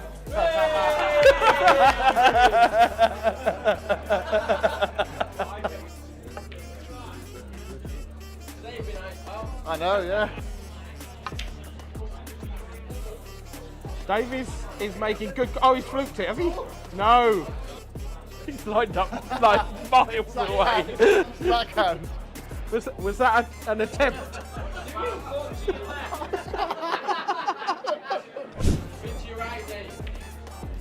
Oh, it's gone for the double. Made it harder.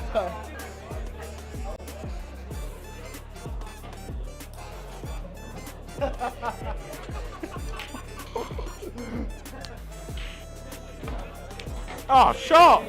Well done, Dave Yay, Adenall. Eventually.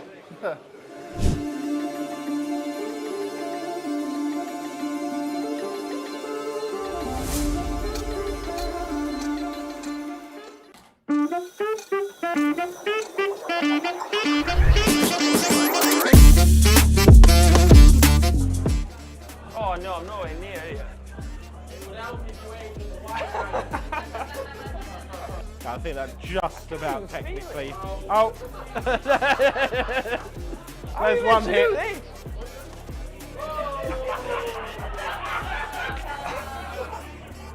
This is right hard.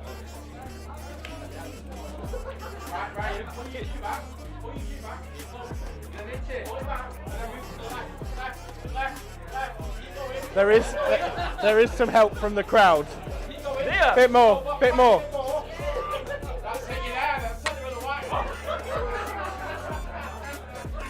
What the f is this? This is well hard. This is really difficult. Oh, that's a nightmare. I'm not even going to put my hand on the table. Have we got someone who can read cloth in the building? How do you do this? Try and help me.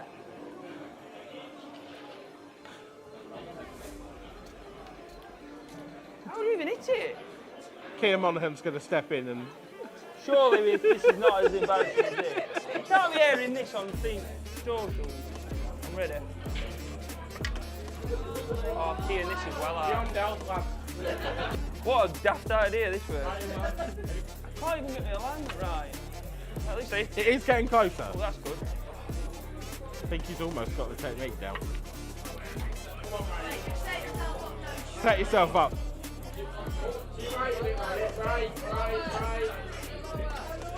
Come again.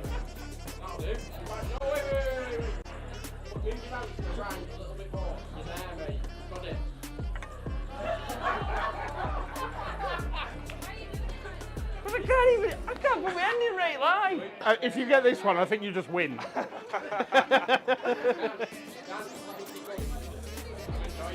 I mean, I don't think I've got much of a choice. I don't even know how to do it. I have to set it up. That's cheating though, isn't it? It is, yeah.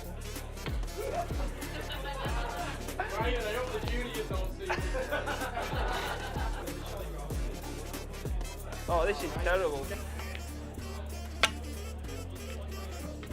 Oh!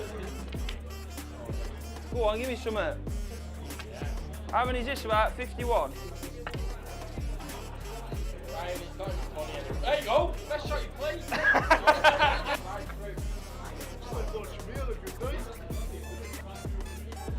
Where is it?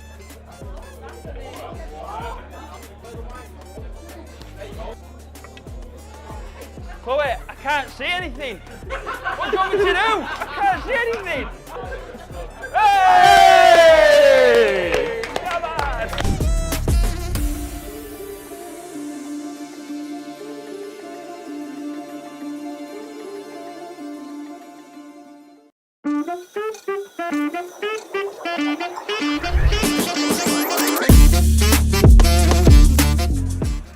Maybe we'll be kind. That one's definitely one. I wanted that. That's perfect. Come on, Sheppy, you got it. Mate, this is rock hard, this. Technically getting closer at this point. Oh, hello! Oh, my God! What pocket do you reckon? Yeah, which pocket do you think We it all went know in? which pocket it went in. If you had to guess, which one? I'll probably say this one. Fair Side play. rail, double. Yeah, yeah. Obvious, wasn't it? Yeah, obvious. And that, guys, is how the cookie crumble.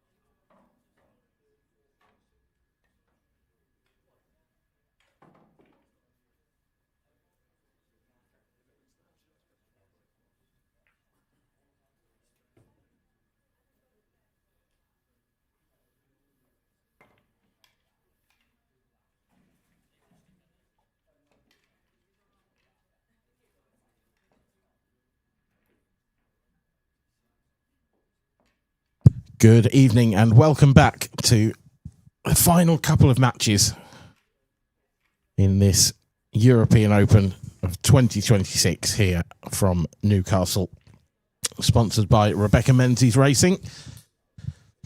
We are into the semi-final stage at last. It's been a long wait between matches, but Keith Keldy was victorious against Luke Sanges, and he will play Gareth Hibbert, who's going to break off first. I'm joined in commentary for this one by David Adnall, World Seniors Champion, professional runner-up. The list is becoming endless, Dave.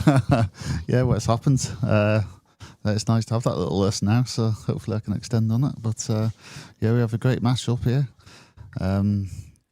Two great players. Obviously, everyone knows Gareth, what a great player he is, and everything he's achieved in the game. And we have Keith Keldy as well. It's not known by many people, but he's a great player from the Orkney Islands. So absolutely fantastic player. I know him well and played against him when we used to have the islands play against each other. So I'm not actually too surprised by the run he's had. It's obviously a great run for him, but I've been told he's a 147 break snooker player. Quite possibly, yeah. He is really good at snooker, so yeah, I didn't know that stat actually. But yeah, no, he is really good, and when he gets in full flow, he can be really quick as well. Yeah, Stevie Walker just came and told me that. There's Keir Monaghan patiently waiting for the winner of Ronan McCarthy and Liam Dunster. Liam 6-4 up in that one, but it was 6-2, so perhaps the comeback is on.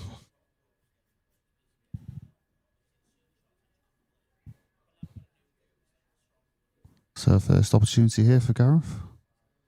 Yeah, not one that you would think would cause him any problems here. Big shot there with the red off the cushion.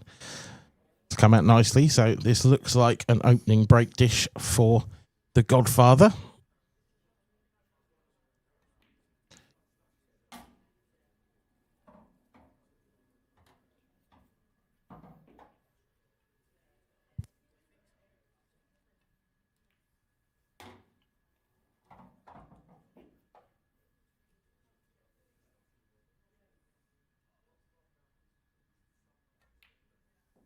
And then it goes. First frame to Gareth Hibbert.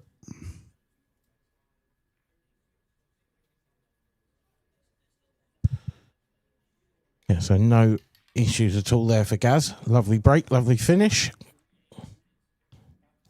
And we move serenely into the second round. And Keith has moved fairly serenely through his event. 7-0 in the first round.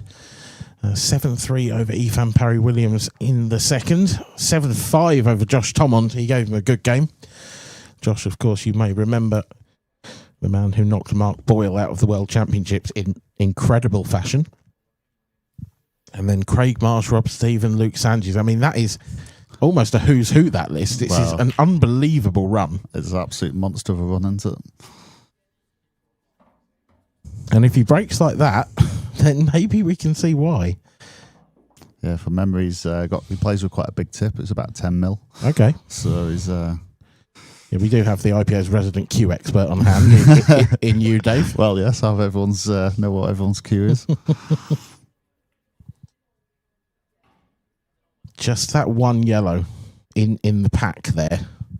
That seems to me to be a real problem. I can't see anywhere that goes just yet. That's going to need some development.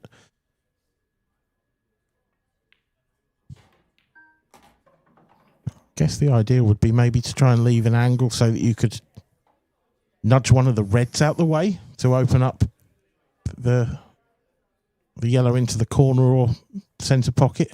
Yeah, I think run through with this, play for the yellow in the middle and screw back into them. Just don't want to be on the cushion. It's a little close. It's just about okay, but it might be a little bit too much angle to play that shot as well.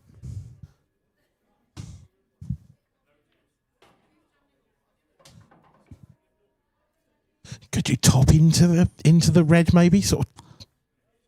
I think there's too much angle. I think you're coming round past it, aren't you? Yeah, I think so, yeah.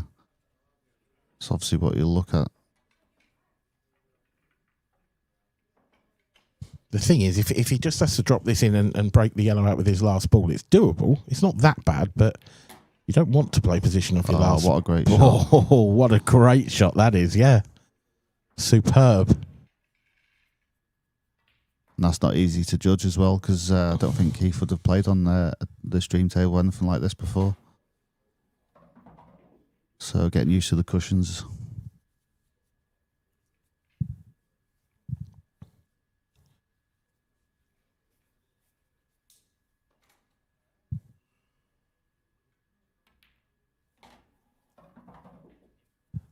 This 8-ball for a dish start to this match.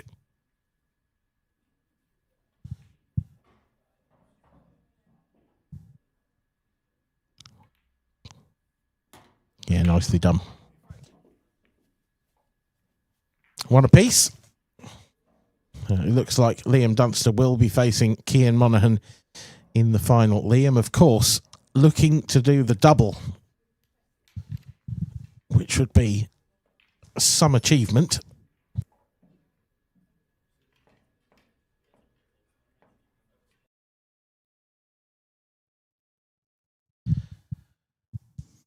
This is Gareth Hibbert's run to the semis. Again, it's not... Okay, he's had a couple of fairly straightforward first and second round matches by the look of it, or third and fourth, I suppose. Of course, the pros only enter in the third round. But then, Corey Reese, Lee Shepherd, John McAllister. I mean, wow, what a run that is too. It just goes to show the strength and depth. It's incredible, isn't it? You know what you got to do to get to this stage of the tournaments.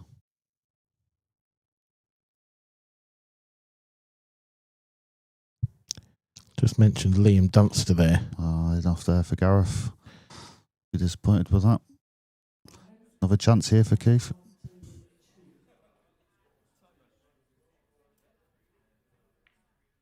Could take a cut either colour set here, really. Yeah, it's brutal. I think reds would be the colour here.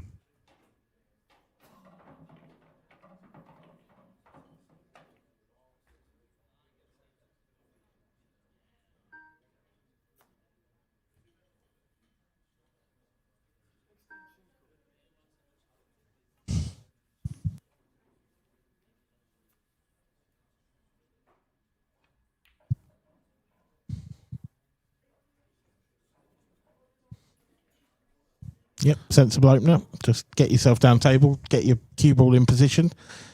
There's no real work to do here.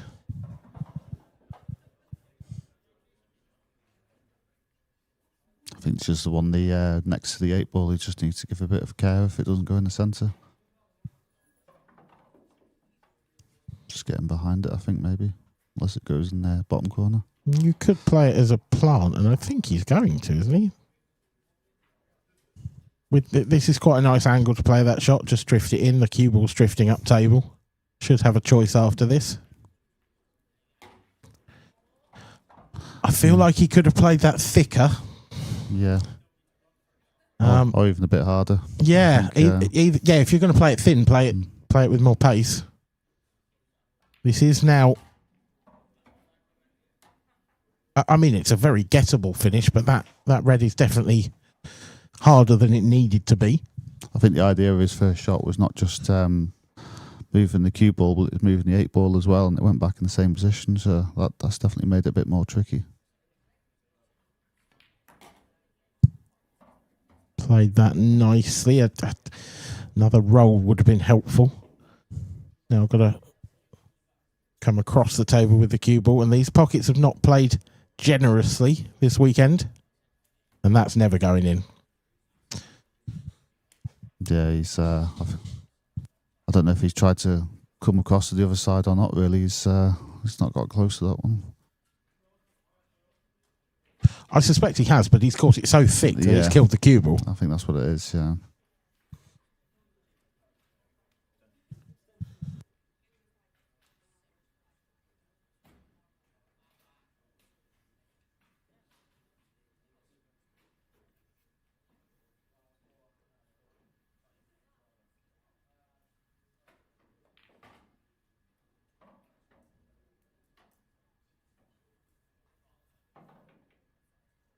Yeah, Gareth's just got a little shot to play, a little hamper curing, but you'd fancy him to get it.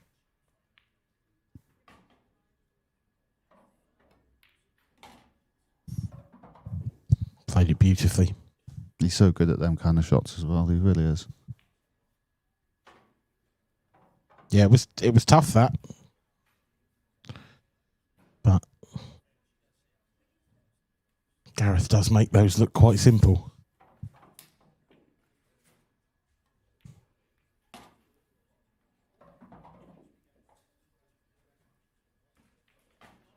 Overrun that one slightly. I'd be tempted to play the plant now. But the little cutback it is for Gareth. That's better. I think the good thing about getting rid of it now is it's not in the line with the 8 ball and the other yellow, so I'm trying to get between the two, so I think that's why he's going this way, but...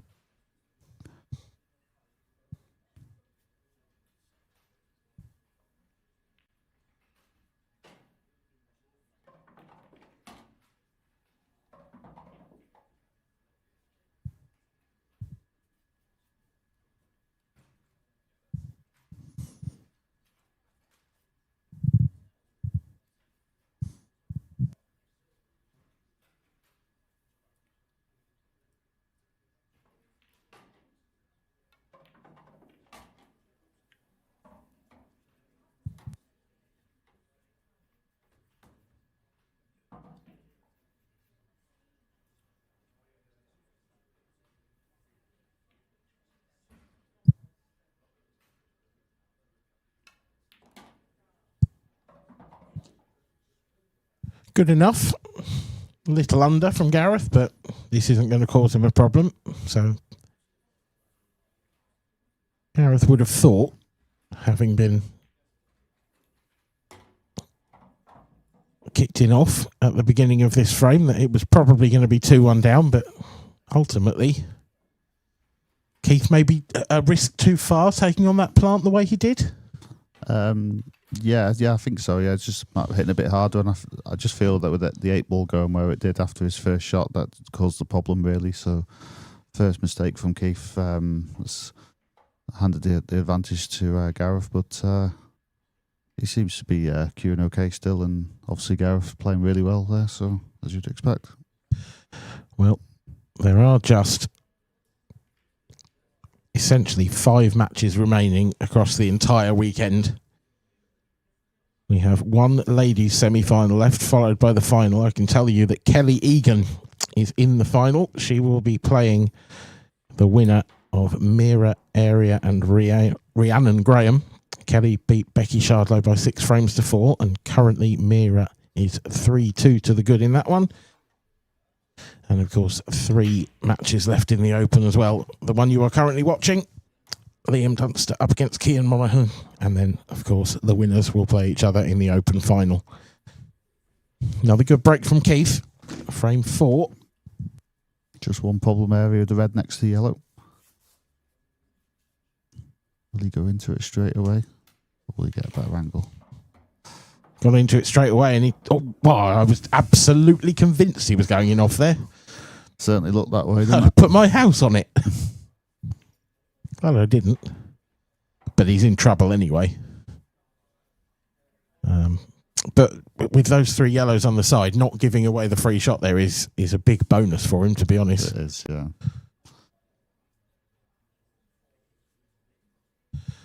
Now then, what can Gareth Hibbert conjure up from here? I do feel like the yellow that's next to the blue spot, he could play that sort of medium pace with a bit of topspin, and actually it would leave him a nice angle on the yellow on the balk line to break open the 3. Yeah. It's an all your eggs in one basket kind of shot. I think that's why he's looking at the 3 yellows, just to see what his options are, but I just don't it's see definitely the attacking option. Yeah. You might not get another chance. Well, he's looking at sort of playing as a shot to nothing plant. Is either the furthest one down into the one that's off the rail. Is it the yellow top right? If he's going to hit it hard, be really adventurous. Now, has he left that open or not? I think he might have done. I don't think he's covered that pocket.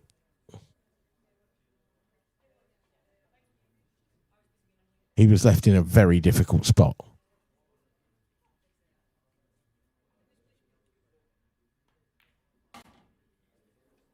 Yep, clean as a whistle through there for Keith Kelty.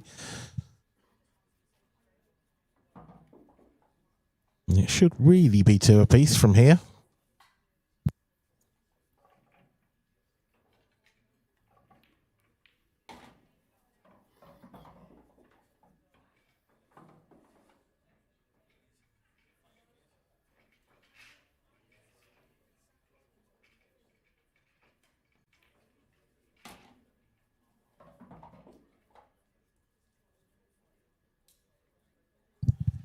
That's a little bit overrun, isn't it? Because now, if he just drops this into the right centre, he's going away from the 8 ball. So he's got a shot to play here. Depends how well he can hold it, but I don't think it's too bad. But yeah, he has. I think he can screw back actually off this. I thought he was running a bit further down table after that. Harder now. He's digging into it though. Yeah, played it really well. Really close to it. Yeah. A bit close for comfort, but he gets it anyway. It was a great shot, but yeah, it was one that could just have run away from him. Definitely, and then as soon as I see them queuing over as well, it makes it a little bit more tricky as well. Here's Liam Dunster versus Cian Monaghan, and that looks like an awkward table. In the first frame, this is available to watch. Table 2 on the IPA YouTube channel.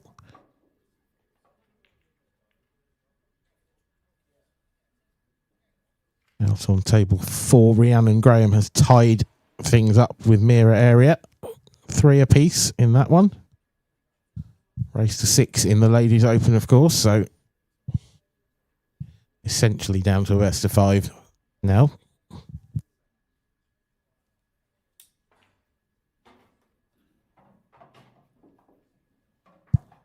Horror enough for Cian Monaghan.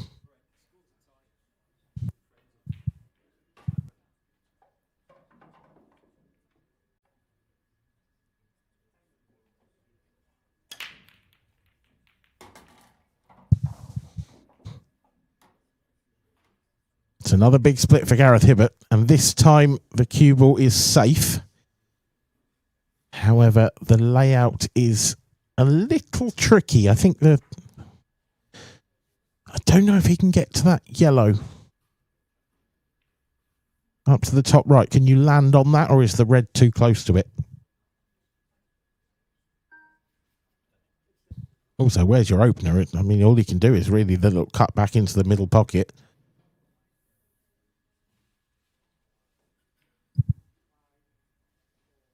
Cuba will be heading towards that area if he plays that. So I think if he does play that, he's trusting to luck a little bit that he's going to land on another yellow. Yeah, sometimes it's just a chance you got to take. He's taking it long. No, he isn't. It's thicker than I thought, that. I think it's all the sides, the spin and drag and spin that helped with that. Yeah, played it really well.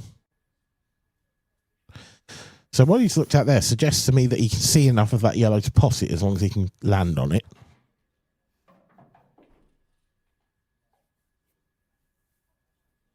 Is he going to risk playing into the one? Well, if you play into the one on the cushion here, the cue ball could pop out.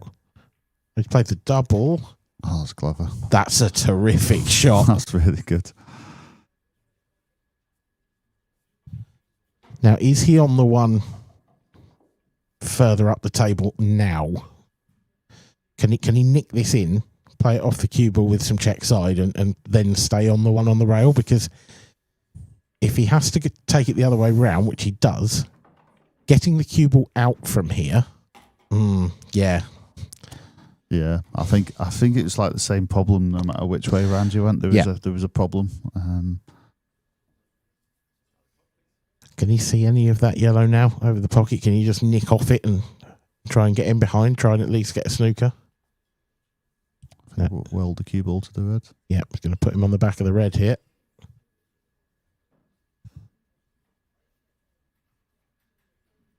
Now, from what I've seen, Keith is a very aggressive player. But it would be too aggressive to attack here, wouldn't it? To try and chip this into the centre. And I think it would, but then also if you're trying to play a snooker as well, you don't want to risk leaving the long yellow, so that might make the decision for him to maybe go for it. I almost feel like you could maybe try and play this as a 2-in-1, where you try and pot it in the middle, but bump the yellow up table as well. If you went full into that yellow and could get it up past the reds, then it's kind of a bit of both. Yeah, that's a good shot. But he has left a double though. I was going to say, I disagree, actually. Yeah, I do. Yeah. Actually, he's left a double on him. Yeah. Like, ultimately, he's left a shot. There is a shot on now for Gareth. Exactly. And also, even if he gets it's almost in or over here, because you've got that red on the right-hand side as well. Yeah. The reds are still a bit clustered up. You could see the cue ball ending up in a position here where there's not an easy red on. But it doesn't matter because he's got the pot. And I think he's actually quite nicely on this to the left centre to run through for the 8-ball to the right centre. It's a great shot. It is. It's a terrific shot. But it's...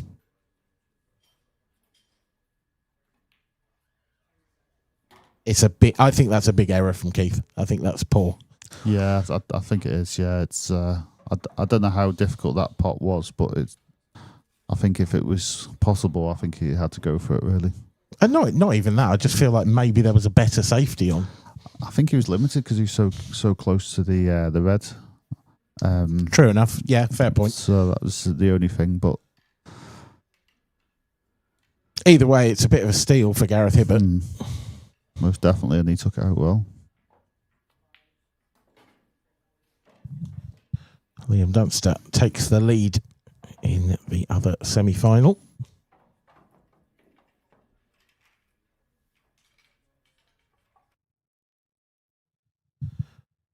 Here is the tour dates for the year. Here are the tour dates for the year. Sorry, terrible grammar. We have, of course, the European Open, which we are coming to the conclusion of. The British Open is in Coventry in May, UK Open in Glasgow in June, the International Open in September, back to Coventry, and of course your home venue, the Comis Hotel on the Isle of Man, for the festival in November. Dave, you looking forward to it? I am, yes. Looking forward to the rest of the year, and hopefully it'll be another good year. Been good so far. Single event entries are available, I believe, at the moment for all of those events. So if you want to try your hand on the IPA, you want to give it a trial run before perhaps committing to the full tour next year, then do check the Facebook page, the website. We've got plenty of contact avenues for players interested in playing on the tour. It's another excellent break this from Keith. And it's left an excellent looking chance. Yeah, it's all about cue ball control and a couple of shots here and a good opportunity.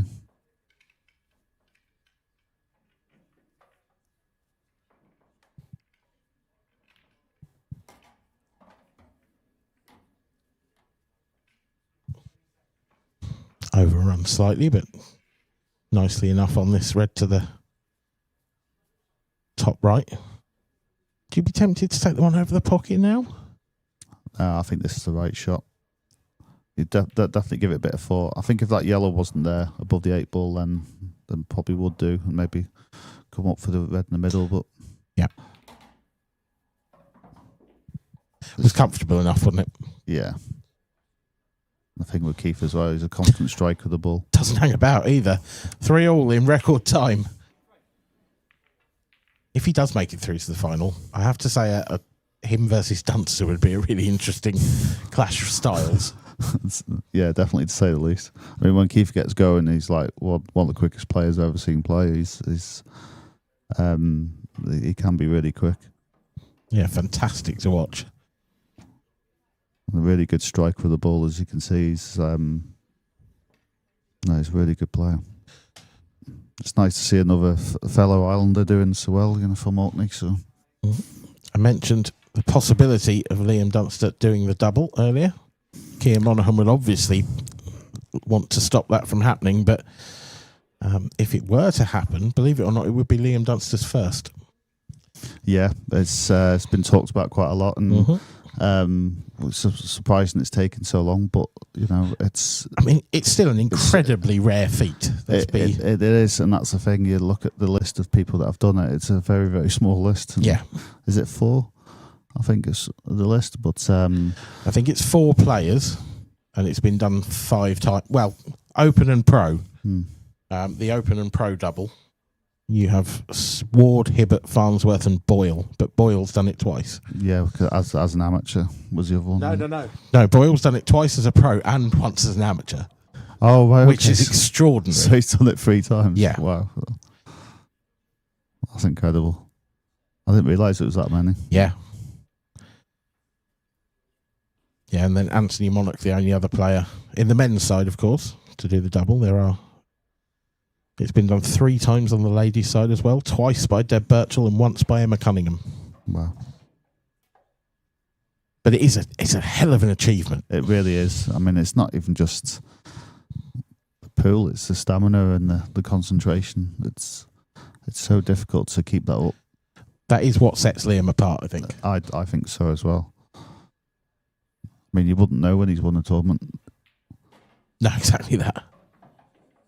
News from table 4. Rhiannon Graham has taken the lead. She leads Mira Area by 4 frames to 3.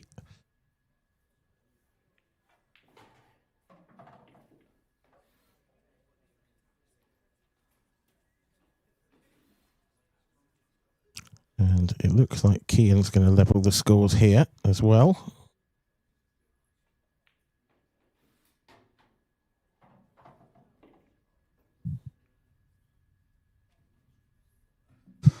There's a comment on the chat. Gareth had back-to-back 147s. Yeah, I believe he was in a match and he was 2-0 down and then decides to have an 18-90 and then back-to-back 147s. I mean, he's not human, is he? No, I mean, ridiculous. while we're looking at the chat, Keith's had a 147 in 4 minutes 40, taking the balls out of the pocket himself. That doesn't stop me. I told you he was quick. That is quick.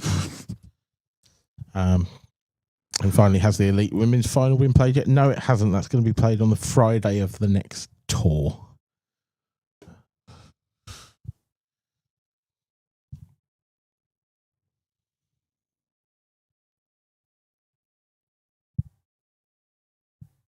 So back to the action. Gareth's break. And what a weapon it is. So consistent. It's a joke, isn't it? That is a joke. And those reds are beautiful. This game has been the first time all weekend that I personally have seen both players breaking well.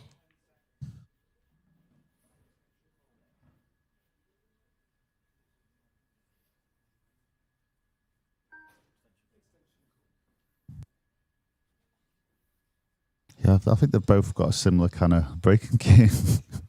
Because Keith's playing cue is like Gareth's breaking cue. Fair enough.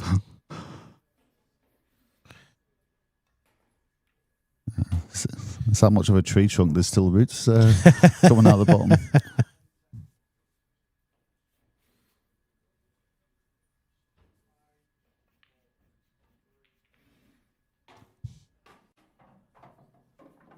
Little bit straight on this perhaps for Gaz. Might just have to run this cue ball across the table now and then take the one closest to the top right next. Oh no, he could hold from there, could he? I wasn't sure he could get past the yellow from that angle, but yeah. Still the same next ball.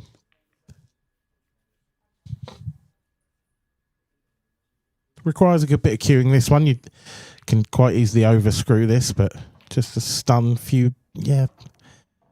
It's kind of happened, doesn't it? That was But he was always safe. Yeah, he was always safe. Yeah, so, but they're trickier to judge them shots, really, especially on fast tables, and because he definitely wanted to be on the one on the left hand side in the balk end. Because this was meant to be his link ball for the 8 ball. Yeah, so a bit of a reroute required.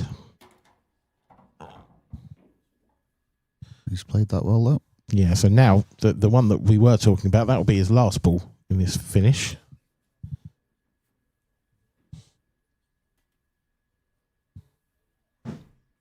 Because if he could have left that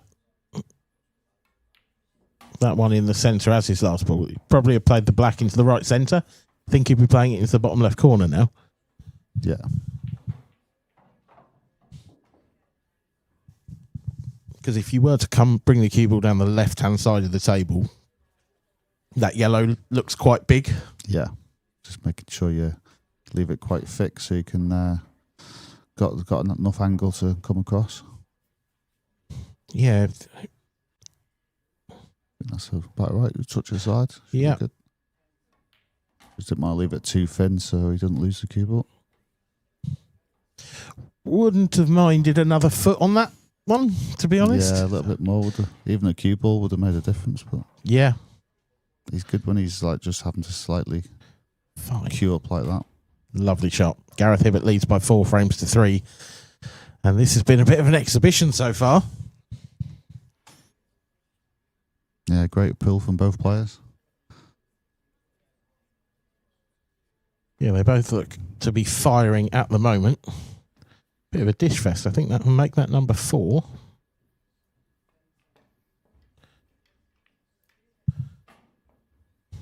Liam's at the table. This looks like a pretty solid chance for him as well.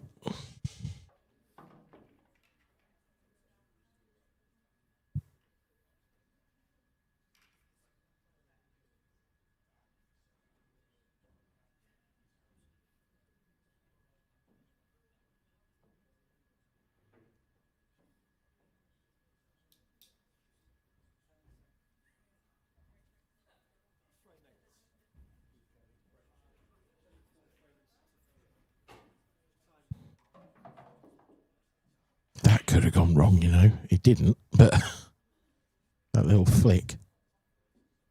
Do we have a dry break? We do, for the first time in the match. No balls at all potted.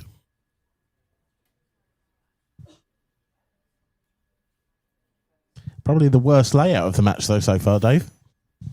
Yeah, it's a bit tricky, isn't it, with the red and yellow next to each other, and yellows doesn't really seem like an option at them. The red next to the brown spot there. I think that passes to the centre. He'd love it if there was an angle on that to be able to pump it into the yellow. I think it's possible, but I think you've got to hit it so hard that it can take away from the pot. Are you having to drop this in the middle and then screw back into the yellow to open the red up? Yeah, that's what I was thinking, but right, yeah. I think you'd have had to really punch it. Right. So I think I meant more off this next red, to be honest. Okay, I'm with you. Yeah. Obviously, ideally, would want to do it. I've done it off that first shot, but it never really looked like the angle, does it? It was just too straight, wasn't it? Yeah. Like I said, I think it was possible, but you'd have had to really punch it.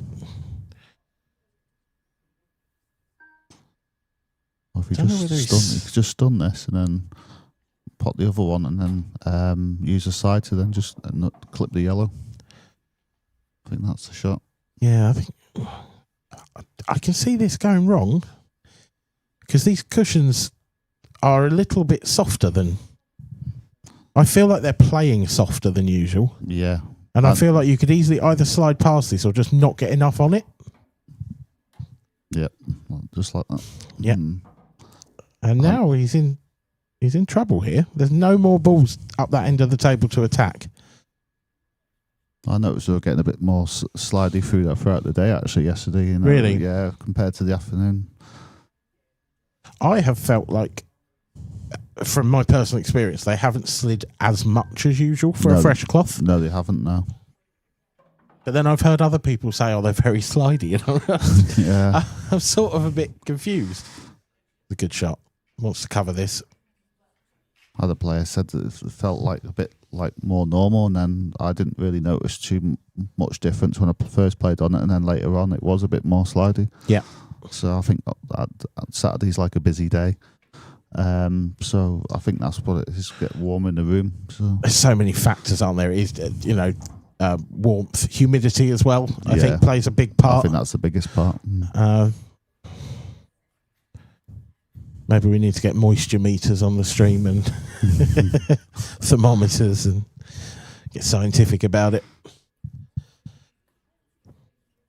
It's an interesting little frame here because Keith has opened up that yellow now.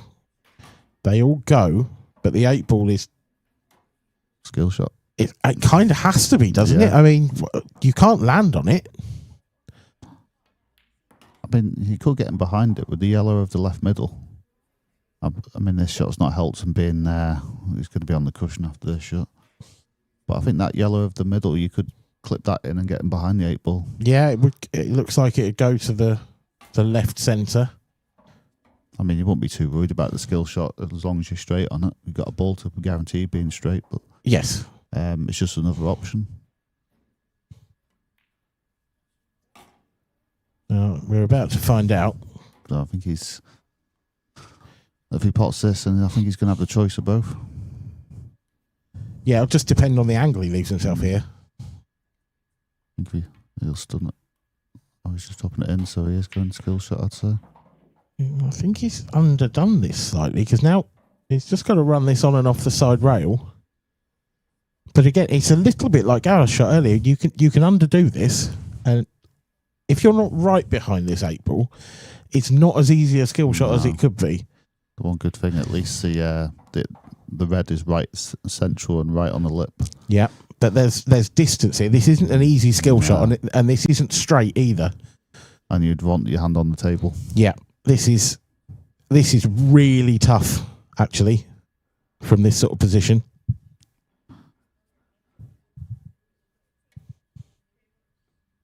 Massive moment. No, nowhere near, I'm afraid. It's hard to judge when you're not in the line of the shot. Yes, yeah, it is. It's so difficult. It caused a bit of a problem for Gareth. Do you just flick off the side of this red and try and flick into the one on the rail as well? Nope, fair enough. That's pretty good. I like that.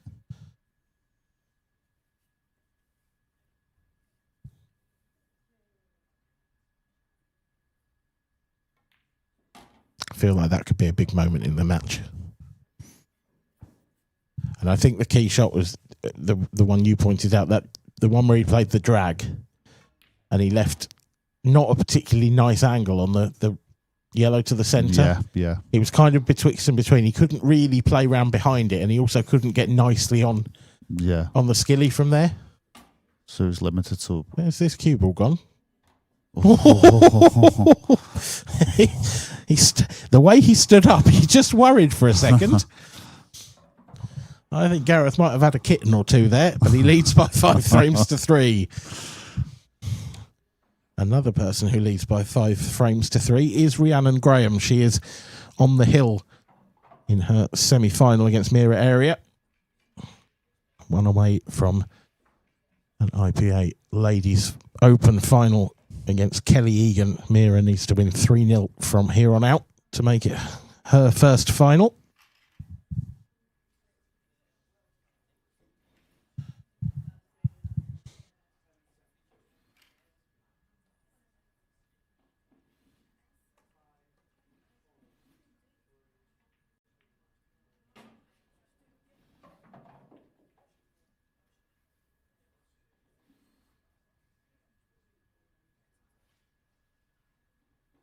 Gareth Hibbert 2 frames up on Keith Keldy here. Liam Dunster 1 frame up on Kean Monaghan, but if this shot goes well, you would think it's as good as 2. And it has.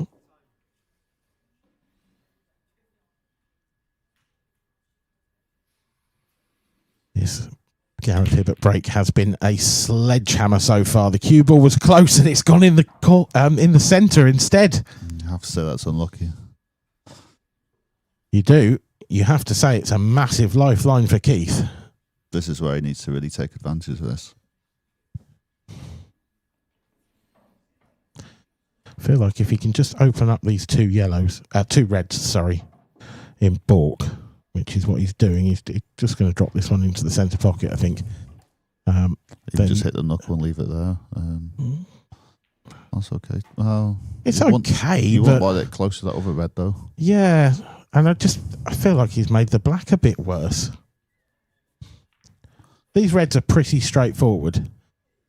But I think the 8 ball was in a better position before he played that shot. It's in a better position now, but now it's sitting on top of the red. And if that red wasn't there, then he'd have had a better shot. Yeah, this is... I thought he was just going to play the red off, like maybe up to the knuckle or something like that. And yeah, I thought so too. I thought out. Worst case, you sort of play it pocket weight, it drops in. If not, you hit the knuckle. And then it's a good connector for the red next to it now. Oh, and he's fallen victim again there to the cushions. Yeah, the trap in the cushions. They definitely don't bounce the way you want to when you're topping into them like that. It almost kills the cue ball for me.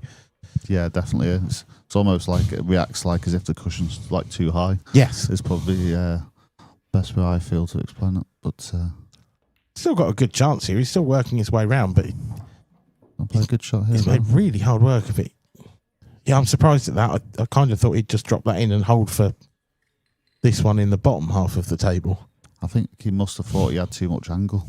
That's the only reason I can think he's gone this way. Does he have to throw this in with a bit of side? It looks tight, doesn't it? Yeah, it does.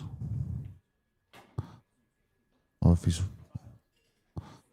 worried about studding across the face of the 8 ball.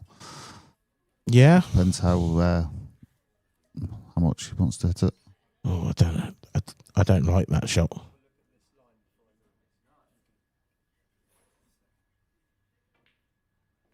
Not quite sure what's happened there, but I think he just wants the cue ball cleaned. Come on, Ben, get out of the way. That's not Ben. That's Jim, isn't it? Oh, no, it is Ben. You're making me question myself there. I've just winded you up. No, that's a horrendous mistake from me. They've got similar silhouettes at times. I will say that.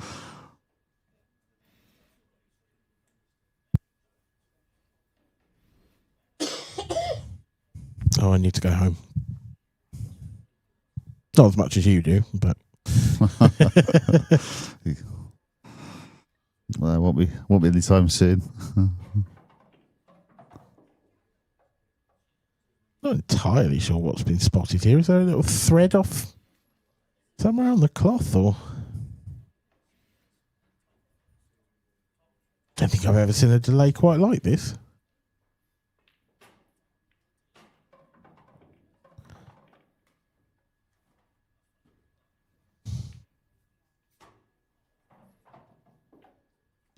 Well, seems to be happy enough now.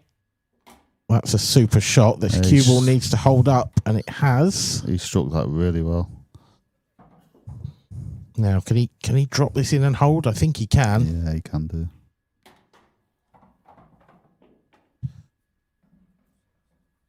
Terrific finish, this.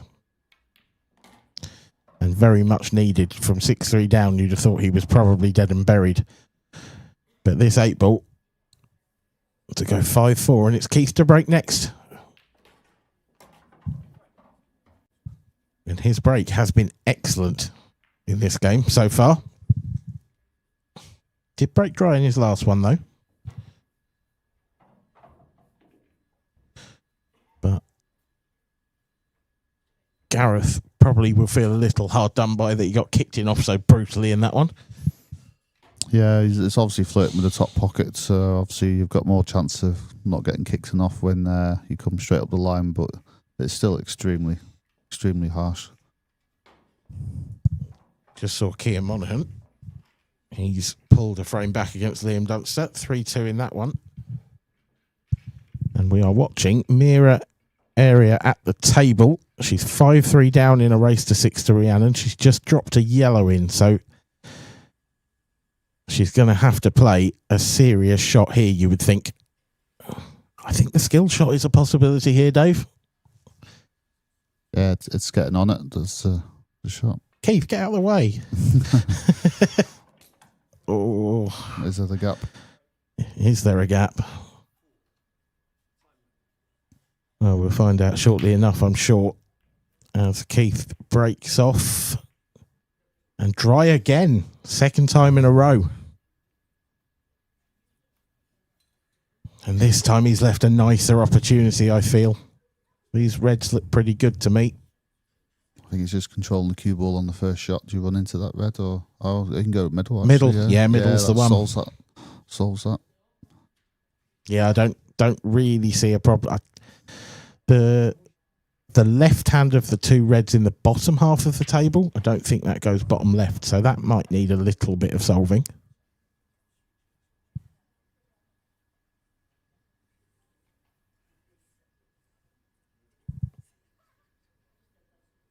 Also, with that red there, trying to solve that, does it become a problem for them trying to get him behind the 8-ball?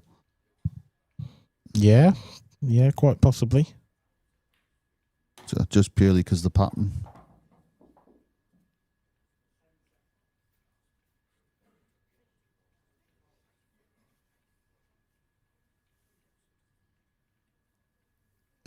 So he's got to get rid of the right hand of the three reds in the top half after this shot, because that doesn't go to the top right. So now he's going to go centre. So then it's a real key shot how he comes down the table here. Do you bring the cue ball down the left-hand side of the table and try and land on that red to the right centre? Yeah, I think that's the shot, actually, yeah. If you can get straight on that, then you can take the one over the... Yeah. Yeah, if you underdo it slightly, you can go through the gap. If you overdo it slightly, you can go the other way. Yeah, then you play the one over the pocket and maybe get in behind the red. Yeah. Yeah.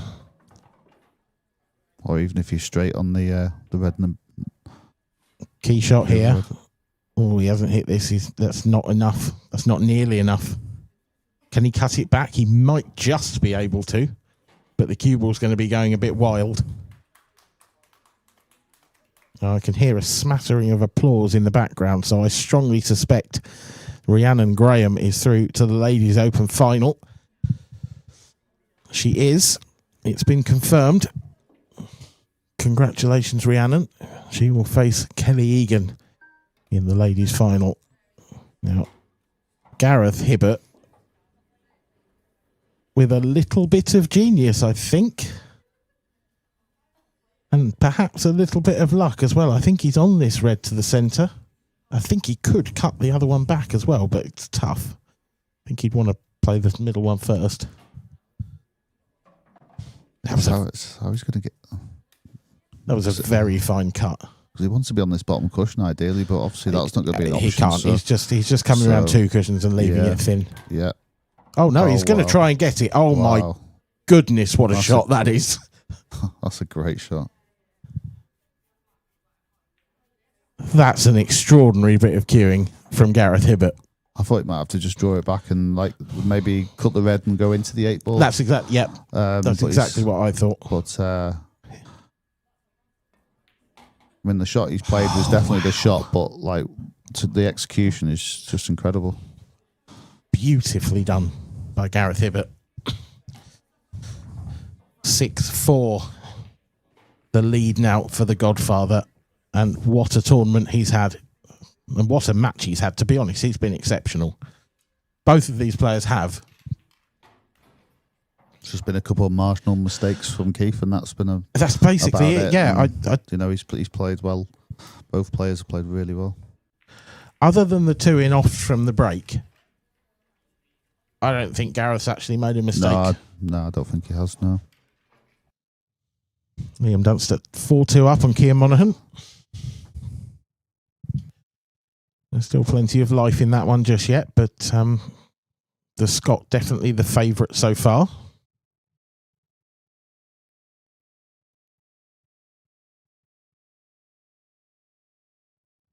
Keith Kelly needs to win 3-0 from here. And the way Gareth's broken in this game, that feels a tall order, Dave. Yeah, but at the same time, Keith's just got to say to himself, it's only 3 frames. He is needing a bit of help from Gareth, of course, but we can all get dry breaks occasionally. But with Gareth's, it's a weapon.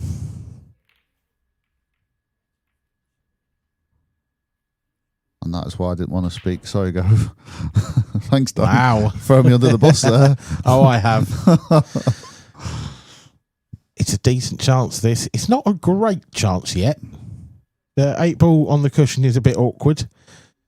You've got the reds for me, when we go back to the main camera angle to the left of the racking line, the one above it at the moment, that's not nice. I think they've all got good link-up balls, though, if you play some good positions. I mean, it needs to be straight on the one in the middle, ideally, to try and come in behind it, maybe, or... Oh, no, yeah, sorry, no, you can't, no. You could try and move it now, but you risk pushing the yellow over the pocket. You need to pot it really thin to then hit the other red fin or half ball. So I think he's just going to go into not got the angle. Is this red past the other red? He got down on it, so I would assume so, but it doesn't look like there's lots of room there. Make your mind up time for Keith, and he's struggling. He's to use his extension.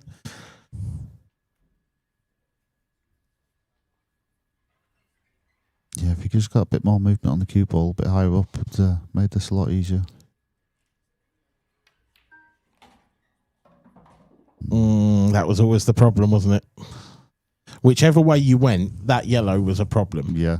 If you went into it off the middle, you could easily see that yellow being knocked over the pocket and covering the one on the rail. As it turns out, he's just moved one in front of the yellow, and he's now in pretty serious trouble here. Just enough on this, is there? No. If I'm honest, I don't think that's a bad time to miss, Dave. No, I don't think so either. You know, had he kept going there, you could quite easily have seen him sort of dig himself a hole. I think covering that pocket kind of given Gareth a lot to think about here. And the only thing I wouldn't mind, obviously, with that red going is that he could have still had a go. Whereas would he get another chance? That's the only thing. But I mean, he could have played the free ball plant. I know it's pushing the boat out, but it's Might be able to play the 2-ball plant. Oh, he's played this. He doesn't played the carom, has he? Don't think he wanted that. I think he might have played that. But the thing is, the red's still going to be tied up. That's the only thing. Sure, but now that 8-ball's covering the pocket. Yeah, it's massive. Yeah. And the fact it's not right over the pocket, it's covering the pocket, but not right over. Yeah. It's a big difference. But he can play a carom now. I think that's I think that shot could have won him the frame. Yeah, just the execution was just a little bit lacking. But I wouldn't say that Visicci lost him the frame yet. No. There's still a lot to do here for Gareth. No, it was a clever shot, wasn't it? Yeah. I do think we might see Gareth play a snooker off the 2 yellows, though, that are together.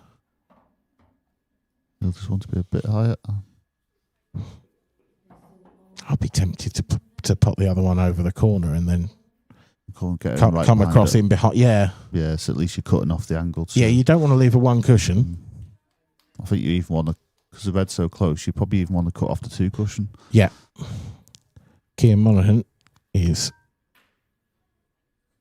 keeping pace with Liam Dunster.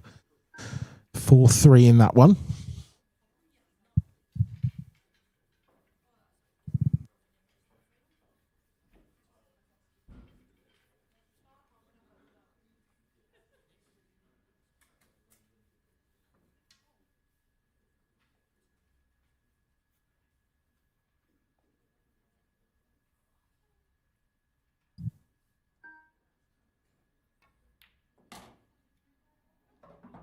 Oh, where's this going?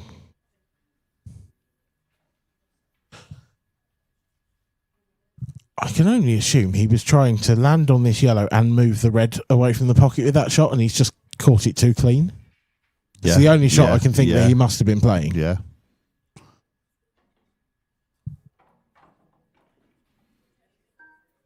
But now, has he got to go from here? Has he got to sort of swing round into the 2 yellows?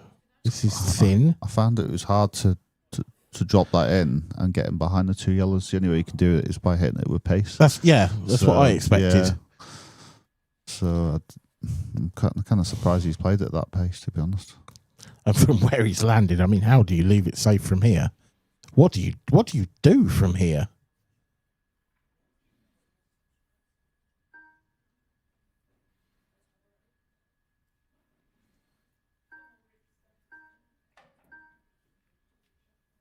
You play an astonishingly good safety shot. That's what you do from there. That's a great shot.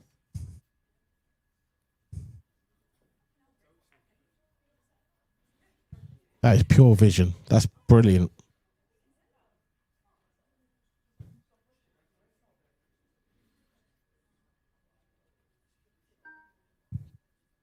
It's important to make contact. Yeah, I think that was always the key here for Keith. No, you essentially leave the chance, but you can't just give it away. If you give 2, you're done. If you at least make absolutely sure of the contact, you are throwing the gauntlet down for Gareth. Yeah, you've got to ask the question.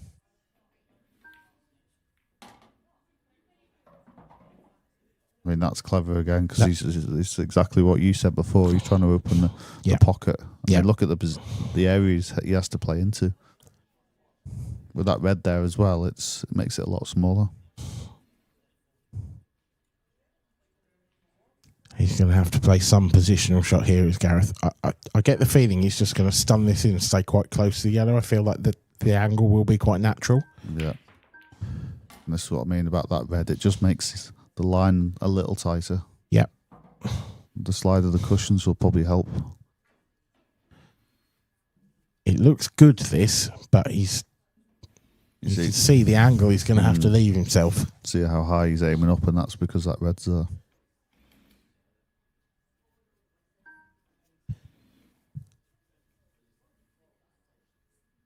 Massive shot. He's nailed it. Well, he's nailed it. It's as good as he could have done, I think. Because if he hit it any harder, the cue ball would have thrown wider. Yep. That was the judgment call there. It wasn't just about the pace. It was about the balancing act. throw. Yeah, it's a balancing act, isn't it? Yeah.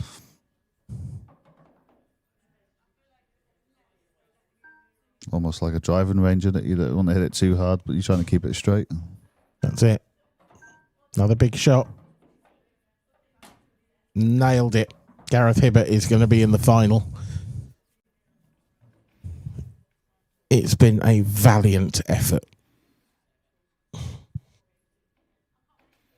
by Keith Keldy. He has come through a plethora of amazing opponents, an incredible performance to reach an open semi, but ultimately stopped at the last by the Godfather, who just didn't put a foot wrong, Dave. No, incredible performance by Gareth, and what we see so often. He's such a great player, and he's just incredible. Like he doesn't make many mistakes, and he didn't there, and absolute brilliant performance. Well, Gareth will take some stopping, but if one man's going to stop him, it could well be this one. Liam Dunster, the world number one, is 4-3 up on Cian Monaghan with a good chance to make it 5-3, you'd think. And you would not bet against him finishing that match off. But Cian is a brilliant competitor himself, and he is by no means out of it. And just to let you know, you can see her there, Rhiannon Graham. She has started the Ladies Open final. That one is underway on table 3. So all three tables rather, available for you to watch now. I imagine we'll be sticking with this one for a while, but before we do, we will have to have a word from Gareth Hibbert, and he will shortly be with Stephen Walker.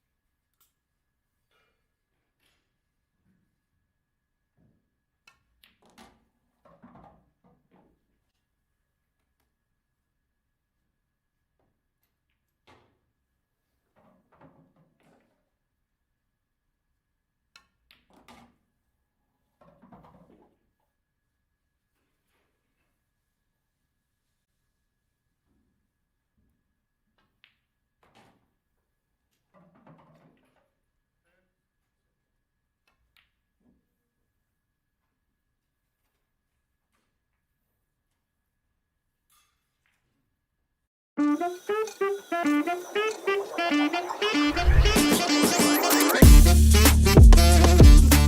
Nick Powell, this is the blindfold challenge. Just a minute, I forgot where the table is. Just a second. Right, okay. Okay, that's not a great start.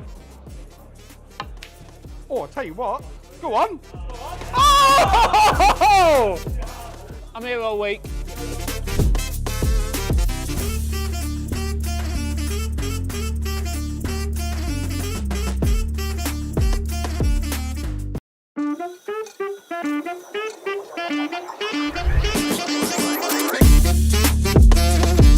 Beck Sweeney, this is the blindfold challenge.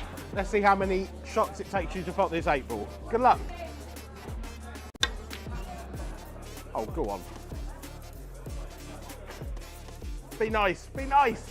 How many of it is it to beat?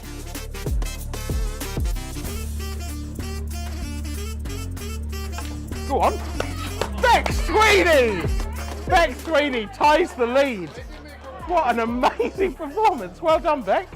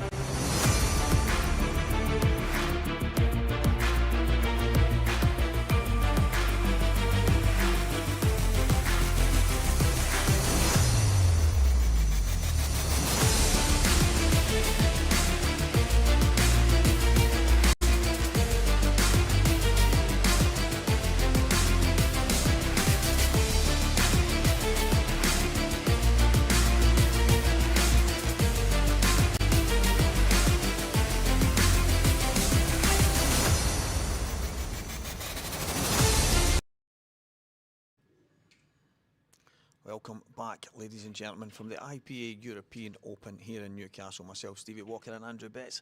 It's final time. Yeah, we're finally there. The last one of the weekend. And what a time we've got in store for us here. Yeah, we obviously had Gareth Hibbett beating Keith Kildee, who came firing through against a lot of top players, and he's made a name for himself. Yeah, he's beat some real pros this weekend in the Open. I think you know him a little bit more than I do. Bit of a snooker background and sort of see what you pot sort of style, and he gave Gareth a great game in the semi-final, just unfortunately come up short against the experience of Gareth. Yeah, and Keane Monaghan and Liam Dunster in the other one. Another great run for Keane. He started to really find his feet, but just ran into Liam Dunster in fine form. Yeah, Liam Dunster that is on course for a double, but he's got to get through Gareth a bit if he wants to put his name to that list again. But yeah, great run from Keane, and again, we can't really ask for a better final than this. Yeah, Liam Dunster, Gareth Hibbett. That is box office. Yeah, it is box office. Two unbelievable players. Gareth has obviously been around for a very long time and is always at the top of the game, and then Liam, who just looks formidable at the moment. It's hard to pick between the two. Well, it's hard to pick, but that final is coming up right now. The European Open final from Liam Dunster and Gareth Hibbett is coming up now. I'm going to hand over to the commentary box with Dan Fairway.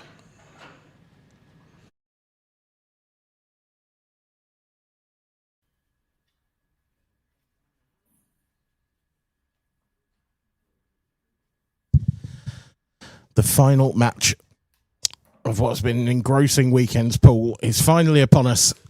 Liam Dunster will play Gareth Hibbett. It is a clash of the titans in the IPA world. Liam Dunster, now the most decorated player on the IPA tour. He has 21 titles as of last night, since records began, that is, in I think 2013. Gareth Hibbett is not far behind him. He sits fourth with 14 ranking titles, but of course he is the greatest of all time when it comes to the IPA World Championships. The only two-time winner, these two of the very best in the game. Two of the very best in the ladies' game are going head-to-head at the moment as well. The Ladies Open Final. This is available to watch live on YouTube. Rhiannon Graham currently trailing Kelly Egan by 3 frames to 2 as Liam starts us off in this one.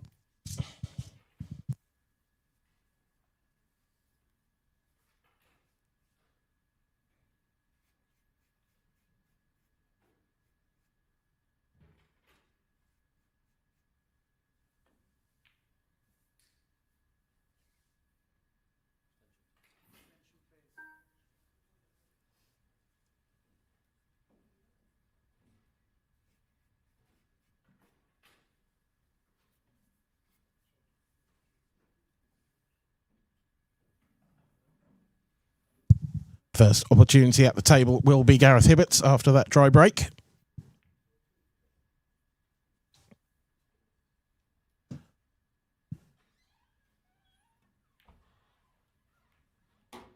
And the red onto yellow plant opens up.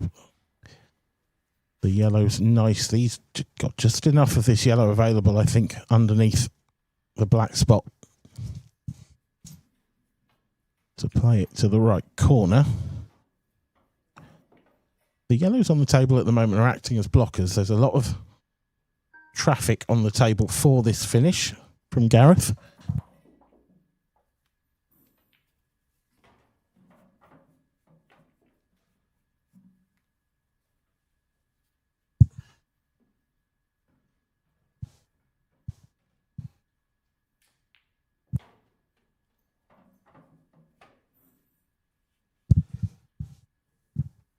And I am delighted to be joined in the box by the one and only Walker the Talker, Stephen Walker, to round out the weekend. Yeah, I mean, why not? Absolutely, too right.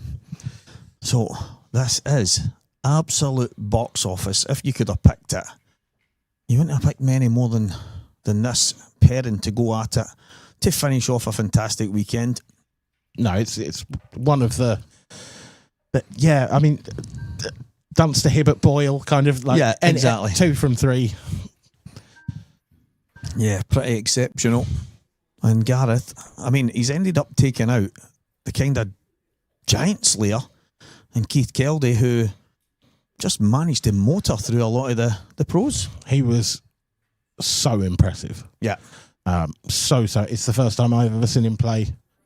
Yes, he made a couple of mistakes, but the first time on the stream, I thought he handled himself incredibly well. Yeah. Yeah, he's a fantastic talent, and some of the information that I was giving out earlier about him taking out 147s and record times and actually bringing out the balls for himself, he's a talented cuest, and no surprise to me that he's ended up going really far. No, having watched him, it's not a surprise to me anymore either. And that, right, I mean, this has been spoken about, Dan. A lot of the pros coming over to me mentioning the fact that the bags are playing tighter. They're not as easy as normal. Yep. And there, Gareth has just rumbled a yellow into the bottom right-hand corner. Chance Liam Dunster was probably not expecting. No, he'll take it all day long. It's quite a simple chance as well, to be honest.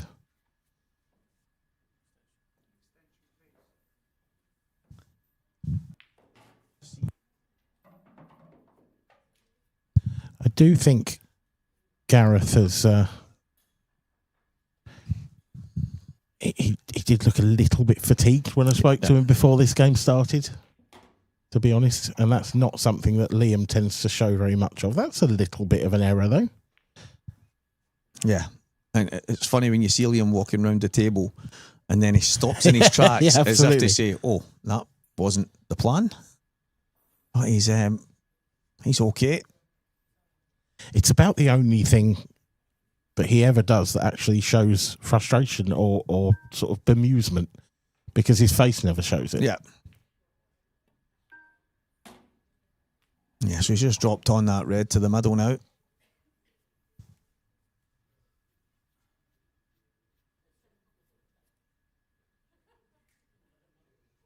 I dropped that in, and I think that's the work done, Dan. It certainly looks that way, yep. Just got to run this one through far enough. He's got a little bit of a chip on his shoulder, Liam.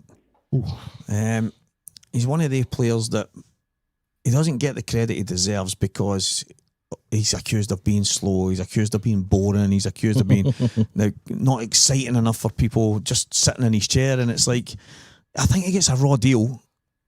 And probably people forget, and it's insane how anyone can forget how good that he is. Yeah, it's the Steve Davis in the 80s, isn't it? The Stephen Hendry in the 90s. Yeah. When you go back to sort of snooker terms. Ultimately, I think he would accept he's not the most loved player, but he's without any doubt, I think, the best. Yeah, he is. He's a freak.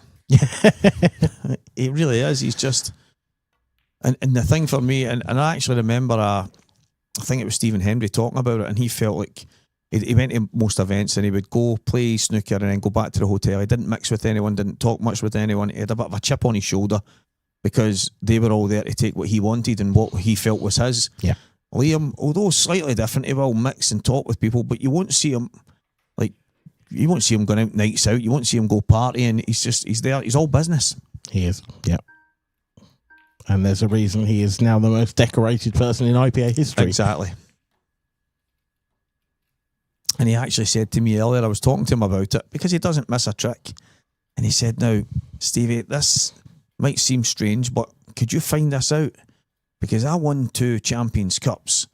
And after I won them, I was told that they weren't ranking titles, so they might not count now based on whatever he was wanting to use as his main IPA titles. And he said that was like a lot of the best players that were in them, and they should count. I agree. And they do, as far as I'm concerned. Yeah, that's exactly it. So he's like, I would love to know if they're part of it or if they aren't. Yeah, they are. I can tell you that. Yeah. So well, if he watches this back, hopefully he can. Yeah. Yeah, I've got them down. Rebecca Menzies from the Hills Stables, our Tour 1 main sponsor. Massive thank you, Rebecca, from all of us here at the IPA. And there is the team that make it happen. RMF Pro Cups, the best balls in the business. Striking 861, a cloth that is just absolutely supreme when it's on the tables that we use. EBS, Smart Rack, I-Beam, Halo, and on board. Massive thanks to each and every one of you. That just rolled off the tongue. Very well done, that. And there is Dunster's path to the final. I made this point in the previous match, actually. I was commentating with some guy from the Isle of Man. I've forgotten his name. Yeah, they keep telling me he's a world champion. I don't know. Yeah, but this would be the first time that Liam Dunster had ever done the double. Oh. So this might be kind of another string to his bow that he hasn't yet got. I was actually quite surprised. I had a look through the records to see who'd done it and when they'd done it, and I was kind of amazed to see that Liam hadn't actually. Yeah, that's... I mean, as a pro, because obviously when we were talking about the double last year, when Anthony Monarch done it as an amateur, we were then obviously bringing in the likes of Mark Boyle and what have you. But as a pro, I'm actually a wee bit surprised at that. Well, Liam, so Boyle's done it 3 times, twice as a pro and once as an amateur. I suspect he might. Well, Anthony Monarch could also do it both times, I suppose. But that, I think, is a record that might stand for quite a long time. Yeah, I agree. I actually remember Mark doing it in Coventry, and he hadn't really played a lot of pool. And I mind talking to him, he said, Stevie, there's just got, obviously, his late wife had passed away and stuff, and he said, there's just got to be someone up there looking after me, because I just did not believe this could happen. Yeah, I remember that one as well. A very memorable event, that. Yeah. This is what Gareth has to do. He needs to leave Liam Dunster sitting in his chair. Yeah, he's had one bite at the cherry so far and hasn't taken it. He can't really afford another one.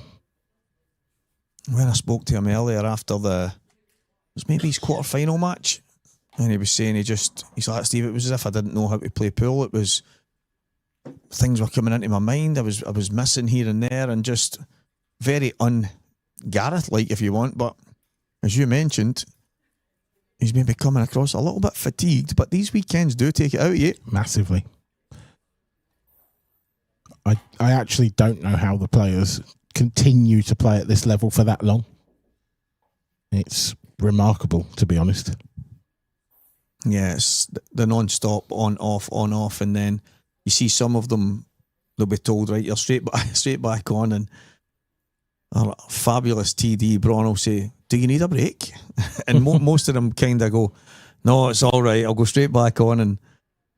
But it takes some real stamina and a lot of mental strength to go as far as winning these titles, never mind doing it over and over. And the man that was in with you not so long ago, who did it at the Worlds there and then had a great run to the final yesterday, I met him just at the lift this morning. He said he felt as if he'd hit a brick wall.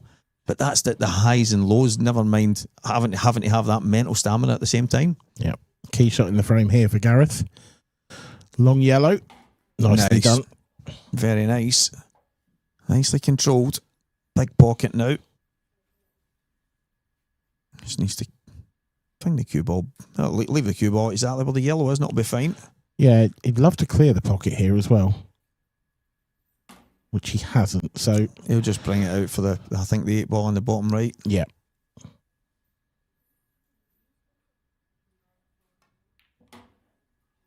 That will do nicely. Yeah, and 2 quick fire frames. And it could easily be 2-0 Gareth Hibbett, but it is now 1 apiece. Here's the Ladies Open Final. The current score is 5-2 to Kelly Egan. With this being a break-off, I wonder if it is 5-2 or perhaps 5-3, but the score doesn't seem to have updated, so we will assume 5-2. Rhiannon at the table then. She needs to win the remaining 4 frames to take down her maiden title, and that is an unbelievable break.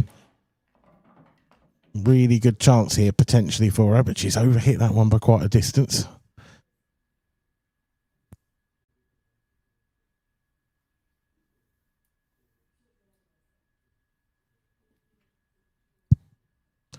Was the perfect reply in that previous frame from Gareth Hibbett. A break dish after the missed opportunity.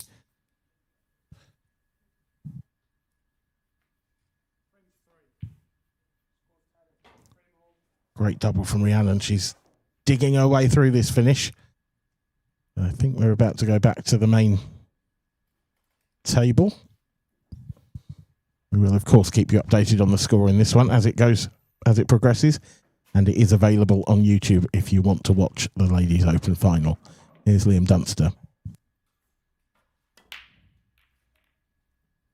Looking dry. Yeah, 2 in a row. He's not getting that front yellow. Towards the left middle. Left corner, yeah. Left middle. It's been a long week. But I think he's mentioned a few times how his break has been kind of back and forth. And I remember last night, I think it was the match with Dave, where at the start of the match, Dave's break was going really good. Liam's wasn't great. And then Dave Adeno's break just deserted him at the latter stages. And Liam seemed to just kick into gear at the business end. But right now at the start of this match, it's like a bit of deja vu. He did exactly the same from memory against Dan Davey as well. Yeah. Particularly, I mean, I've said it a few times, but I imagine you were on the commentary for that one, but the break in the decider against Dan Davey in the Oh, semi-final is, I think, the best break I've ever seen in a decider. What is insane that I think he took like 2 minutes and 20 seconds to clear the 5 balls. He walked around and he was just making sure, because I think the black was quite, or the last red was quite tight. I can't remember exactly, but they were straightforward for Liam. Yeah. But he was just making sure. And there was actually some people online complaining that he took 2 minutes and 20 seconds to take out the 5 balls. And I'm thinking, as a 30-second shot clock, he is entitled to use the 30 seconds. And that just shows you the madness that you get. Oh, yeah, it's not a shock, is it? Yes. But yeah, if you're going to break the decider, that's your break. Oh, absolutely, 100%. The bonus there for Gareth that red squeezed past into the left centre. Needs to mind his work a wee bit here, just needing to make sure he gets out. He could screw along the bottom cushion just to make it a bit easier. Yes, as long as you don't catch that yellow anything like thick. Yeah. He might just pull it straight back, but it's not easy. Straight back it is. That's pretty good, that. Yeah, that is just about spot on. Straight enough, I think, to go through the gate between the two yellows. Yeah, I in the think top you half. can. There you go. He's just answered your prediction. I mean, he'd love to land on the one closer to the middle of the table now. And he is. He's going to go. Well, that makes life easier, doesn't it? Yeah, that's it. Oh, dry break from Liam. Almost cost him in the first frame. It's likely going to cost him in the third. Gareth Abbott with a great opportunity here to go in front. So that's not the angle that he pointed out. No, that's very straight. He's going to have to screw off the left-hand cushion with a little bit of reverse side for the 8 ball, either in the top right or the right middle. Like that. Maybe a glimmer of hope. Yeah, I'm wondering if the 8 ball maybe goes even into the bottom left. Yeah, it does. I don't know if he can get there. Screwed it. Oh, this is brilliant. This is absolutely brilliant. Just like that. The middle right. It is. 2-1 Gareth Abbott. Yeah, and a little bit of knowledge on the Liam Dunster attempted double in Glasgow. He beat Morgan McInnes in the professional final, but then lost 7-6 to Jake Dillon-Newlove. Wow. And that was the night that Jake had 6 breaking dishes. Oh, yeah. And the other finish he took was one of the best finishes I've ever seen. And that's how you beat Liam Dunster. I think that was me and you as well, wasn't it? Yeah. Yeah. Yeah, it was a memorable evening. Kelly Egan is in full control of that frame against Rhiannon Graham. Rhiannon's going to have to find something special, I think, if she's going to keep this match going for at least another frame.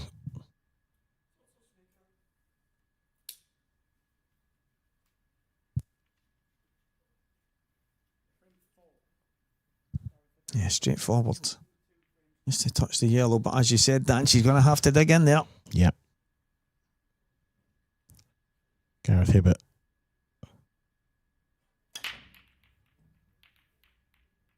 You know, how has nothing gone down there? Against Lee Shepherd in the earlier match, it was very much the same. I think in the opening, maybe 5 or 6 frames between the two of them, they had barely gotten a ball, and when they did, there wasn't really a great opportunity. So same old. I thought the previous match had put that to bed. Yeah, you would think, because Gareth and Keith both broke really well. Gareth especially, he got kicked in off a couple of times, but he didn't have a dry. I would say it's left a bit of an awkward table for Liam.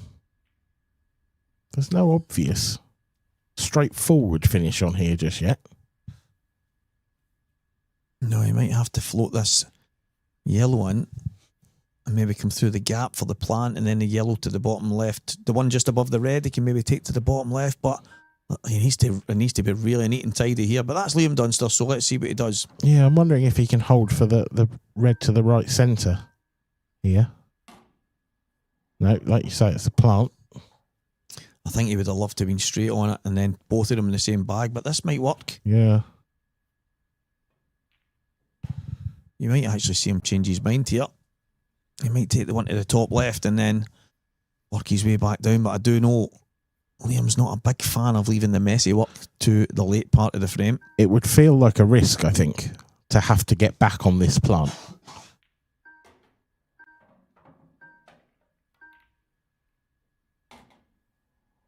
That's not bad. I think he's on the one to the top left.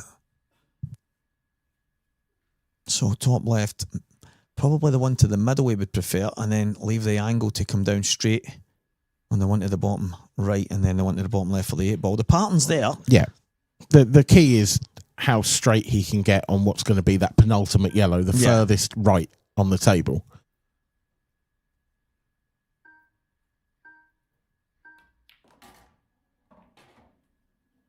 And that's a little under. So now he's running away from what would be the last yellow in the top half of the table. Yeah, he's going to have a little bit of distance. He should still be able to widen the angle enough that he can get down, but yeah, I totally agree. He's going to be coming further away from his work here.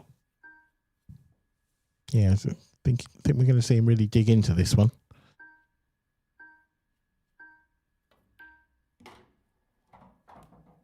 Yeah, it was always going to create a bit of distance. The angle's good, though. That's the key. The angle's not bad here. I think it's just a stun shot.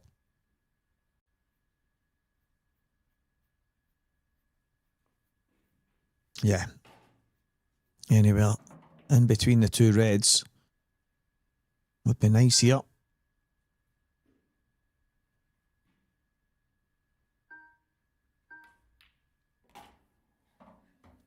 It's pretty good. Just running it on and off the side rail. Yeah. Just making sure of the pot there, taking his medicine. I didn't want to be too greedy. You don't really see that very often from Liam, to be fair. No. That's the rest of us mere mortals that try that. Big shot. And it's all the way home. Nailed it. That's perfect. That is a very tidy finish to this point.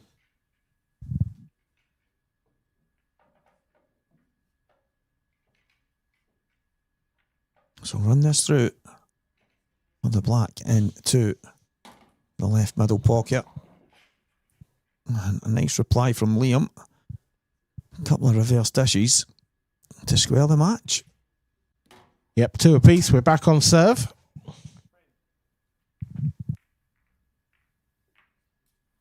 Ideal for Liam there. Now we have a score update from the ladies' final, and Rhiannon Graham won that frame, so it's 5-3 in that one now. Probably won't get too many opportunities more to tell you about the tour this season as well. If all the dates were there, as Kelly Egan goes in off on the break. Another opportunity maybe for Rhiannon to claw a frame back. Single event entries for all of our tour events are available. Get in touch with the IPA if you want to try your hand.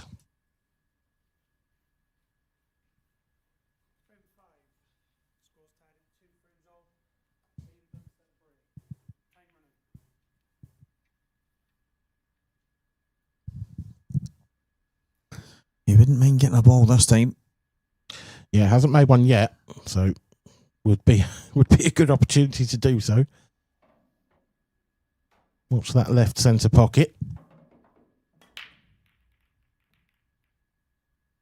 The red was actually going to the middle right, and it clipped the cue ball on the way back up. That's a weird break. There's something really unusual about that, but I can't quite put my finger on it. But it's a very unusual looking split. If that sounded like there was an earthquake here, guys, we do apologise. Yeah, it's quite messy the way the table is. Liam he'll kind of use the same break, but he'll adjust things ever so slightly. So he might bring the cue ball back a touch, he might move it forward slightly to the side, but he'll still play that same cut break either from either side. But he did bring it a little bit closer to him there. It's just an unusual layout, isn't it? Yeah. With everything in that sort of middle third of the Yeah. table. Not something you see very often. It's a messy table for Gareth, that's for sure.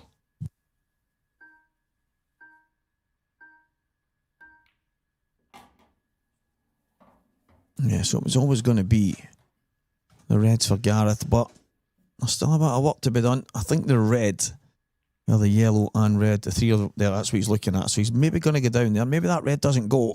I thought the outside one might sneak in, Dan, but maybe it doesn't. Yeah, I don't think so, but this camera angle's so deceptive at times. But no, I think he's going to land on this one to the right centre to try and open everything up. Yeah, that's the plan. From this angle, it looks to me like he's going to have to be careful here, because the red on the inside might end up closer to the cushion. Yeah. If he can miss the yellow and catch the yellow between the two reds full in the face, it might come through and leave him the red to the left middle, but I don't know if that's physically possible. Yeah, it's what he keeps looking at, and it's making me think possibly. The answer's no. No, that's disaster, to be fair.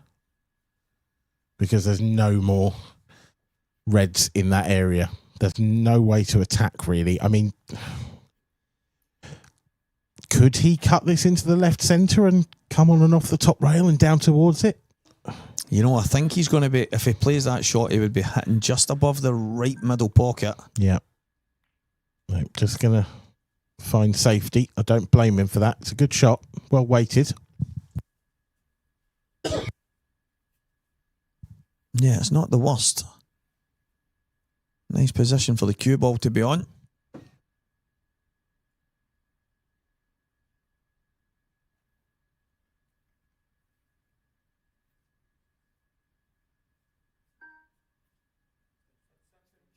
Yeah, so Liam just figuring out where he wants to put the cue ball.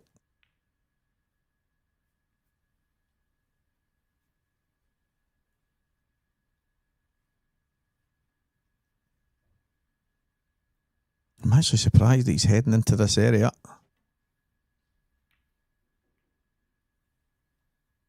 Not bad, actually.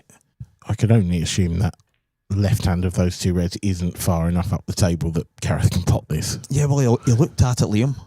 He actually looked at it, and I thought, right, you obviously need to stay away from this area, but he did look to make sure that that red doesn't go.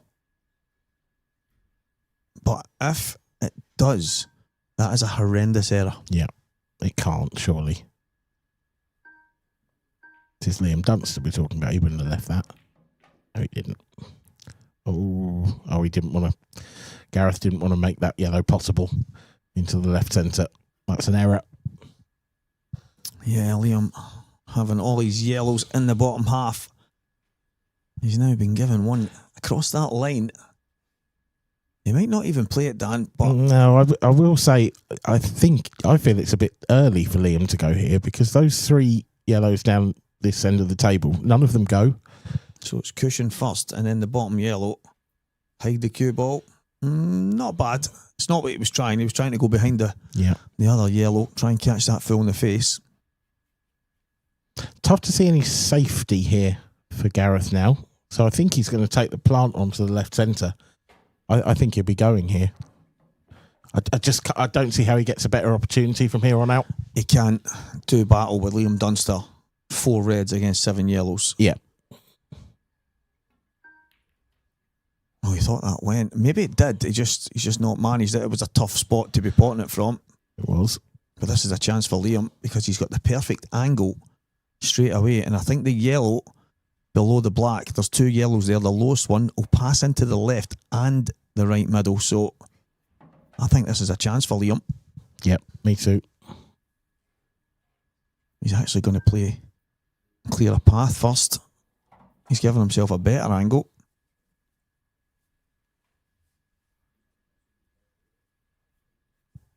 Yeah, just a little care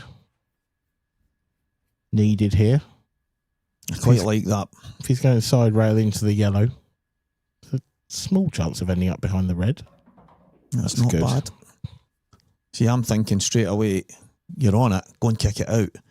But Liam's looking at the centre of the table and thinking it's still a little bit messy, let's clear a path first. And that's probably the difference where I'm saying after it, I've kicked it out and I've landed on nothing. How unlucky am I? And that's the difference. Calculations at the top end of the game, and the guys that are winning the titles are just a little bit different. Either that or they just listen to us on comms, Dan, and learn from that. Obviously. Everyone does that, right? Exactly, it must be that. Liam does. He might not listen to us for like coaching lessons, but he listens so that he can dig us up. I don't know if he's ever done it to you, Dan, but he's got me a couple of times when I've mentioned that he's maybe got a bit fortunate, and he'll catch me a couple of months down the line, and we have a wee bit of fun with it. But he likes to go back and dissect and analyse his matches, and I feel like you're on thin ice just saying that now, because if he does watch this back, you're going to be in trouble. So no, I'm going to say that Liam has never done that.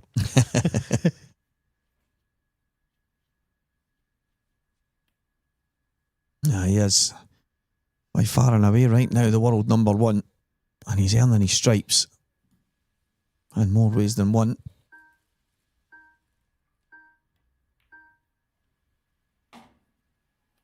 Very, very well controlled.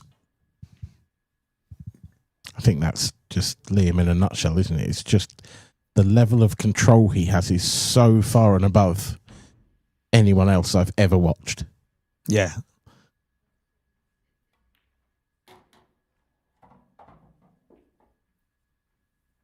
There is absolutely no mistaking how good this man's control of the cue ball is. The way he manoeuvres it into tight spaces and around is just second to none, and deserves everything he gets out of the game. And someone else who's had a hell of a lot out of the game for a long, long time is Gareth Hibbett. Absolutely. The ladies' final is still in full flow. Rhiannon Graham has this 8-ball for 5-4. She was 5-2 down.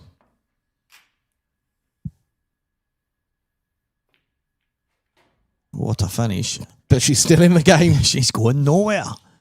Yeah, Mr. Unsworth, I know it's normally slightly later, but we did do a few changes to the schedule, Dan, and a lot of the pro games that get played, it actually worked a bit better, having the 3 pro games on the Friday. It's just, yeah, also, like, none of us want an 11 or 12 o'clock finish. No. we're delighted. Yeah, exactly. When we've been non-stop for a few days. The Gareth Hibbett break needs a big one.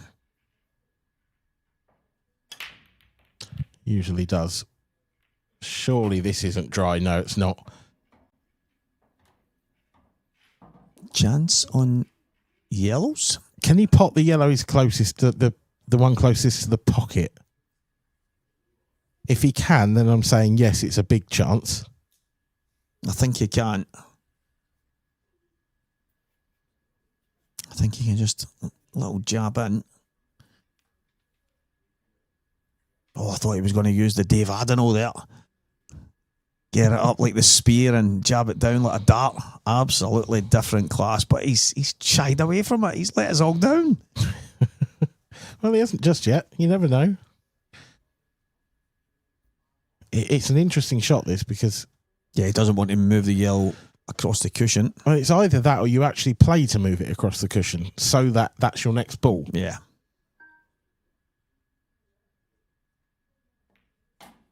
Yeah, there it is. Yeah, decent shot. It's not bad. He's a fraction straight on this. So now he's going to have to punch this in.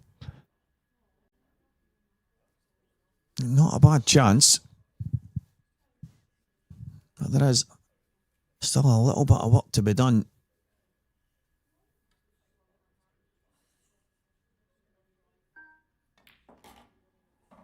Terrific shot, that. Genuinely excellent. Very nicely played, Gareth. Now, can arguably just take away and the ball's at the bottom and then go top right, top left for the black. Very well played.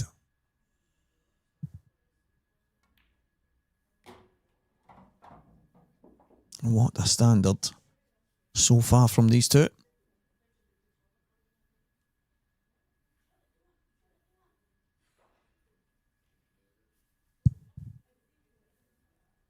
Yeah, been a great game so far. The only error really was the first frame. Gareth Hibbert didn't take a chance that I feel he should have done. Yeah. I think in the previous frame, he also missed a chance, but it was odds against, I think, that one. Even for Gareth.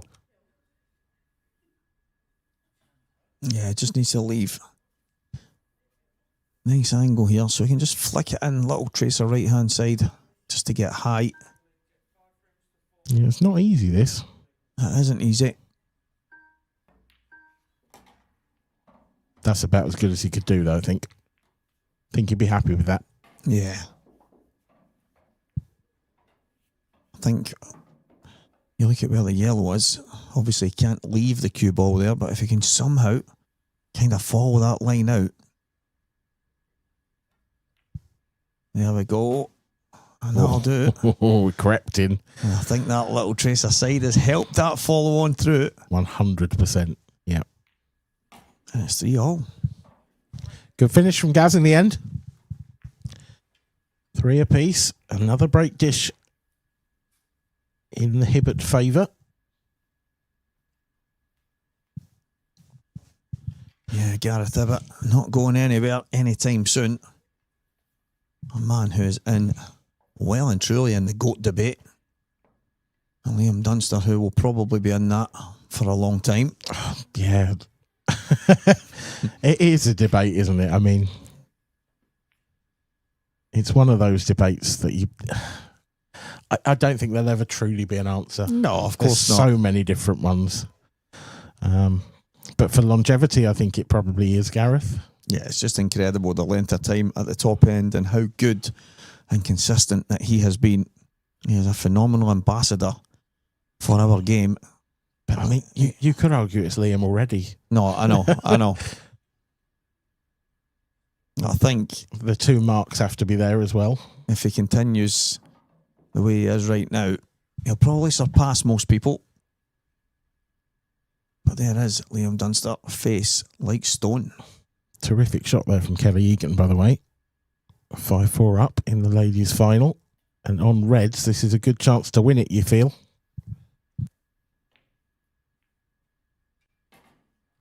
It's not the best positional shot in the world, but it's okay. Still on the one to the centre.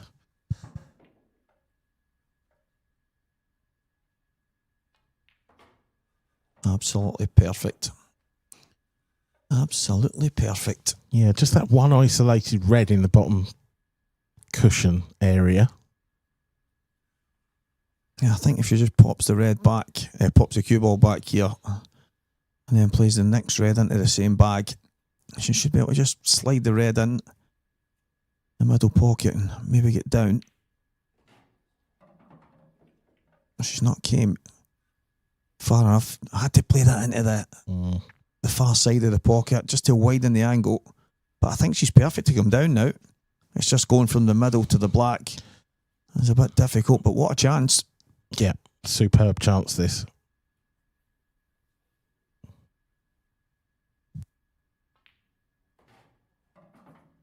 That is a fantastic shot from Kelly Egan. She can just screw down now.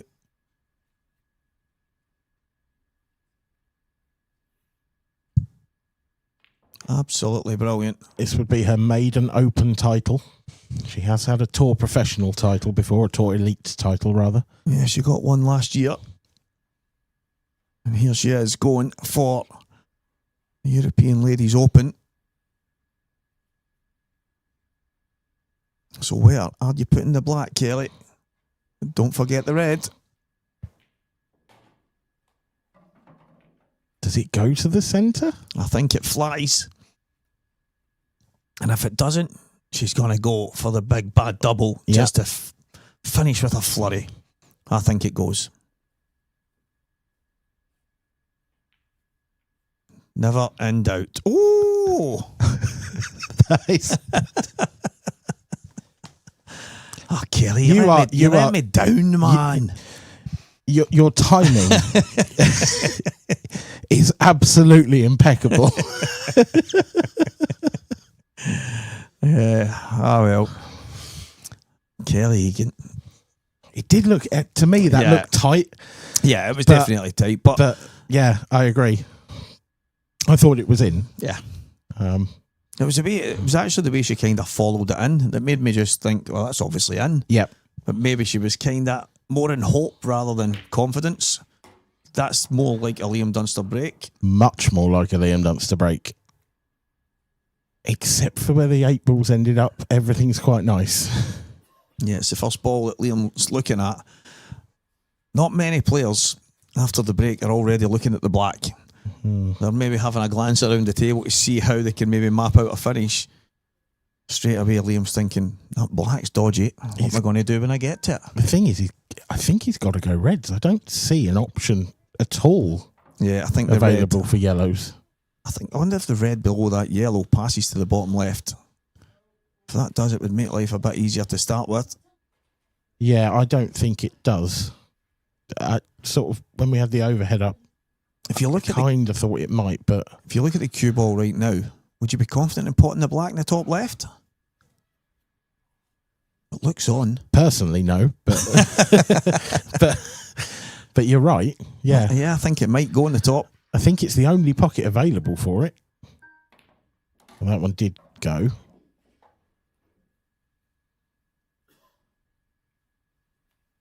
So if that's gonna be the plan, then surely he's leaving that red there, near the bottom right corner.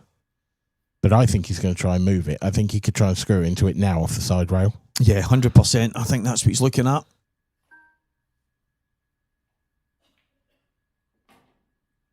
And try and be on the one to the bottom left.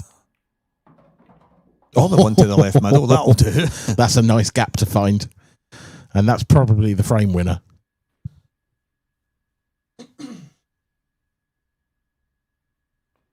Yeah, that's not bad.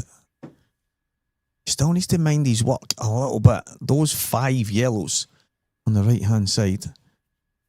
There's definitely a bit of traffic there. Got to work his way through it. Game over. Kelly Egan is the Ladies Open champion. Dan Fairway, congratulations to Kelly Egan. Absolutely. Congratulations, Kelly. A stunning performance. She came through some really tough ties and ultimately is the winner.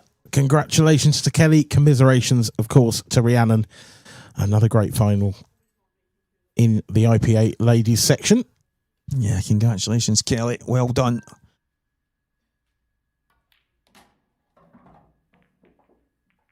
Check that in. Absolutely brilliant.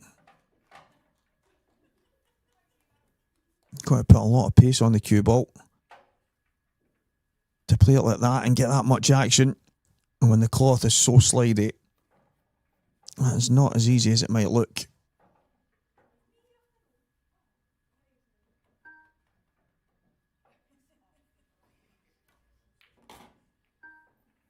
That was risky. Yeah, I think the fact that it was touching the cushion, Liam wanted it off just slightly. Yeah. He could have stuck to that, though. That could have gone horribly wrong. Played it well. I don't know about you, but I'm probably just sliding this in with a tracer right-hand side and taking the black into the left middle. Yep, same. But I think Liam will pump this in with left-hand side and come for it in the right. Yeah. There you go. Yeah, I'm with you there all day long. Running side. Yeah. Because the fact is, if you don't go far enough, it goes in the bottom left. Yep. But Liam Dunster, another absolutely brilliant finish. Yep, break dish for Liam. The man, arguably the most famous man in the Isle of Man, Andy Neal. I hope you are keeping well, my friend. Absolute legend. That helps us all out every time we come to the island. If only we had more people like you. Absolutely. Ah, what a guy. Absolutely. No comment needed. No, It's I just don't know if there's many people as passionate about the game as Andy. He's absolutely mad for it and an absolute diamond into the bargain. Can't wait to see you at the end of the year, my friend. Yeah, I think he enjoyed his trip over for the Worlds as well. It was nice to see him there. Gareth Hibbert getting towards the business end of this final now. The breaks become all important. Well, that is more like the Gareth Hibbert break. I know, an absolute weapon. Yep. And if he's on that red to the left centre, and I think that he is, then it's just the 8 ball that's an issue. If he's not on that red to the left centre, he's got more problems. Yeah, I think he is. I think he can just drift out a little trace aside. It is tight. I think it's very tight, but and there's a huge but here. He needs the side to take just to try and flick it in. Yeah, just like that. I think he's now hampered queuing on the one on the rail. He might actually take the plant on now. I think the plant he's looking at right now, if he takes that plant, maybe try and get the 8 ball out. He might not be that greedy. He might just double it. You've got to play that with a lot of pace. But I agree. I think the angle's there. Because even if you just run into the yellow to open up the 8 ball down the rail at least. Just like that. Just like that. But now it's getting trickier. I suppose he can take the long one still now. Up to the top left. Probably not a bad shout. It's just a more straightforward shot to get back within the pattern that he's looking at. Yep, so the real question now is, do you try and land on that 8 ball? Or do you actually just land on the double? The double might be the easier shot. Yeah. I think if he was natural, just to pass by it through the gap between the black and the 4 yellows, then he would play that as well. But if he drops this in, and the ball to the right middle, right bottom, sorry, and then the red possibly to the right middle, I think it's just a drop on the double. But let's see what Gareth's thinking. He doesn't mind them down the cushions, but it's okay if you can get behind them. That's a good shot.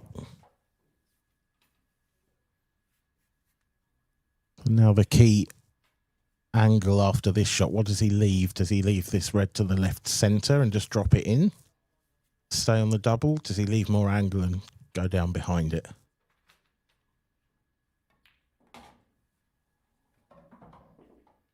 I mean, he's got the angle. Either. Yeah. The pace he played that at suggests to me that he was considering the double as the more viable shot.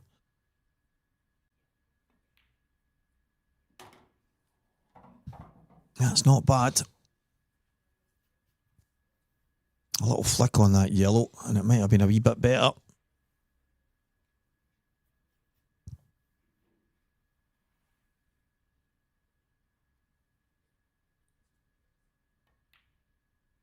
Another cracking finish in this match.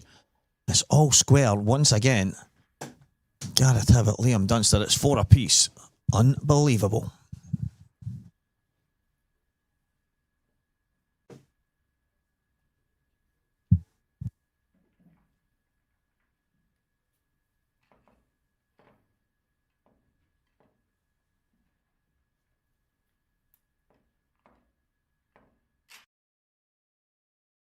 That is actually a fantastic point that I've just come across there. That is, I mean, I've mentioned a few times, sitting in this chair, you never miss a ball. And that's actually 2 blacks I've missed sitting in this chair. Missed one last night, and then Kelly Egan's one there. I've called them to be in the heart of the pocket and missed them. So, yeah, I'm starting to miss even sitting in this chair. Can't put on the table, can't put off it. It's becoming a bit of a strange one.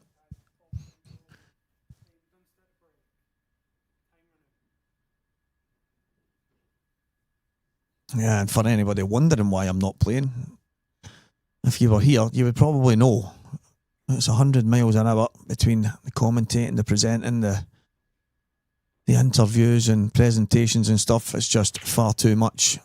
But I must admit, I do miss having the cue in my hand at these events. Liam Dunster and Gareth Hibbett, two players that do have it, two of the very best to do it. And it's been a joy to watch to this point. 8 frames down. This is frame number 9. And wow, what another dry break from Liam Dunster.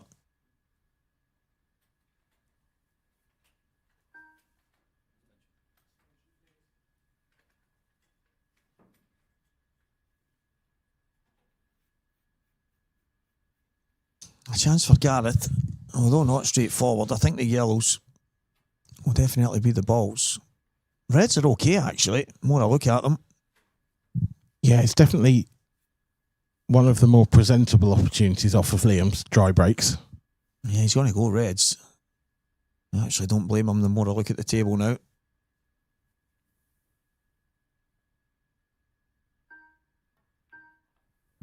Trying to hold, I think, for the red closest to the bottom right corner now, because that's a difficult ball to come back to.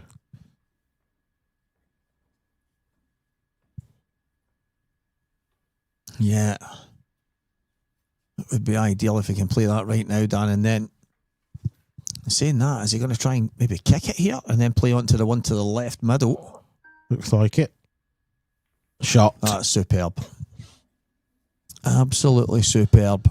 That's the frame winner. That is the shot that's opened up the whole frame for him. And we're getting towards the very business end of this final. And what a chance for Gareth Hibbett to go in front with the break coming afterwards.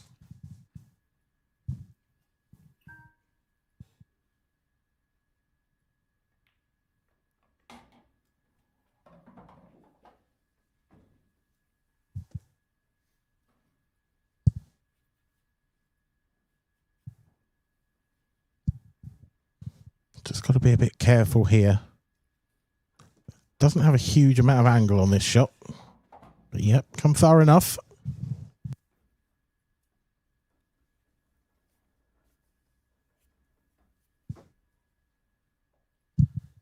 Just about okay, Dan.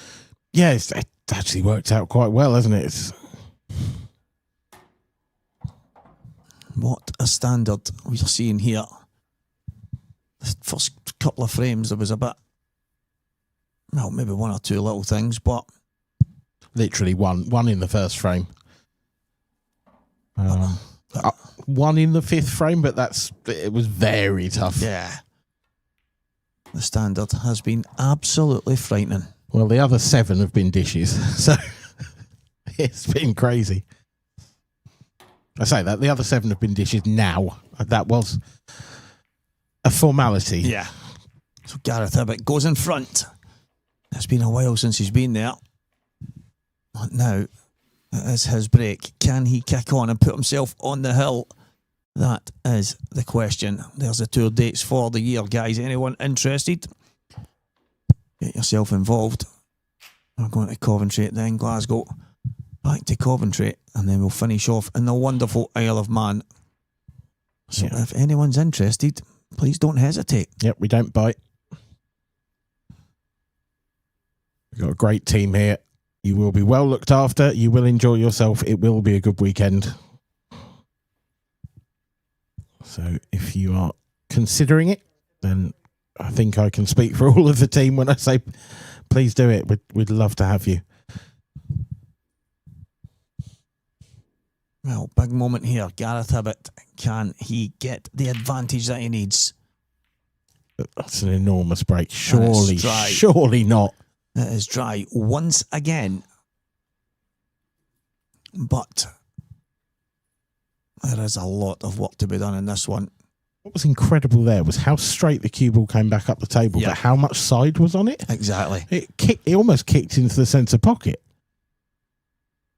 But what an opportunity this is for Liam. It's not... The more you look at it, the less straightforward it is. Yep. I wonder if you'd be tempted to try the skill shot first off, because if you could stay on reds but get rid of that yellow, then reds become a really good option.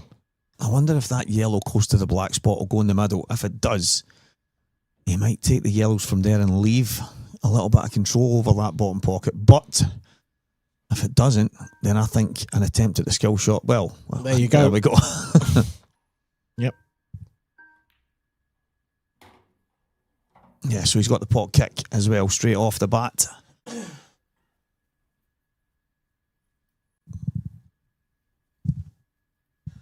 Yeah, so if this comes out nicely, the only thing that can go wrong here is if he leaves the 8-ball awkward. Yeah.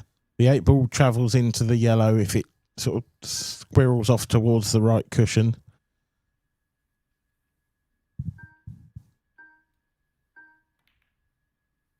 I played it off the red. That's beautiful.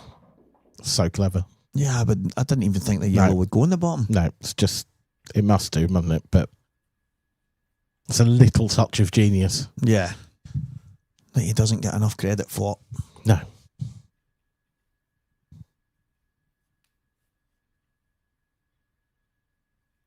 Because it did. It looked a slightly awkward table when he came to it. And now 2 shots in, 2 clever little shots in, and it looks done. I don't think he's played that well. I don't think he likes it.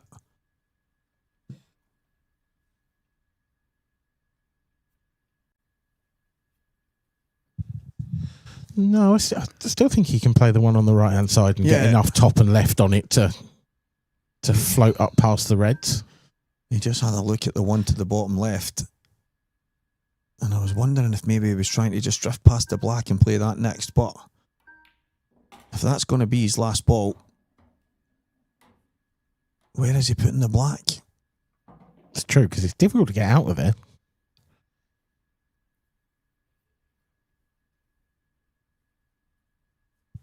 It really is. Not as straightforward as it looks. No, you could probably just drift that one in over the pocket and hold for the 8-ball to the right centre. It does all depend on the angle he leaves himself on that. Okay, so he's going to drop onto the bottom cushion. Yeah. It probably means he's going to go pretty high for the 8-ball. You might actually see him go by the 2 middle pockets. Yeah. It's better, though, this way. I like it because there's more room for error. There's more space behind the red as well, coming from the bottom cushion. He's played this perfectly.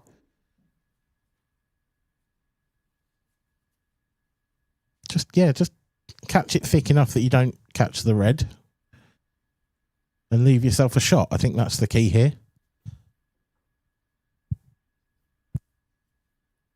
You don't need to get too close to this.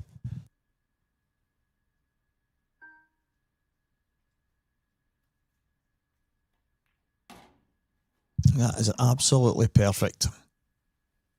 You could not have placed it glad better. I'm glad with you your called hands. it. Wow. I'm glad you called it because I thought he'd underdone it for a second.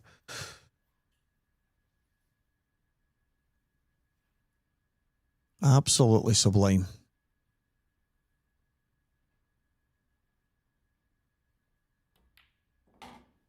Liam Dunster squares the match once again, and it's now back on his amazing break that's not been going great for him. And it's amazing here, to be honest, the way these two usually break. I think that's a couple of reverse tissues each they've had, at least a couple. Yeah, it is. It's 2 each. It's absolutely madness.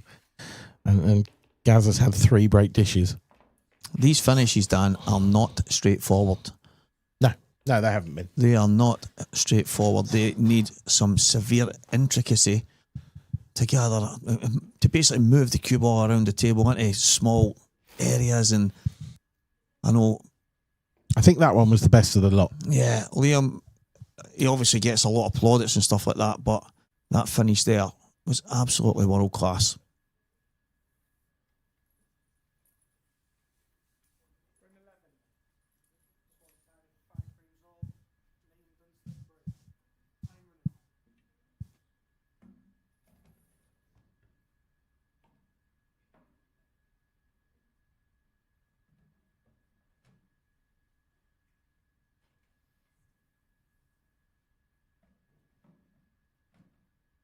So 15 seconds, just getting the cue ball right. And what is in store here? This is dry. It is, yep. It is dry. And it's big enough, I think. I think that red passes to the top right. And if I'm right on that, yeah, it flies in. It's a big break and a decent looking finish. Not too much to go wrong for Gaz here. Yeah, absolutely flies in. What a chance. When he clears this first red out of the way, that opens up this bottom right pocket for the red closest to the cue ball now. I guess you could argue perhaps the red in the middle of the table, sort of top right, doesn't go past the 8 ball, doesn't go to the top right. That's probably the most difficult of the reds.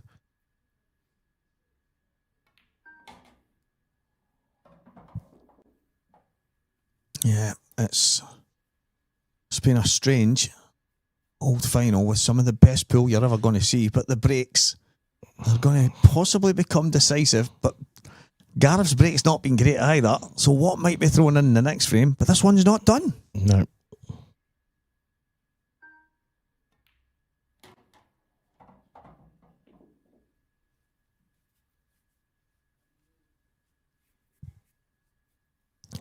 Yeah, we've had 6 dry breaks in this match so far. And even by this weekend standards, where they do seem to be going dry, that still seems a little high. Yeah. Yeah, more than half of the breaks dry.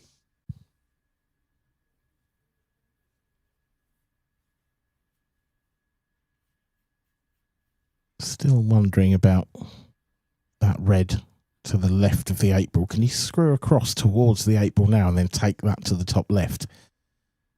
You'd love to get rid of that ASAP. Yeah, that he did look at it early, and he might consider that right now. Oh, perfect. Straight into the centre. Lovely shot. Yeah, I think the one to the top right, possibly last. He might just drop this in. Yeah, either or really, I think. You can either go top right, round the back of the yellow, and then take the longer one. Or take the longer one first. It's kind of the same shot either way. Yeah.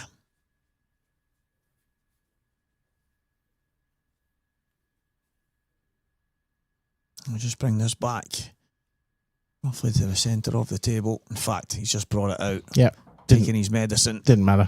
Nice and easy. The red absolutely flies. And just a simple drop in. And Gareth Hibbett, well, he should be getting a chance to break for the match. But he's got this red and the black to go first. And that's one part of it done. It's done. And the second part, done. I know it's our job to build tension, but I wonder how many people were on the edge of their seat there going, is it not done yet? Whoa. This black's missable. Seen these missed. Chalk your cue, Liam, chalk your cue. You get that when you go to counties and all the team events and stuff, and you're thinking the ball's over the bag, and there's some maniac screaming, chalk their cue and chalk your cue, and he doesn't want it. Yeah, there's some mad shouts at the old team events, that's for sure. But what a match we have witnessed. It's the one when your team wants you to play a safety shot and they're just shouting, think about it. Oh, mate. Plenty of time here. Yeah. You're like, the amount of times I'm looking at the table thinking, right, what am I missing? Yeah. I'm obviously missing something here because everybody's shouting something different. And then after it, they usually tune you in. Why didn't you do this? Why didn't you do that? Because I never seen it. Gareth Hibbett breaking for the match. I've just got a feeling if this goes dry, Liam's won't in the final one. Yeah, this is the pivotal moment. That yellow. That yellow. It's not there. Oh, that changes things. We have had 6 dishes in a row. I feel that might just be coming to an end. Unless, is that a 4-ball plant on the yellows? I think it is. What a time to pull out a 4-ball plant this would be. For a man that they say has no imagination, he just keeps it simple. I think he doesn't get the credit he deserves. And if that is on, Dan, he'll play it. Yeah, but if that is on, then it opens up the yellows beautifully, doesn't it? I mean, you've got the one on the side rail, but it's not in a bad position. If that is on, Liam will not refuse it. And he's not refusing it.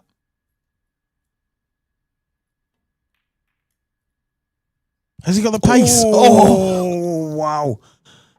I nearly fell off my chair there. I slid too. so far down. I thought he'd underdone it. Oh, my word. Yeah, nothing like slow rolling a 4-ball plant. Liam Dunster. But look at the yellows now. Just look at them. Wow. Literally just the one on the side rail. That is tricky. It is awkward to land on. There's no sort of natural yellow to get there. I think he's gone for it now. Another roll or two of the cue ball and he might be taking this. I'm not convinced that he will now. Yeah, I mean, it's very thin, isn't it? That's a proper little snick. I think he'll still take it just because it falls into the pattern that Liam's got in his mind. Yep. So it's this ball and then the one below the black. This is absolutely huge. Oh, I don't know. I don't think he's got it. He hasn't. We have a missed pot. It's been rare as anything. In fact, I think it's Liam's first miss of the entire match. Yeah, I think you might be right on that. But those two reds are tied up. The yellows are all wide open. There's nowhere to hide here. Gareth's got to go, I think. Yeah, I mean, even the red at the top left doesn't go to the top left.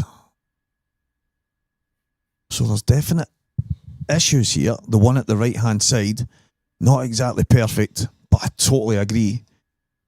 There's not anywhere on the table that you can really hide where Liam won't have a shot. So Gareth's going to have to pull out something unbelievable.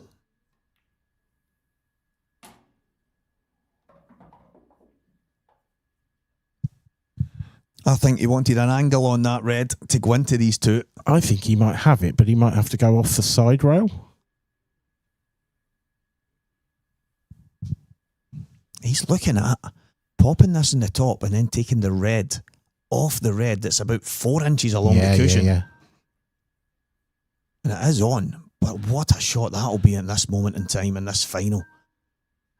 And saying that, we've had almost everything else. Oh, that was taking a slight liberty with the pocket there, Gareth. I totally agree, mate. I totally agree, Slacky boy. I'd wipe the floor with both of these guys. It wouldn't be at pool right enough. It might be at something else, but wow. This standard is absolutely frightening. This is a huge shot for Gareth Hibbert. Got it. What a shot. What an absolutely fantastic shot. Just ridiculous. That red doesn't pass that, does it? Surely it doesn't. He's looked at it a few times. It looks to me like there's not even a quarter of a bag.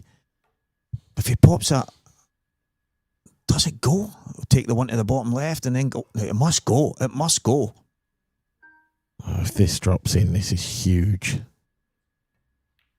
Flies. It absolutely flies. He's actually overrun the cue ball. Wow.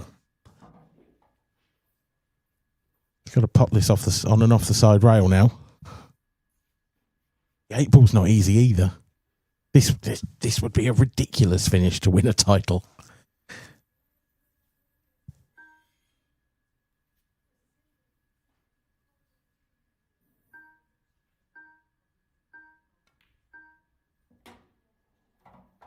That's okay. Yeah. I think okay is the word, though. That'll be a double in the big bag. Oh, he's thinking about... Yeah, I don't... Maybe if he drops on this right, he can screw back and get back inside the black. Yeah. So he's got a chance here, actually. just think he's slightly thinner on this than he'd like. It's just a little bit of a lack of control with this shot. Running away from it. He's played into the yellow.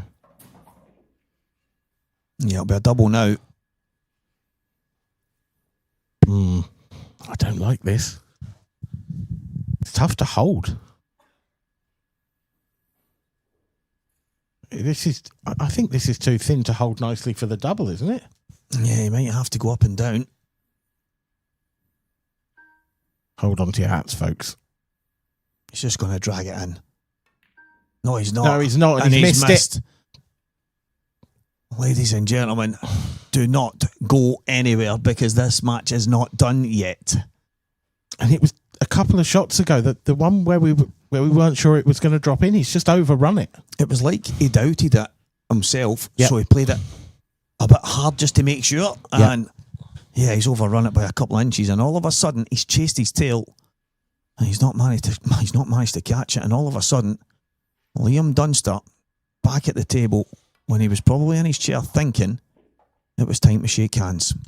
I will say, I mean, and I'm 99.9% sure it's going to get one. This match deserves a decider. It has been exceptional. Yeah, I mean, this is one of the matches you wouldn't mind if the two of them just shared it. Yeah. It has been absolutely fantastic to this point. But Liam with a great chance now to square the match and to break for the match. Now, did Gareth miss early? And that might only be second miss possibly in the match. They've not missed much. No. Unbelievable stuff.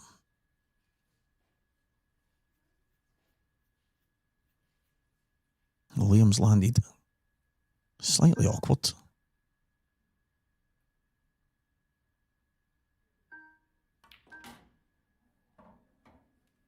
That is a terrific shot.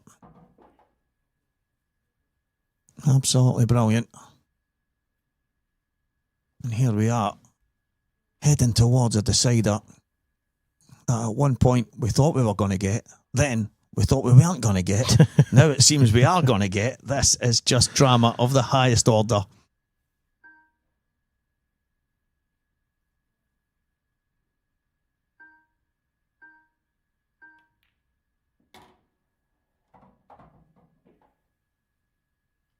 We just pull the cue ball straight back. Take the black surely to the left middle. He might run round and take it in the same pocket, but I can't see it. No, he generally keeps things simple, doesn't he? And it's a, what, screw it back 3-4 inches.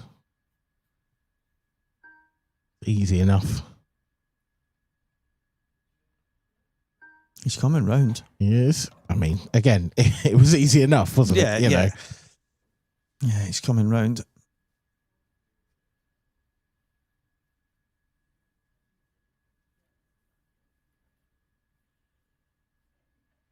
Liam Dunster squares this match 6 frames apiece.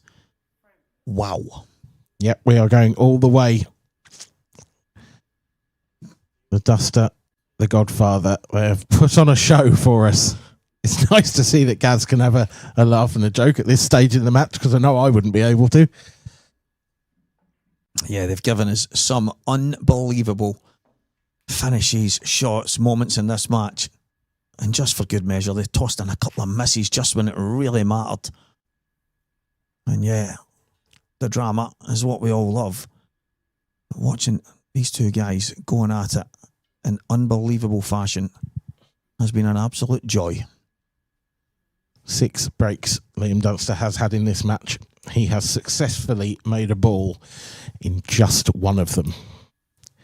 And he's going to the opposite side. It's where he started the match, Dan. I think it's written. I kind of think it's written in the stars that he's going to dish this.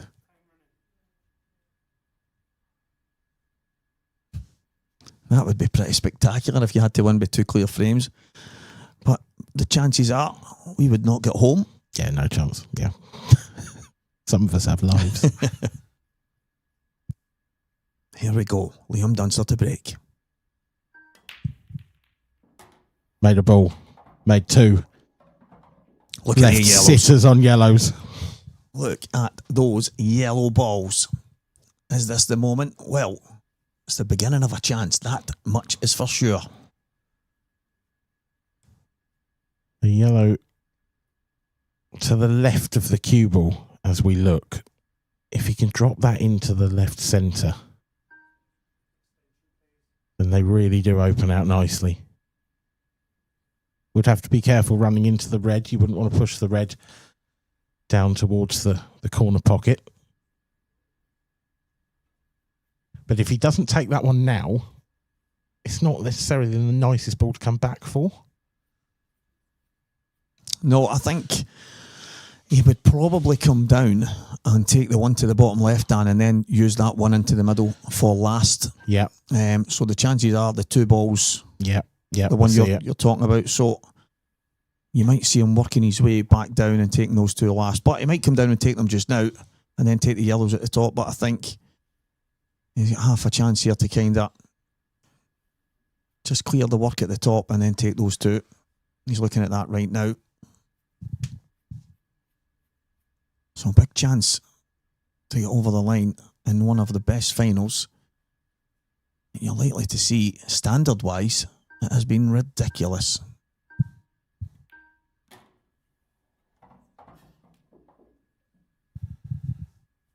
I mean, if he does get these, it's 10 out of 13 dishes for the match.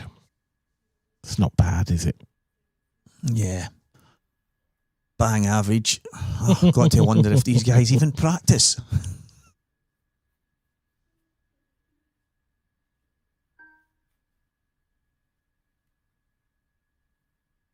Yeah, it's been incredible, but it's not done yet.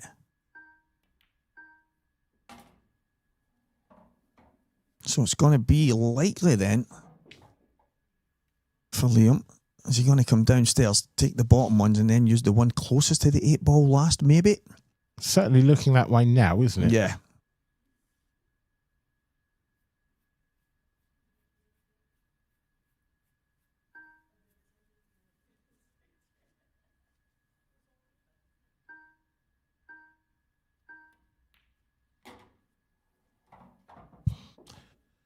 Yep, so bottom left first. Just screw away from it. Don't catch the red. Probably wouldn't be a problem, but... Yeah, in an ideal world, if he can miss it and just kind of slide off the cushion, that would be ideal. He might screw off 2 cushions here. Right, okay. Yeah, it's just going to run past it and play the last yellow to the left centre.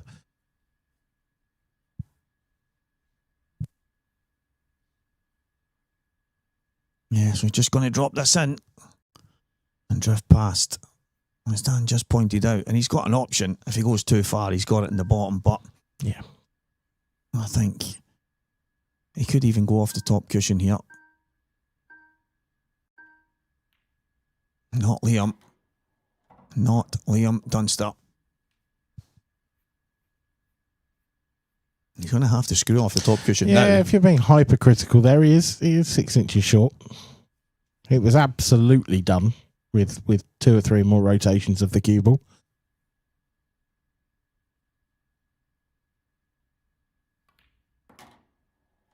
And just like that. What a final, Dan. What a final. Absolutely magnificent. This 8 ball for the title. And of course, there it is. Liam Dunster is the Rebecca Menzies Racing IPA European Open champion. A magnificent effort to come from behind against Gareth Hibbert. There was one missed ball by Liam in the entire match. And there is not a more deserving winner out there. Gareth Hibbert gave it absolutely everything, but just fell short at the final hurdle. Liam Dunster has done the double for the first time in his career. He is both the Open and the professional champion in one weekend. And that is quite an astonishing feat the 5th player ever to do that double. Congratulations to Liam Dunster. Commiserations, of course, to Gareth Hibbert, who fought a brilliant campaign in this tournament. You can see there both players' routes to the final. There was no quarter given by anyone, but ultimately it is the world number 1 who comes out on top once again. A fantastic performance. I'd like to thank everyone for watching from the commentary box. Do stick around with us. We will have the trophy presentation coming up shortly, where we will hear from both Gareth Hibbert and, of course, Liam Dunster. So stick around, and I will see you on the next event.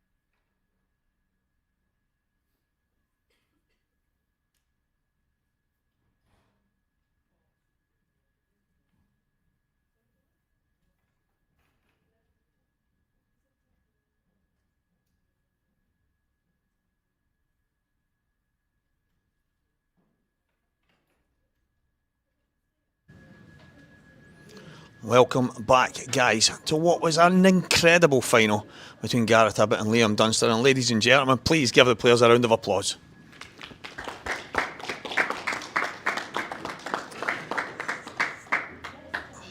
It is an absolute travesty that someone had to lose that, but unfortunately, the runner-up is Gareth Hibbert.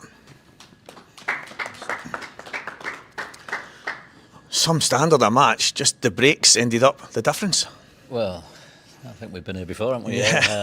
Liam had a lot of dry breaks, to be fair, but yeah, no, found both a good of one in the decider, yep. So yeah, fair play to him. Yeah, I had that one. I think I missed up first frame, actually. That was quite a good chance, and as it comes to this at the end, you look back on that, because the last chance there was a lot more tricky, and they're playing a bit tighter, those sort of shots this week, so it's just, I knew it was asking a bit to go in at that pace, but I had to hit at that pace. But yeah, he's played solid, as he always does. His stamina and his concentration is unbelievable.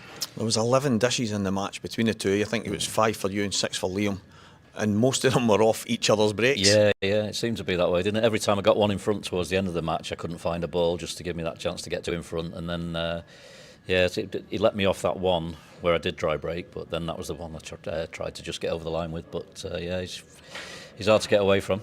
A lot of the viewers were saying we should make it that you need to win with 2 clear frames because the final was so good.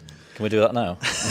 That would be not bad. Yeah. We might be here all night at that Yeah. rate, but that was different class. The standard was amazing. It's just a shame there has to be a loser. Yeah, I'm happy enough with the way I played there, Steve, because I've played some ropey matches today, to be honest. I've been queuing sideways in some of the games, so yeah, it's been a good day and a long day, really. But no, commiserations, Gareth. You're a runner-up. Cheers, mate. Thank you. Well, it is becoming a little bit of a habit, but our champion is none other than Liam Dunster. Now, I might be wrong, but I think this is the first time you've done the double. Yeah, I've won one, been beaten in the final a few times, but yeah, this is the first double. Yeah, not bad. Your break wasn't great, Gareth's wasn't great, but a lot of reverse dishes in there, and you found one when it mattered. Yeah, actually, so it went 6 each, and I says to Gareth, I was like, you want to break this? Because I've seen the got two of you a laughing. horrible feeling that it's just going to be dry. Just, I don't know what was going wrong. Hitting it through the right, first couple of times, then I went to the left. I think I got 1 ball. So tried that 3 times. Like I say, only got 1 ball, and then moved back in the end. But just wasn't breaking well. But I felt like I couldn't miss, really. I've only missed that 1 ball, the thin cut up the rail. But other than that, I've not missed. And Gareth was punishing the dry breaks for him at the start. I'm just thankful that came out. The quite break, good at the end. you changed from that side to that side and then back. But I don't know if you were noticing when you were getting into the ball and then the cue ball was actually hitting the ball that was going towards the bag. So you weren't a million miles away. It was just tiny, tiny margins. No, I never noticed that. No, I did know it went straight back into the pack, because sometimes it's sort of flirting with the corner bag. But I did notice when I was breaking through that side, it was going straight into the pack, but I didn't realise it was hitting the ball that normally goes near the middle. Yeah, well, that's what was happening. But as you said, I think you only maybe missed that one pot in the whole match. Yeah, good standard. Like I say, felt like I wasn't missing. I feel like I've played really good all weekend. Mind saying to you at the start, I says this is the best I've felt That's coming right. into a tournament, and then hit a weird patch at the start of my first match. But no, the form continued. So I just hope it continues to do so. Dunster's Destroyers are going to be going mad tonight. Yeah, definitely. Yeah, well, Liam Dunster is the European Open champion. Congratulations, mate. Thank you.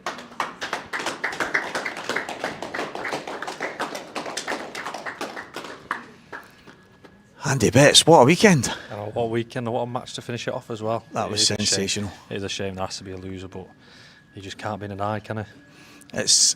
We were watching it in there, and I think it might have sounded like one of the football matches. Myself and Dan, I was almost off my chair a couple of times. The breaks, they ended up creating a little bit of drama because they were giving each other the opportunities, but they just wouldn't miss. And obviously a couple of mistakes from Gareth and one from Liam. But in a match that had 11 dishes, it was sensational. Yeah, and then at the time when you need one most, I remember Liam found one against Dan Davey in the side yesterday. It was unbelievable, and he's hit one pretty good there as well, and they come out nice and managed to get the job done. Yeah, it just seemed like it was written in the stars that he was going to get one at that moment. Yeah, it's a shame there has to be a loser, and it's good to see Gareth at the back end of a tournament again, and I'm sure we'll see him again at some point this season. But another double for Dunster. We've crowned a few other champions this weekend as well. Yeah, with Stephen McGurn in the amateur, and then Kelly Egan won the Ladies Open while that match was on, and then the Ladies Elite final will be played at the next event due to circumstances. But yeah, it's been was a it Rachel great Sherritt that won the ladies amateur as well? Yeah. Dunster won the group as well. Just saying Liam won everything, but yeah, it's been some weekend, mate. Yeah, it's been good to be back, and we'll be looking forward to the next one. Yeah, and we're all tired now, so that is really it for us. Andrew Betts, every one of the team, all the referees, tournament director Braun, and everybody involved. Without them, this doesn't work. But without you guys watching and the players involved, it really isn't the same. So from all of us here at the IPA, it is good night.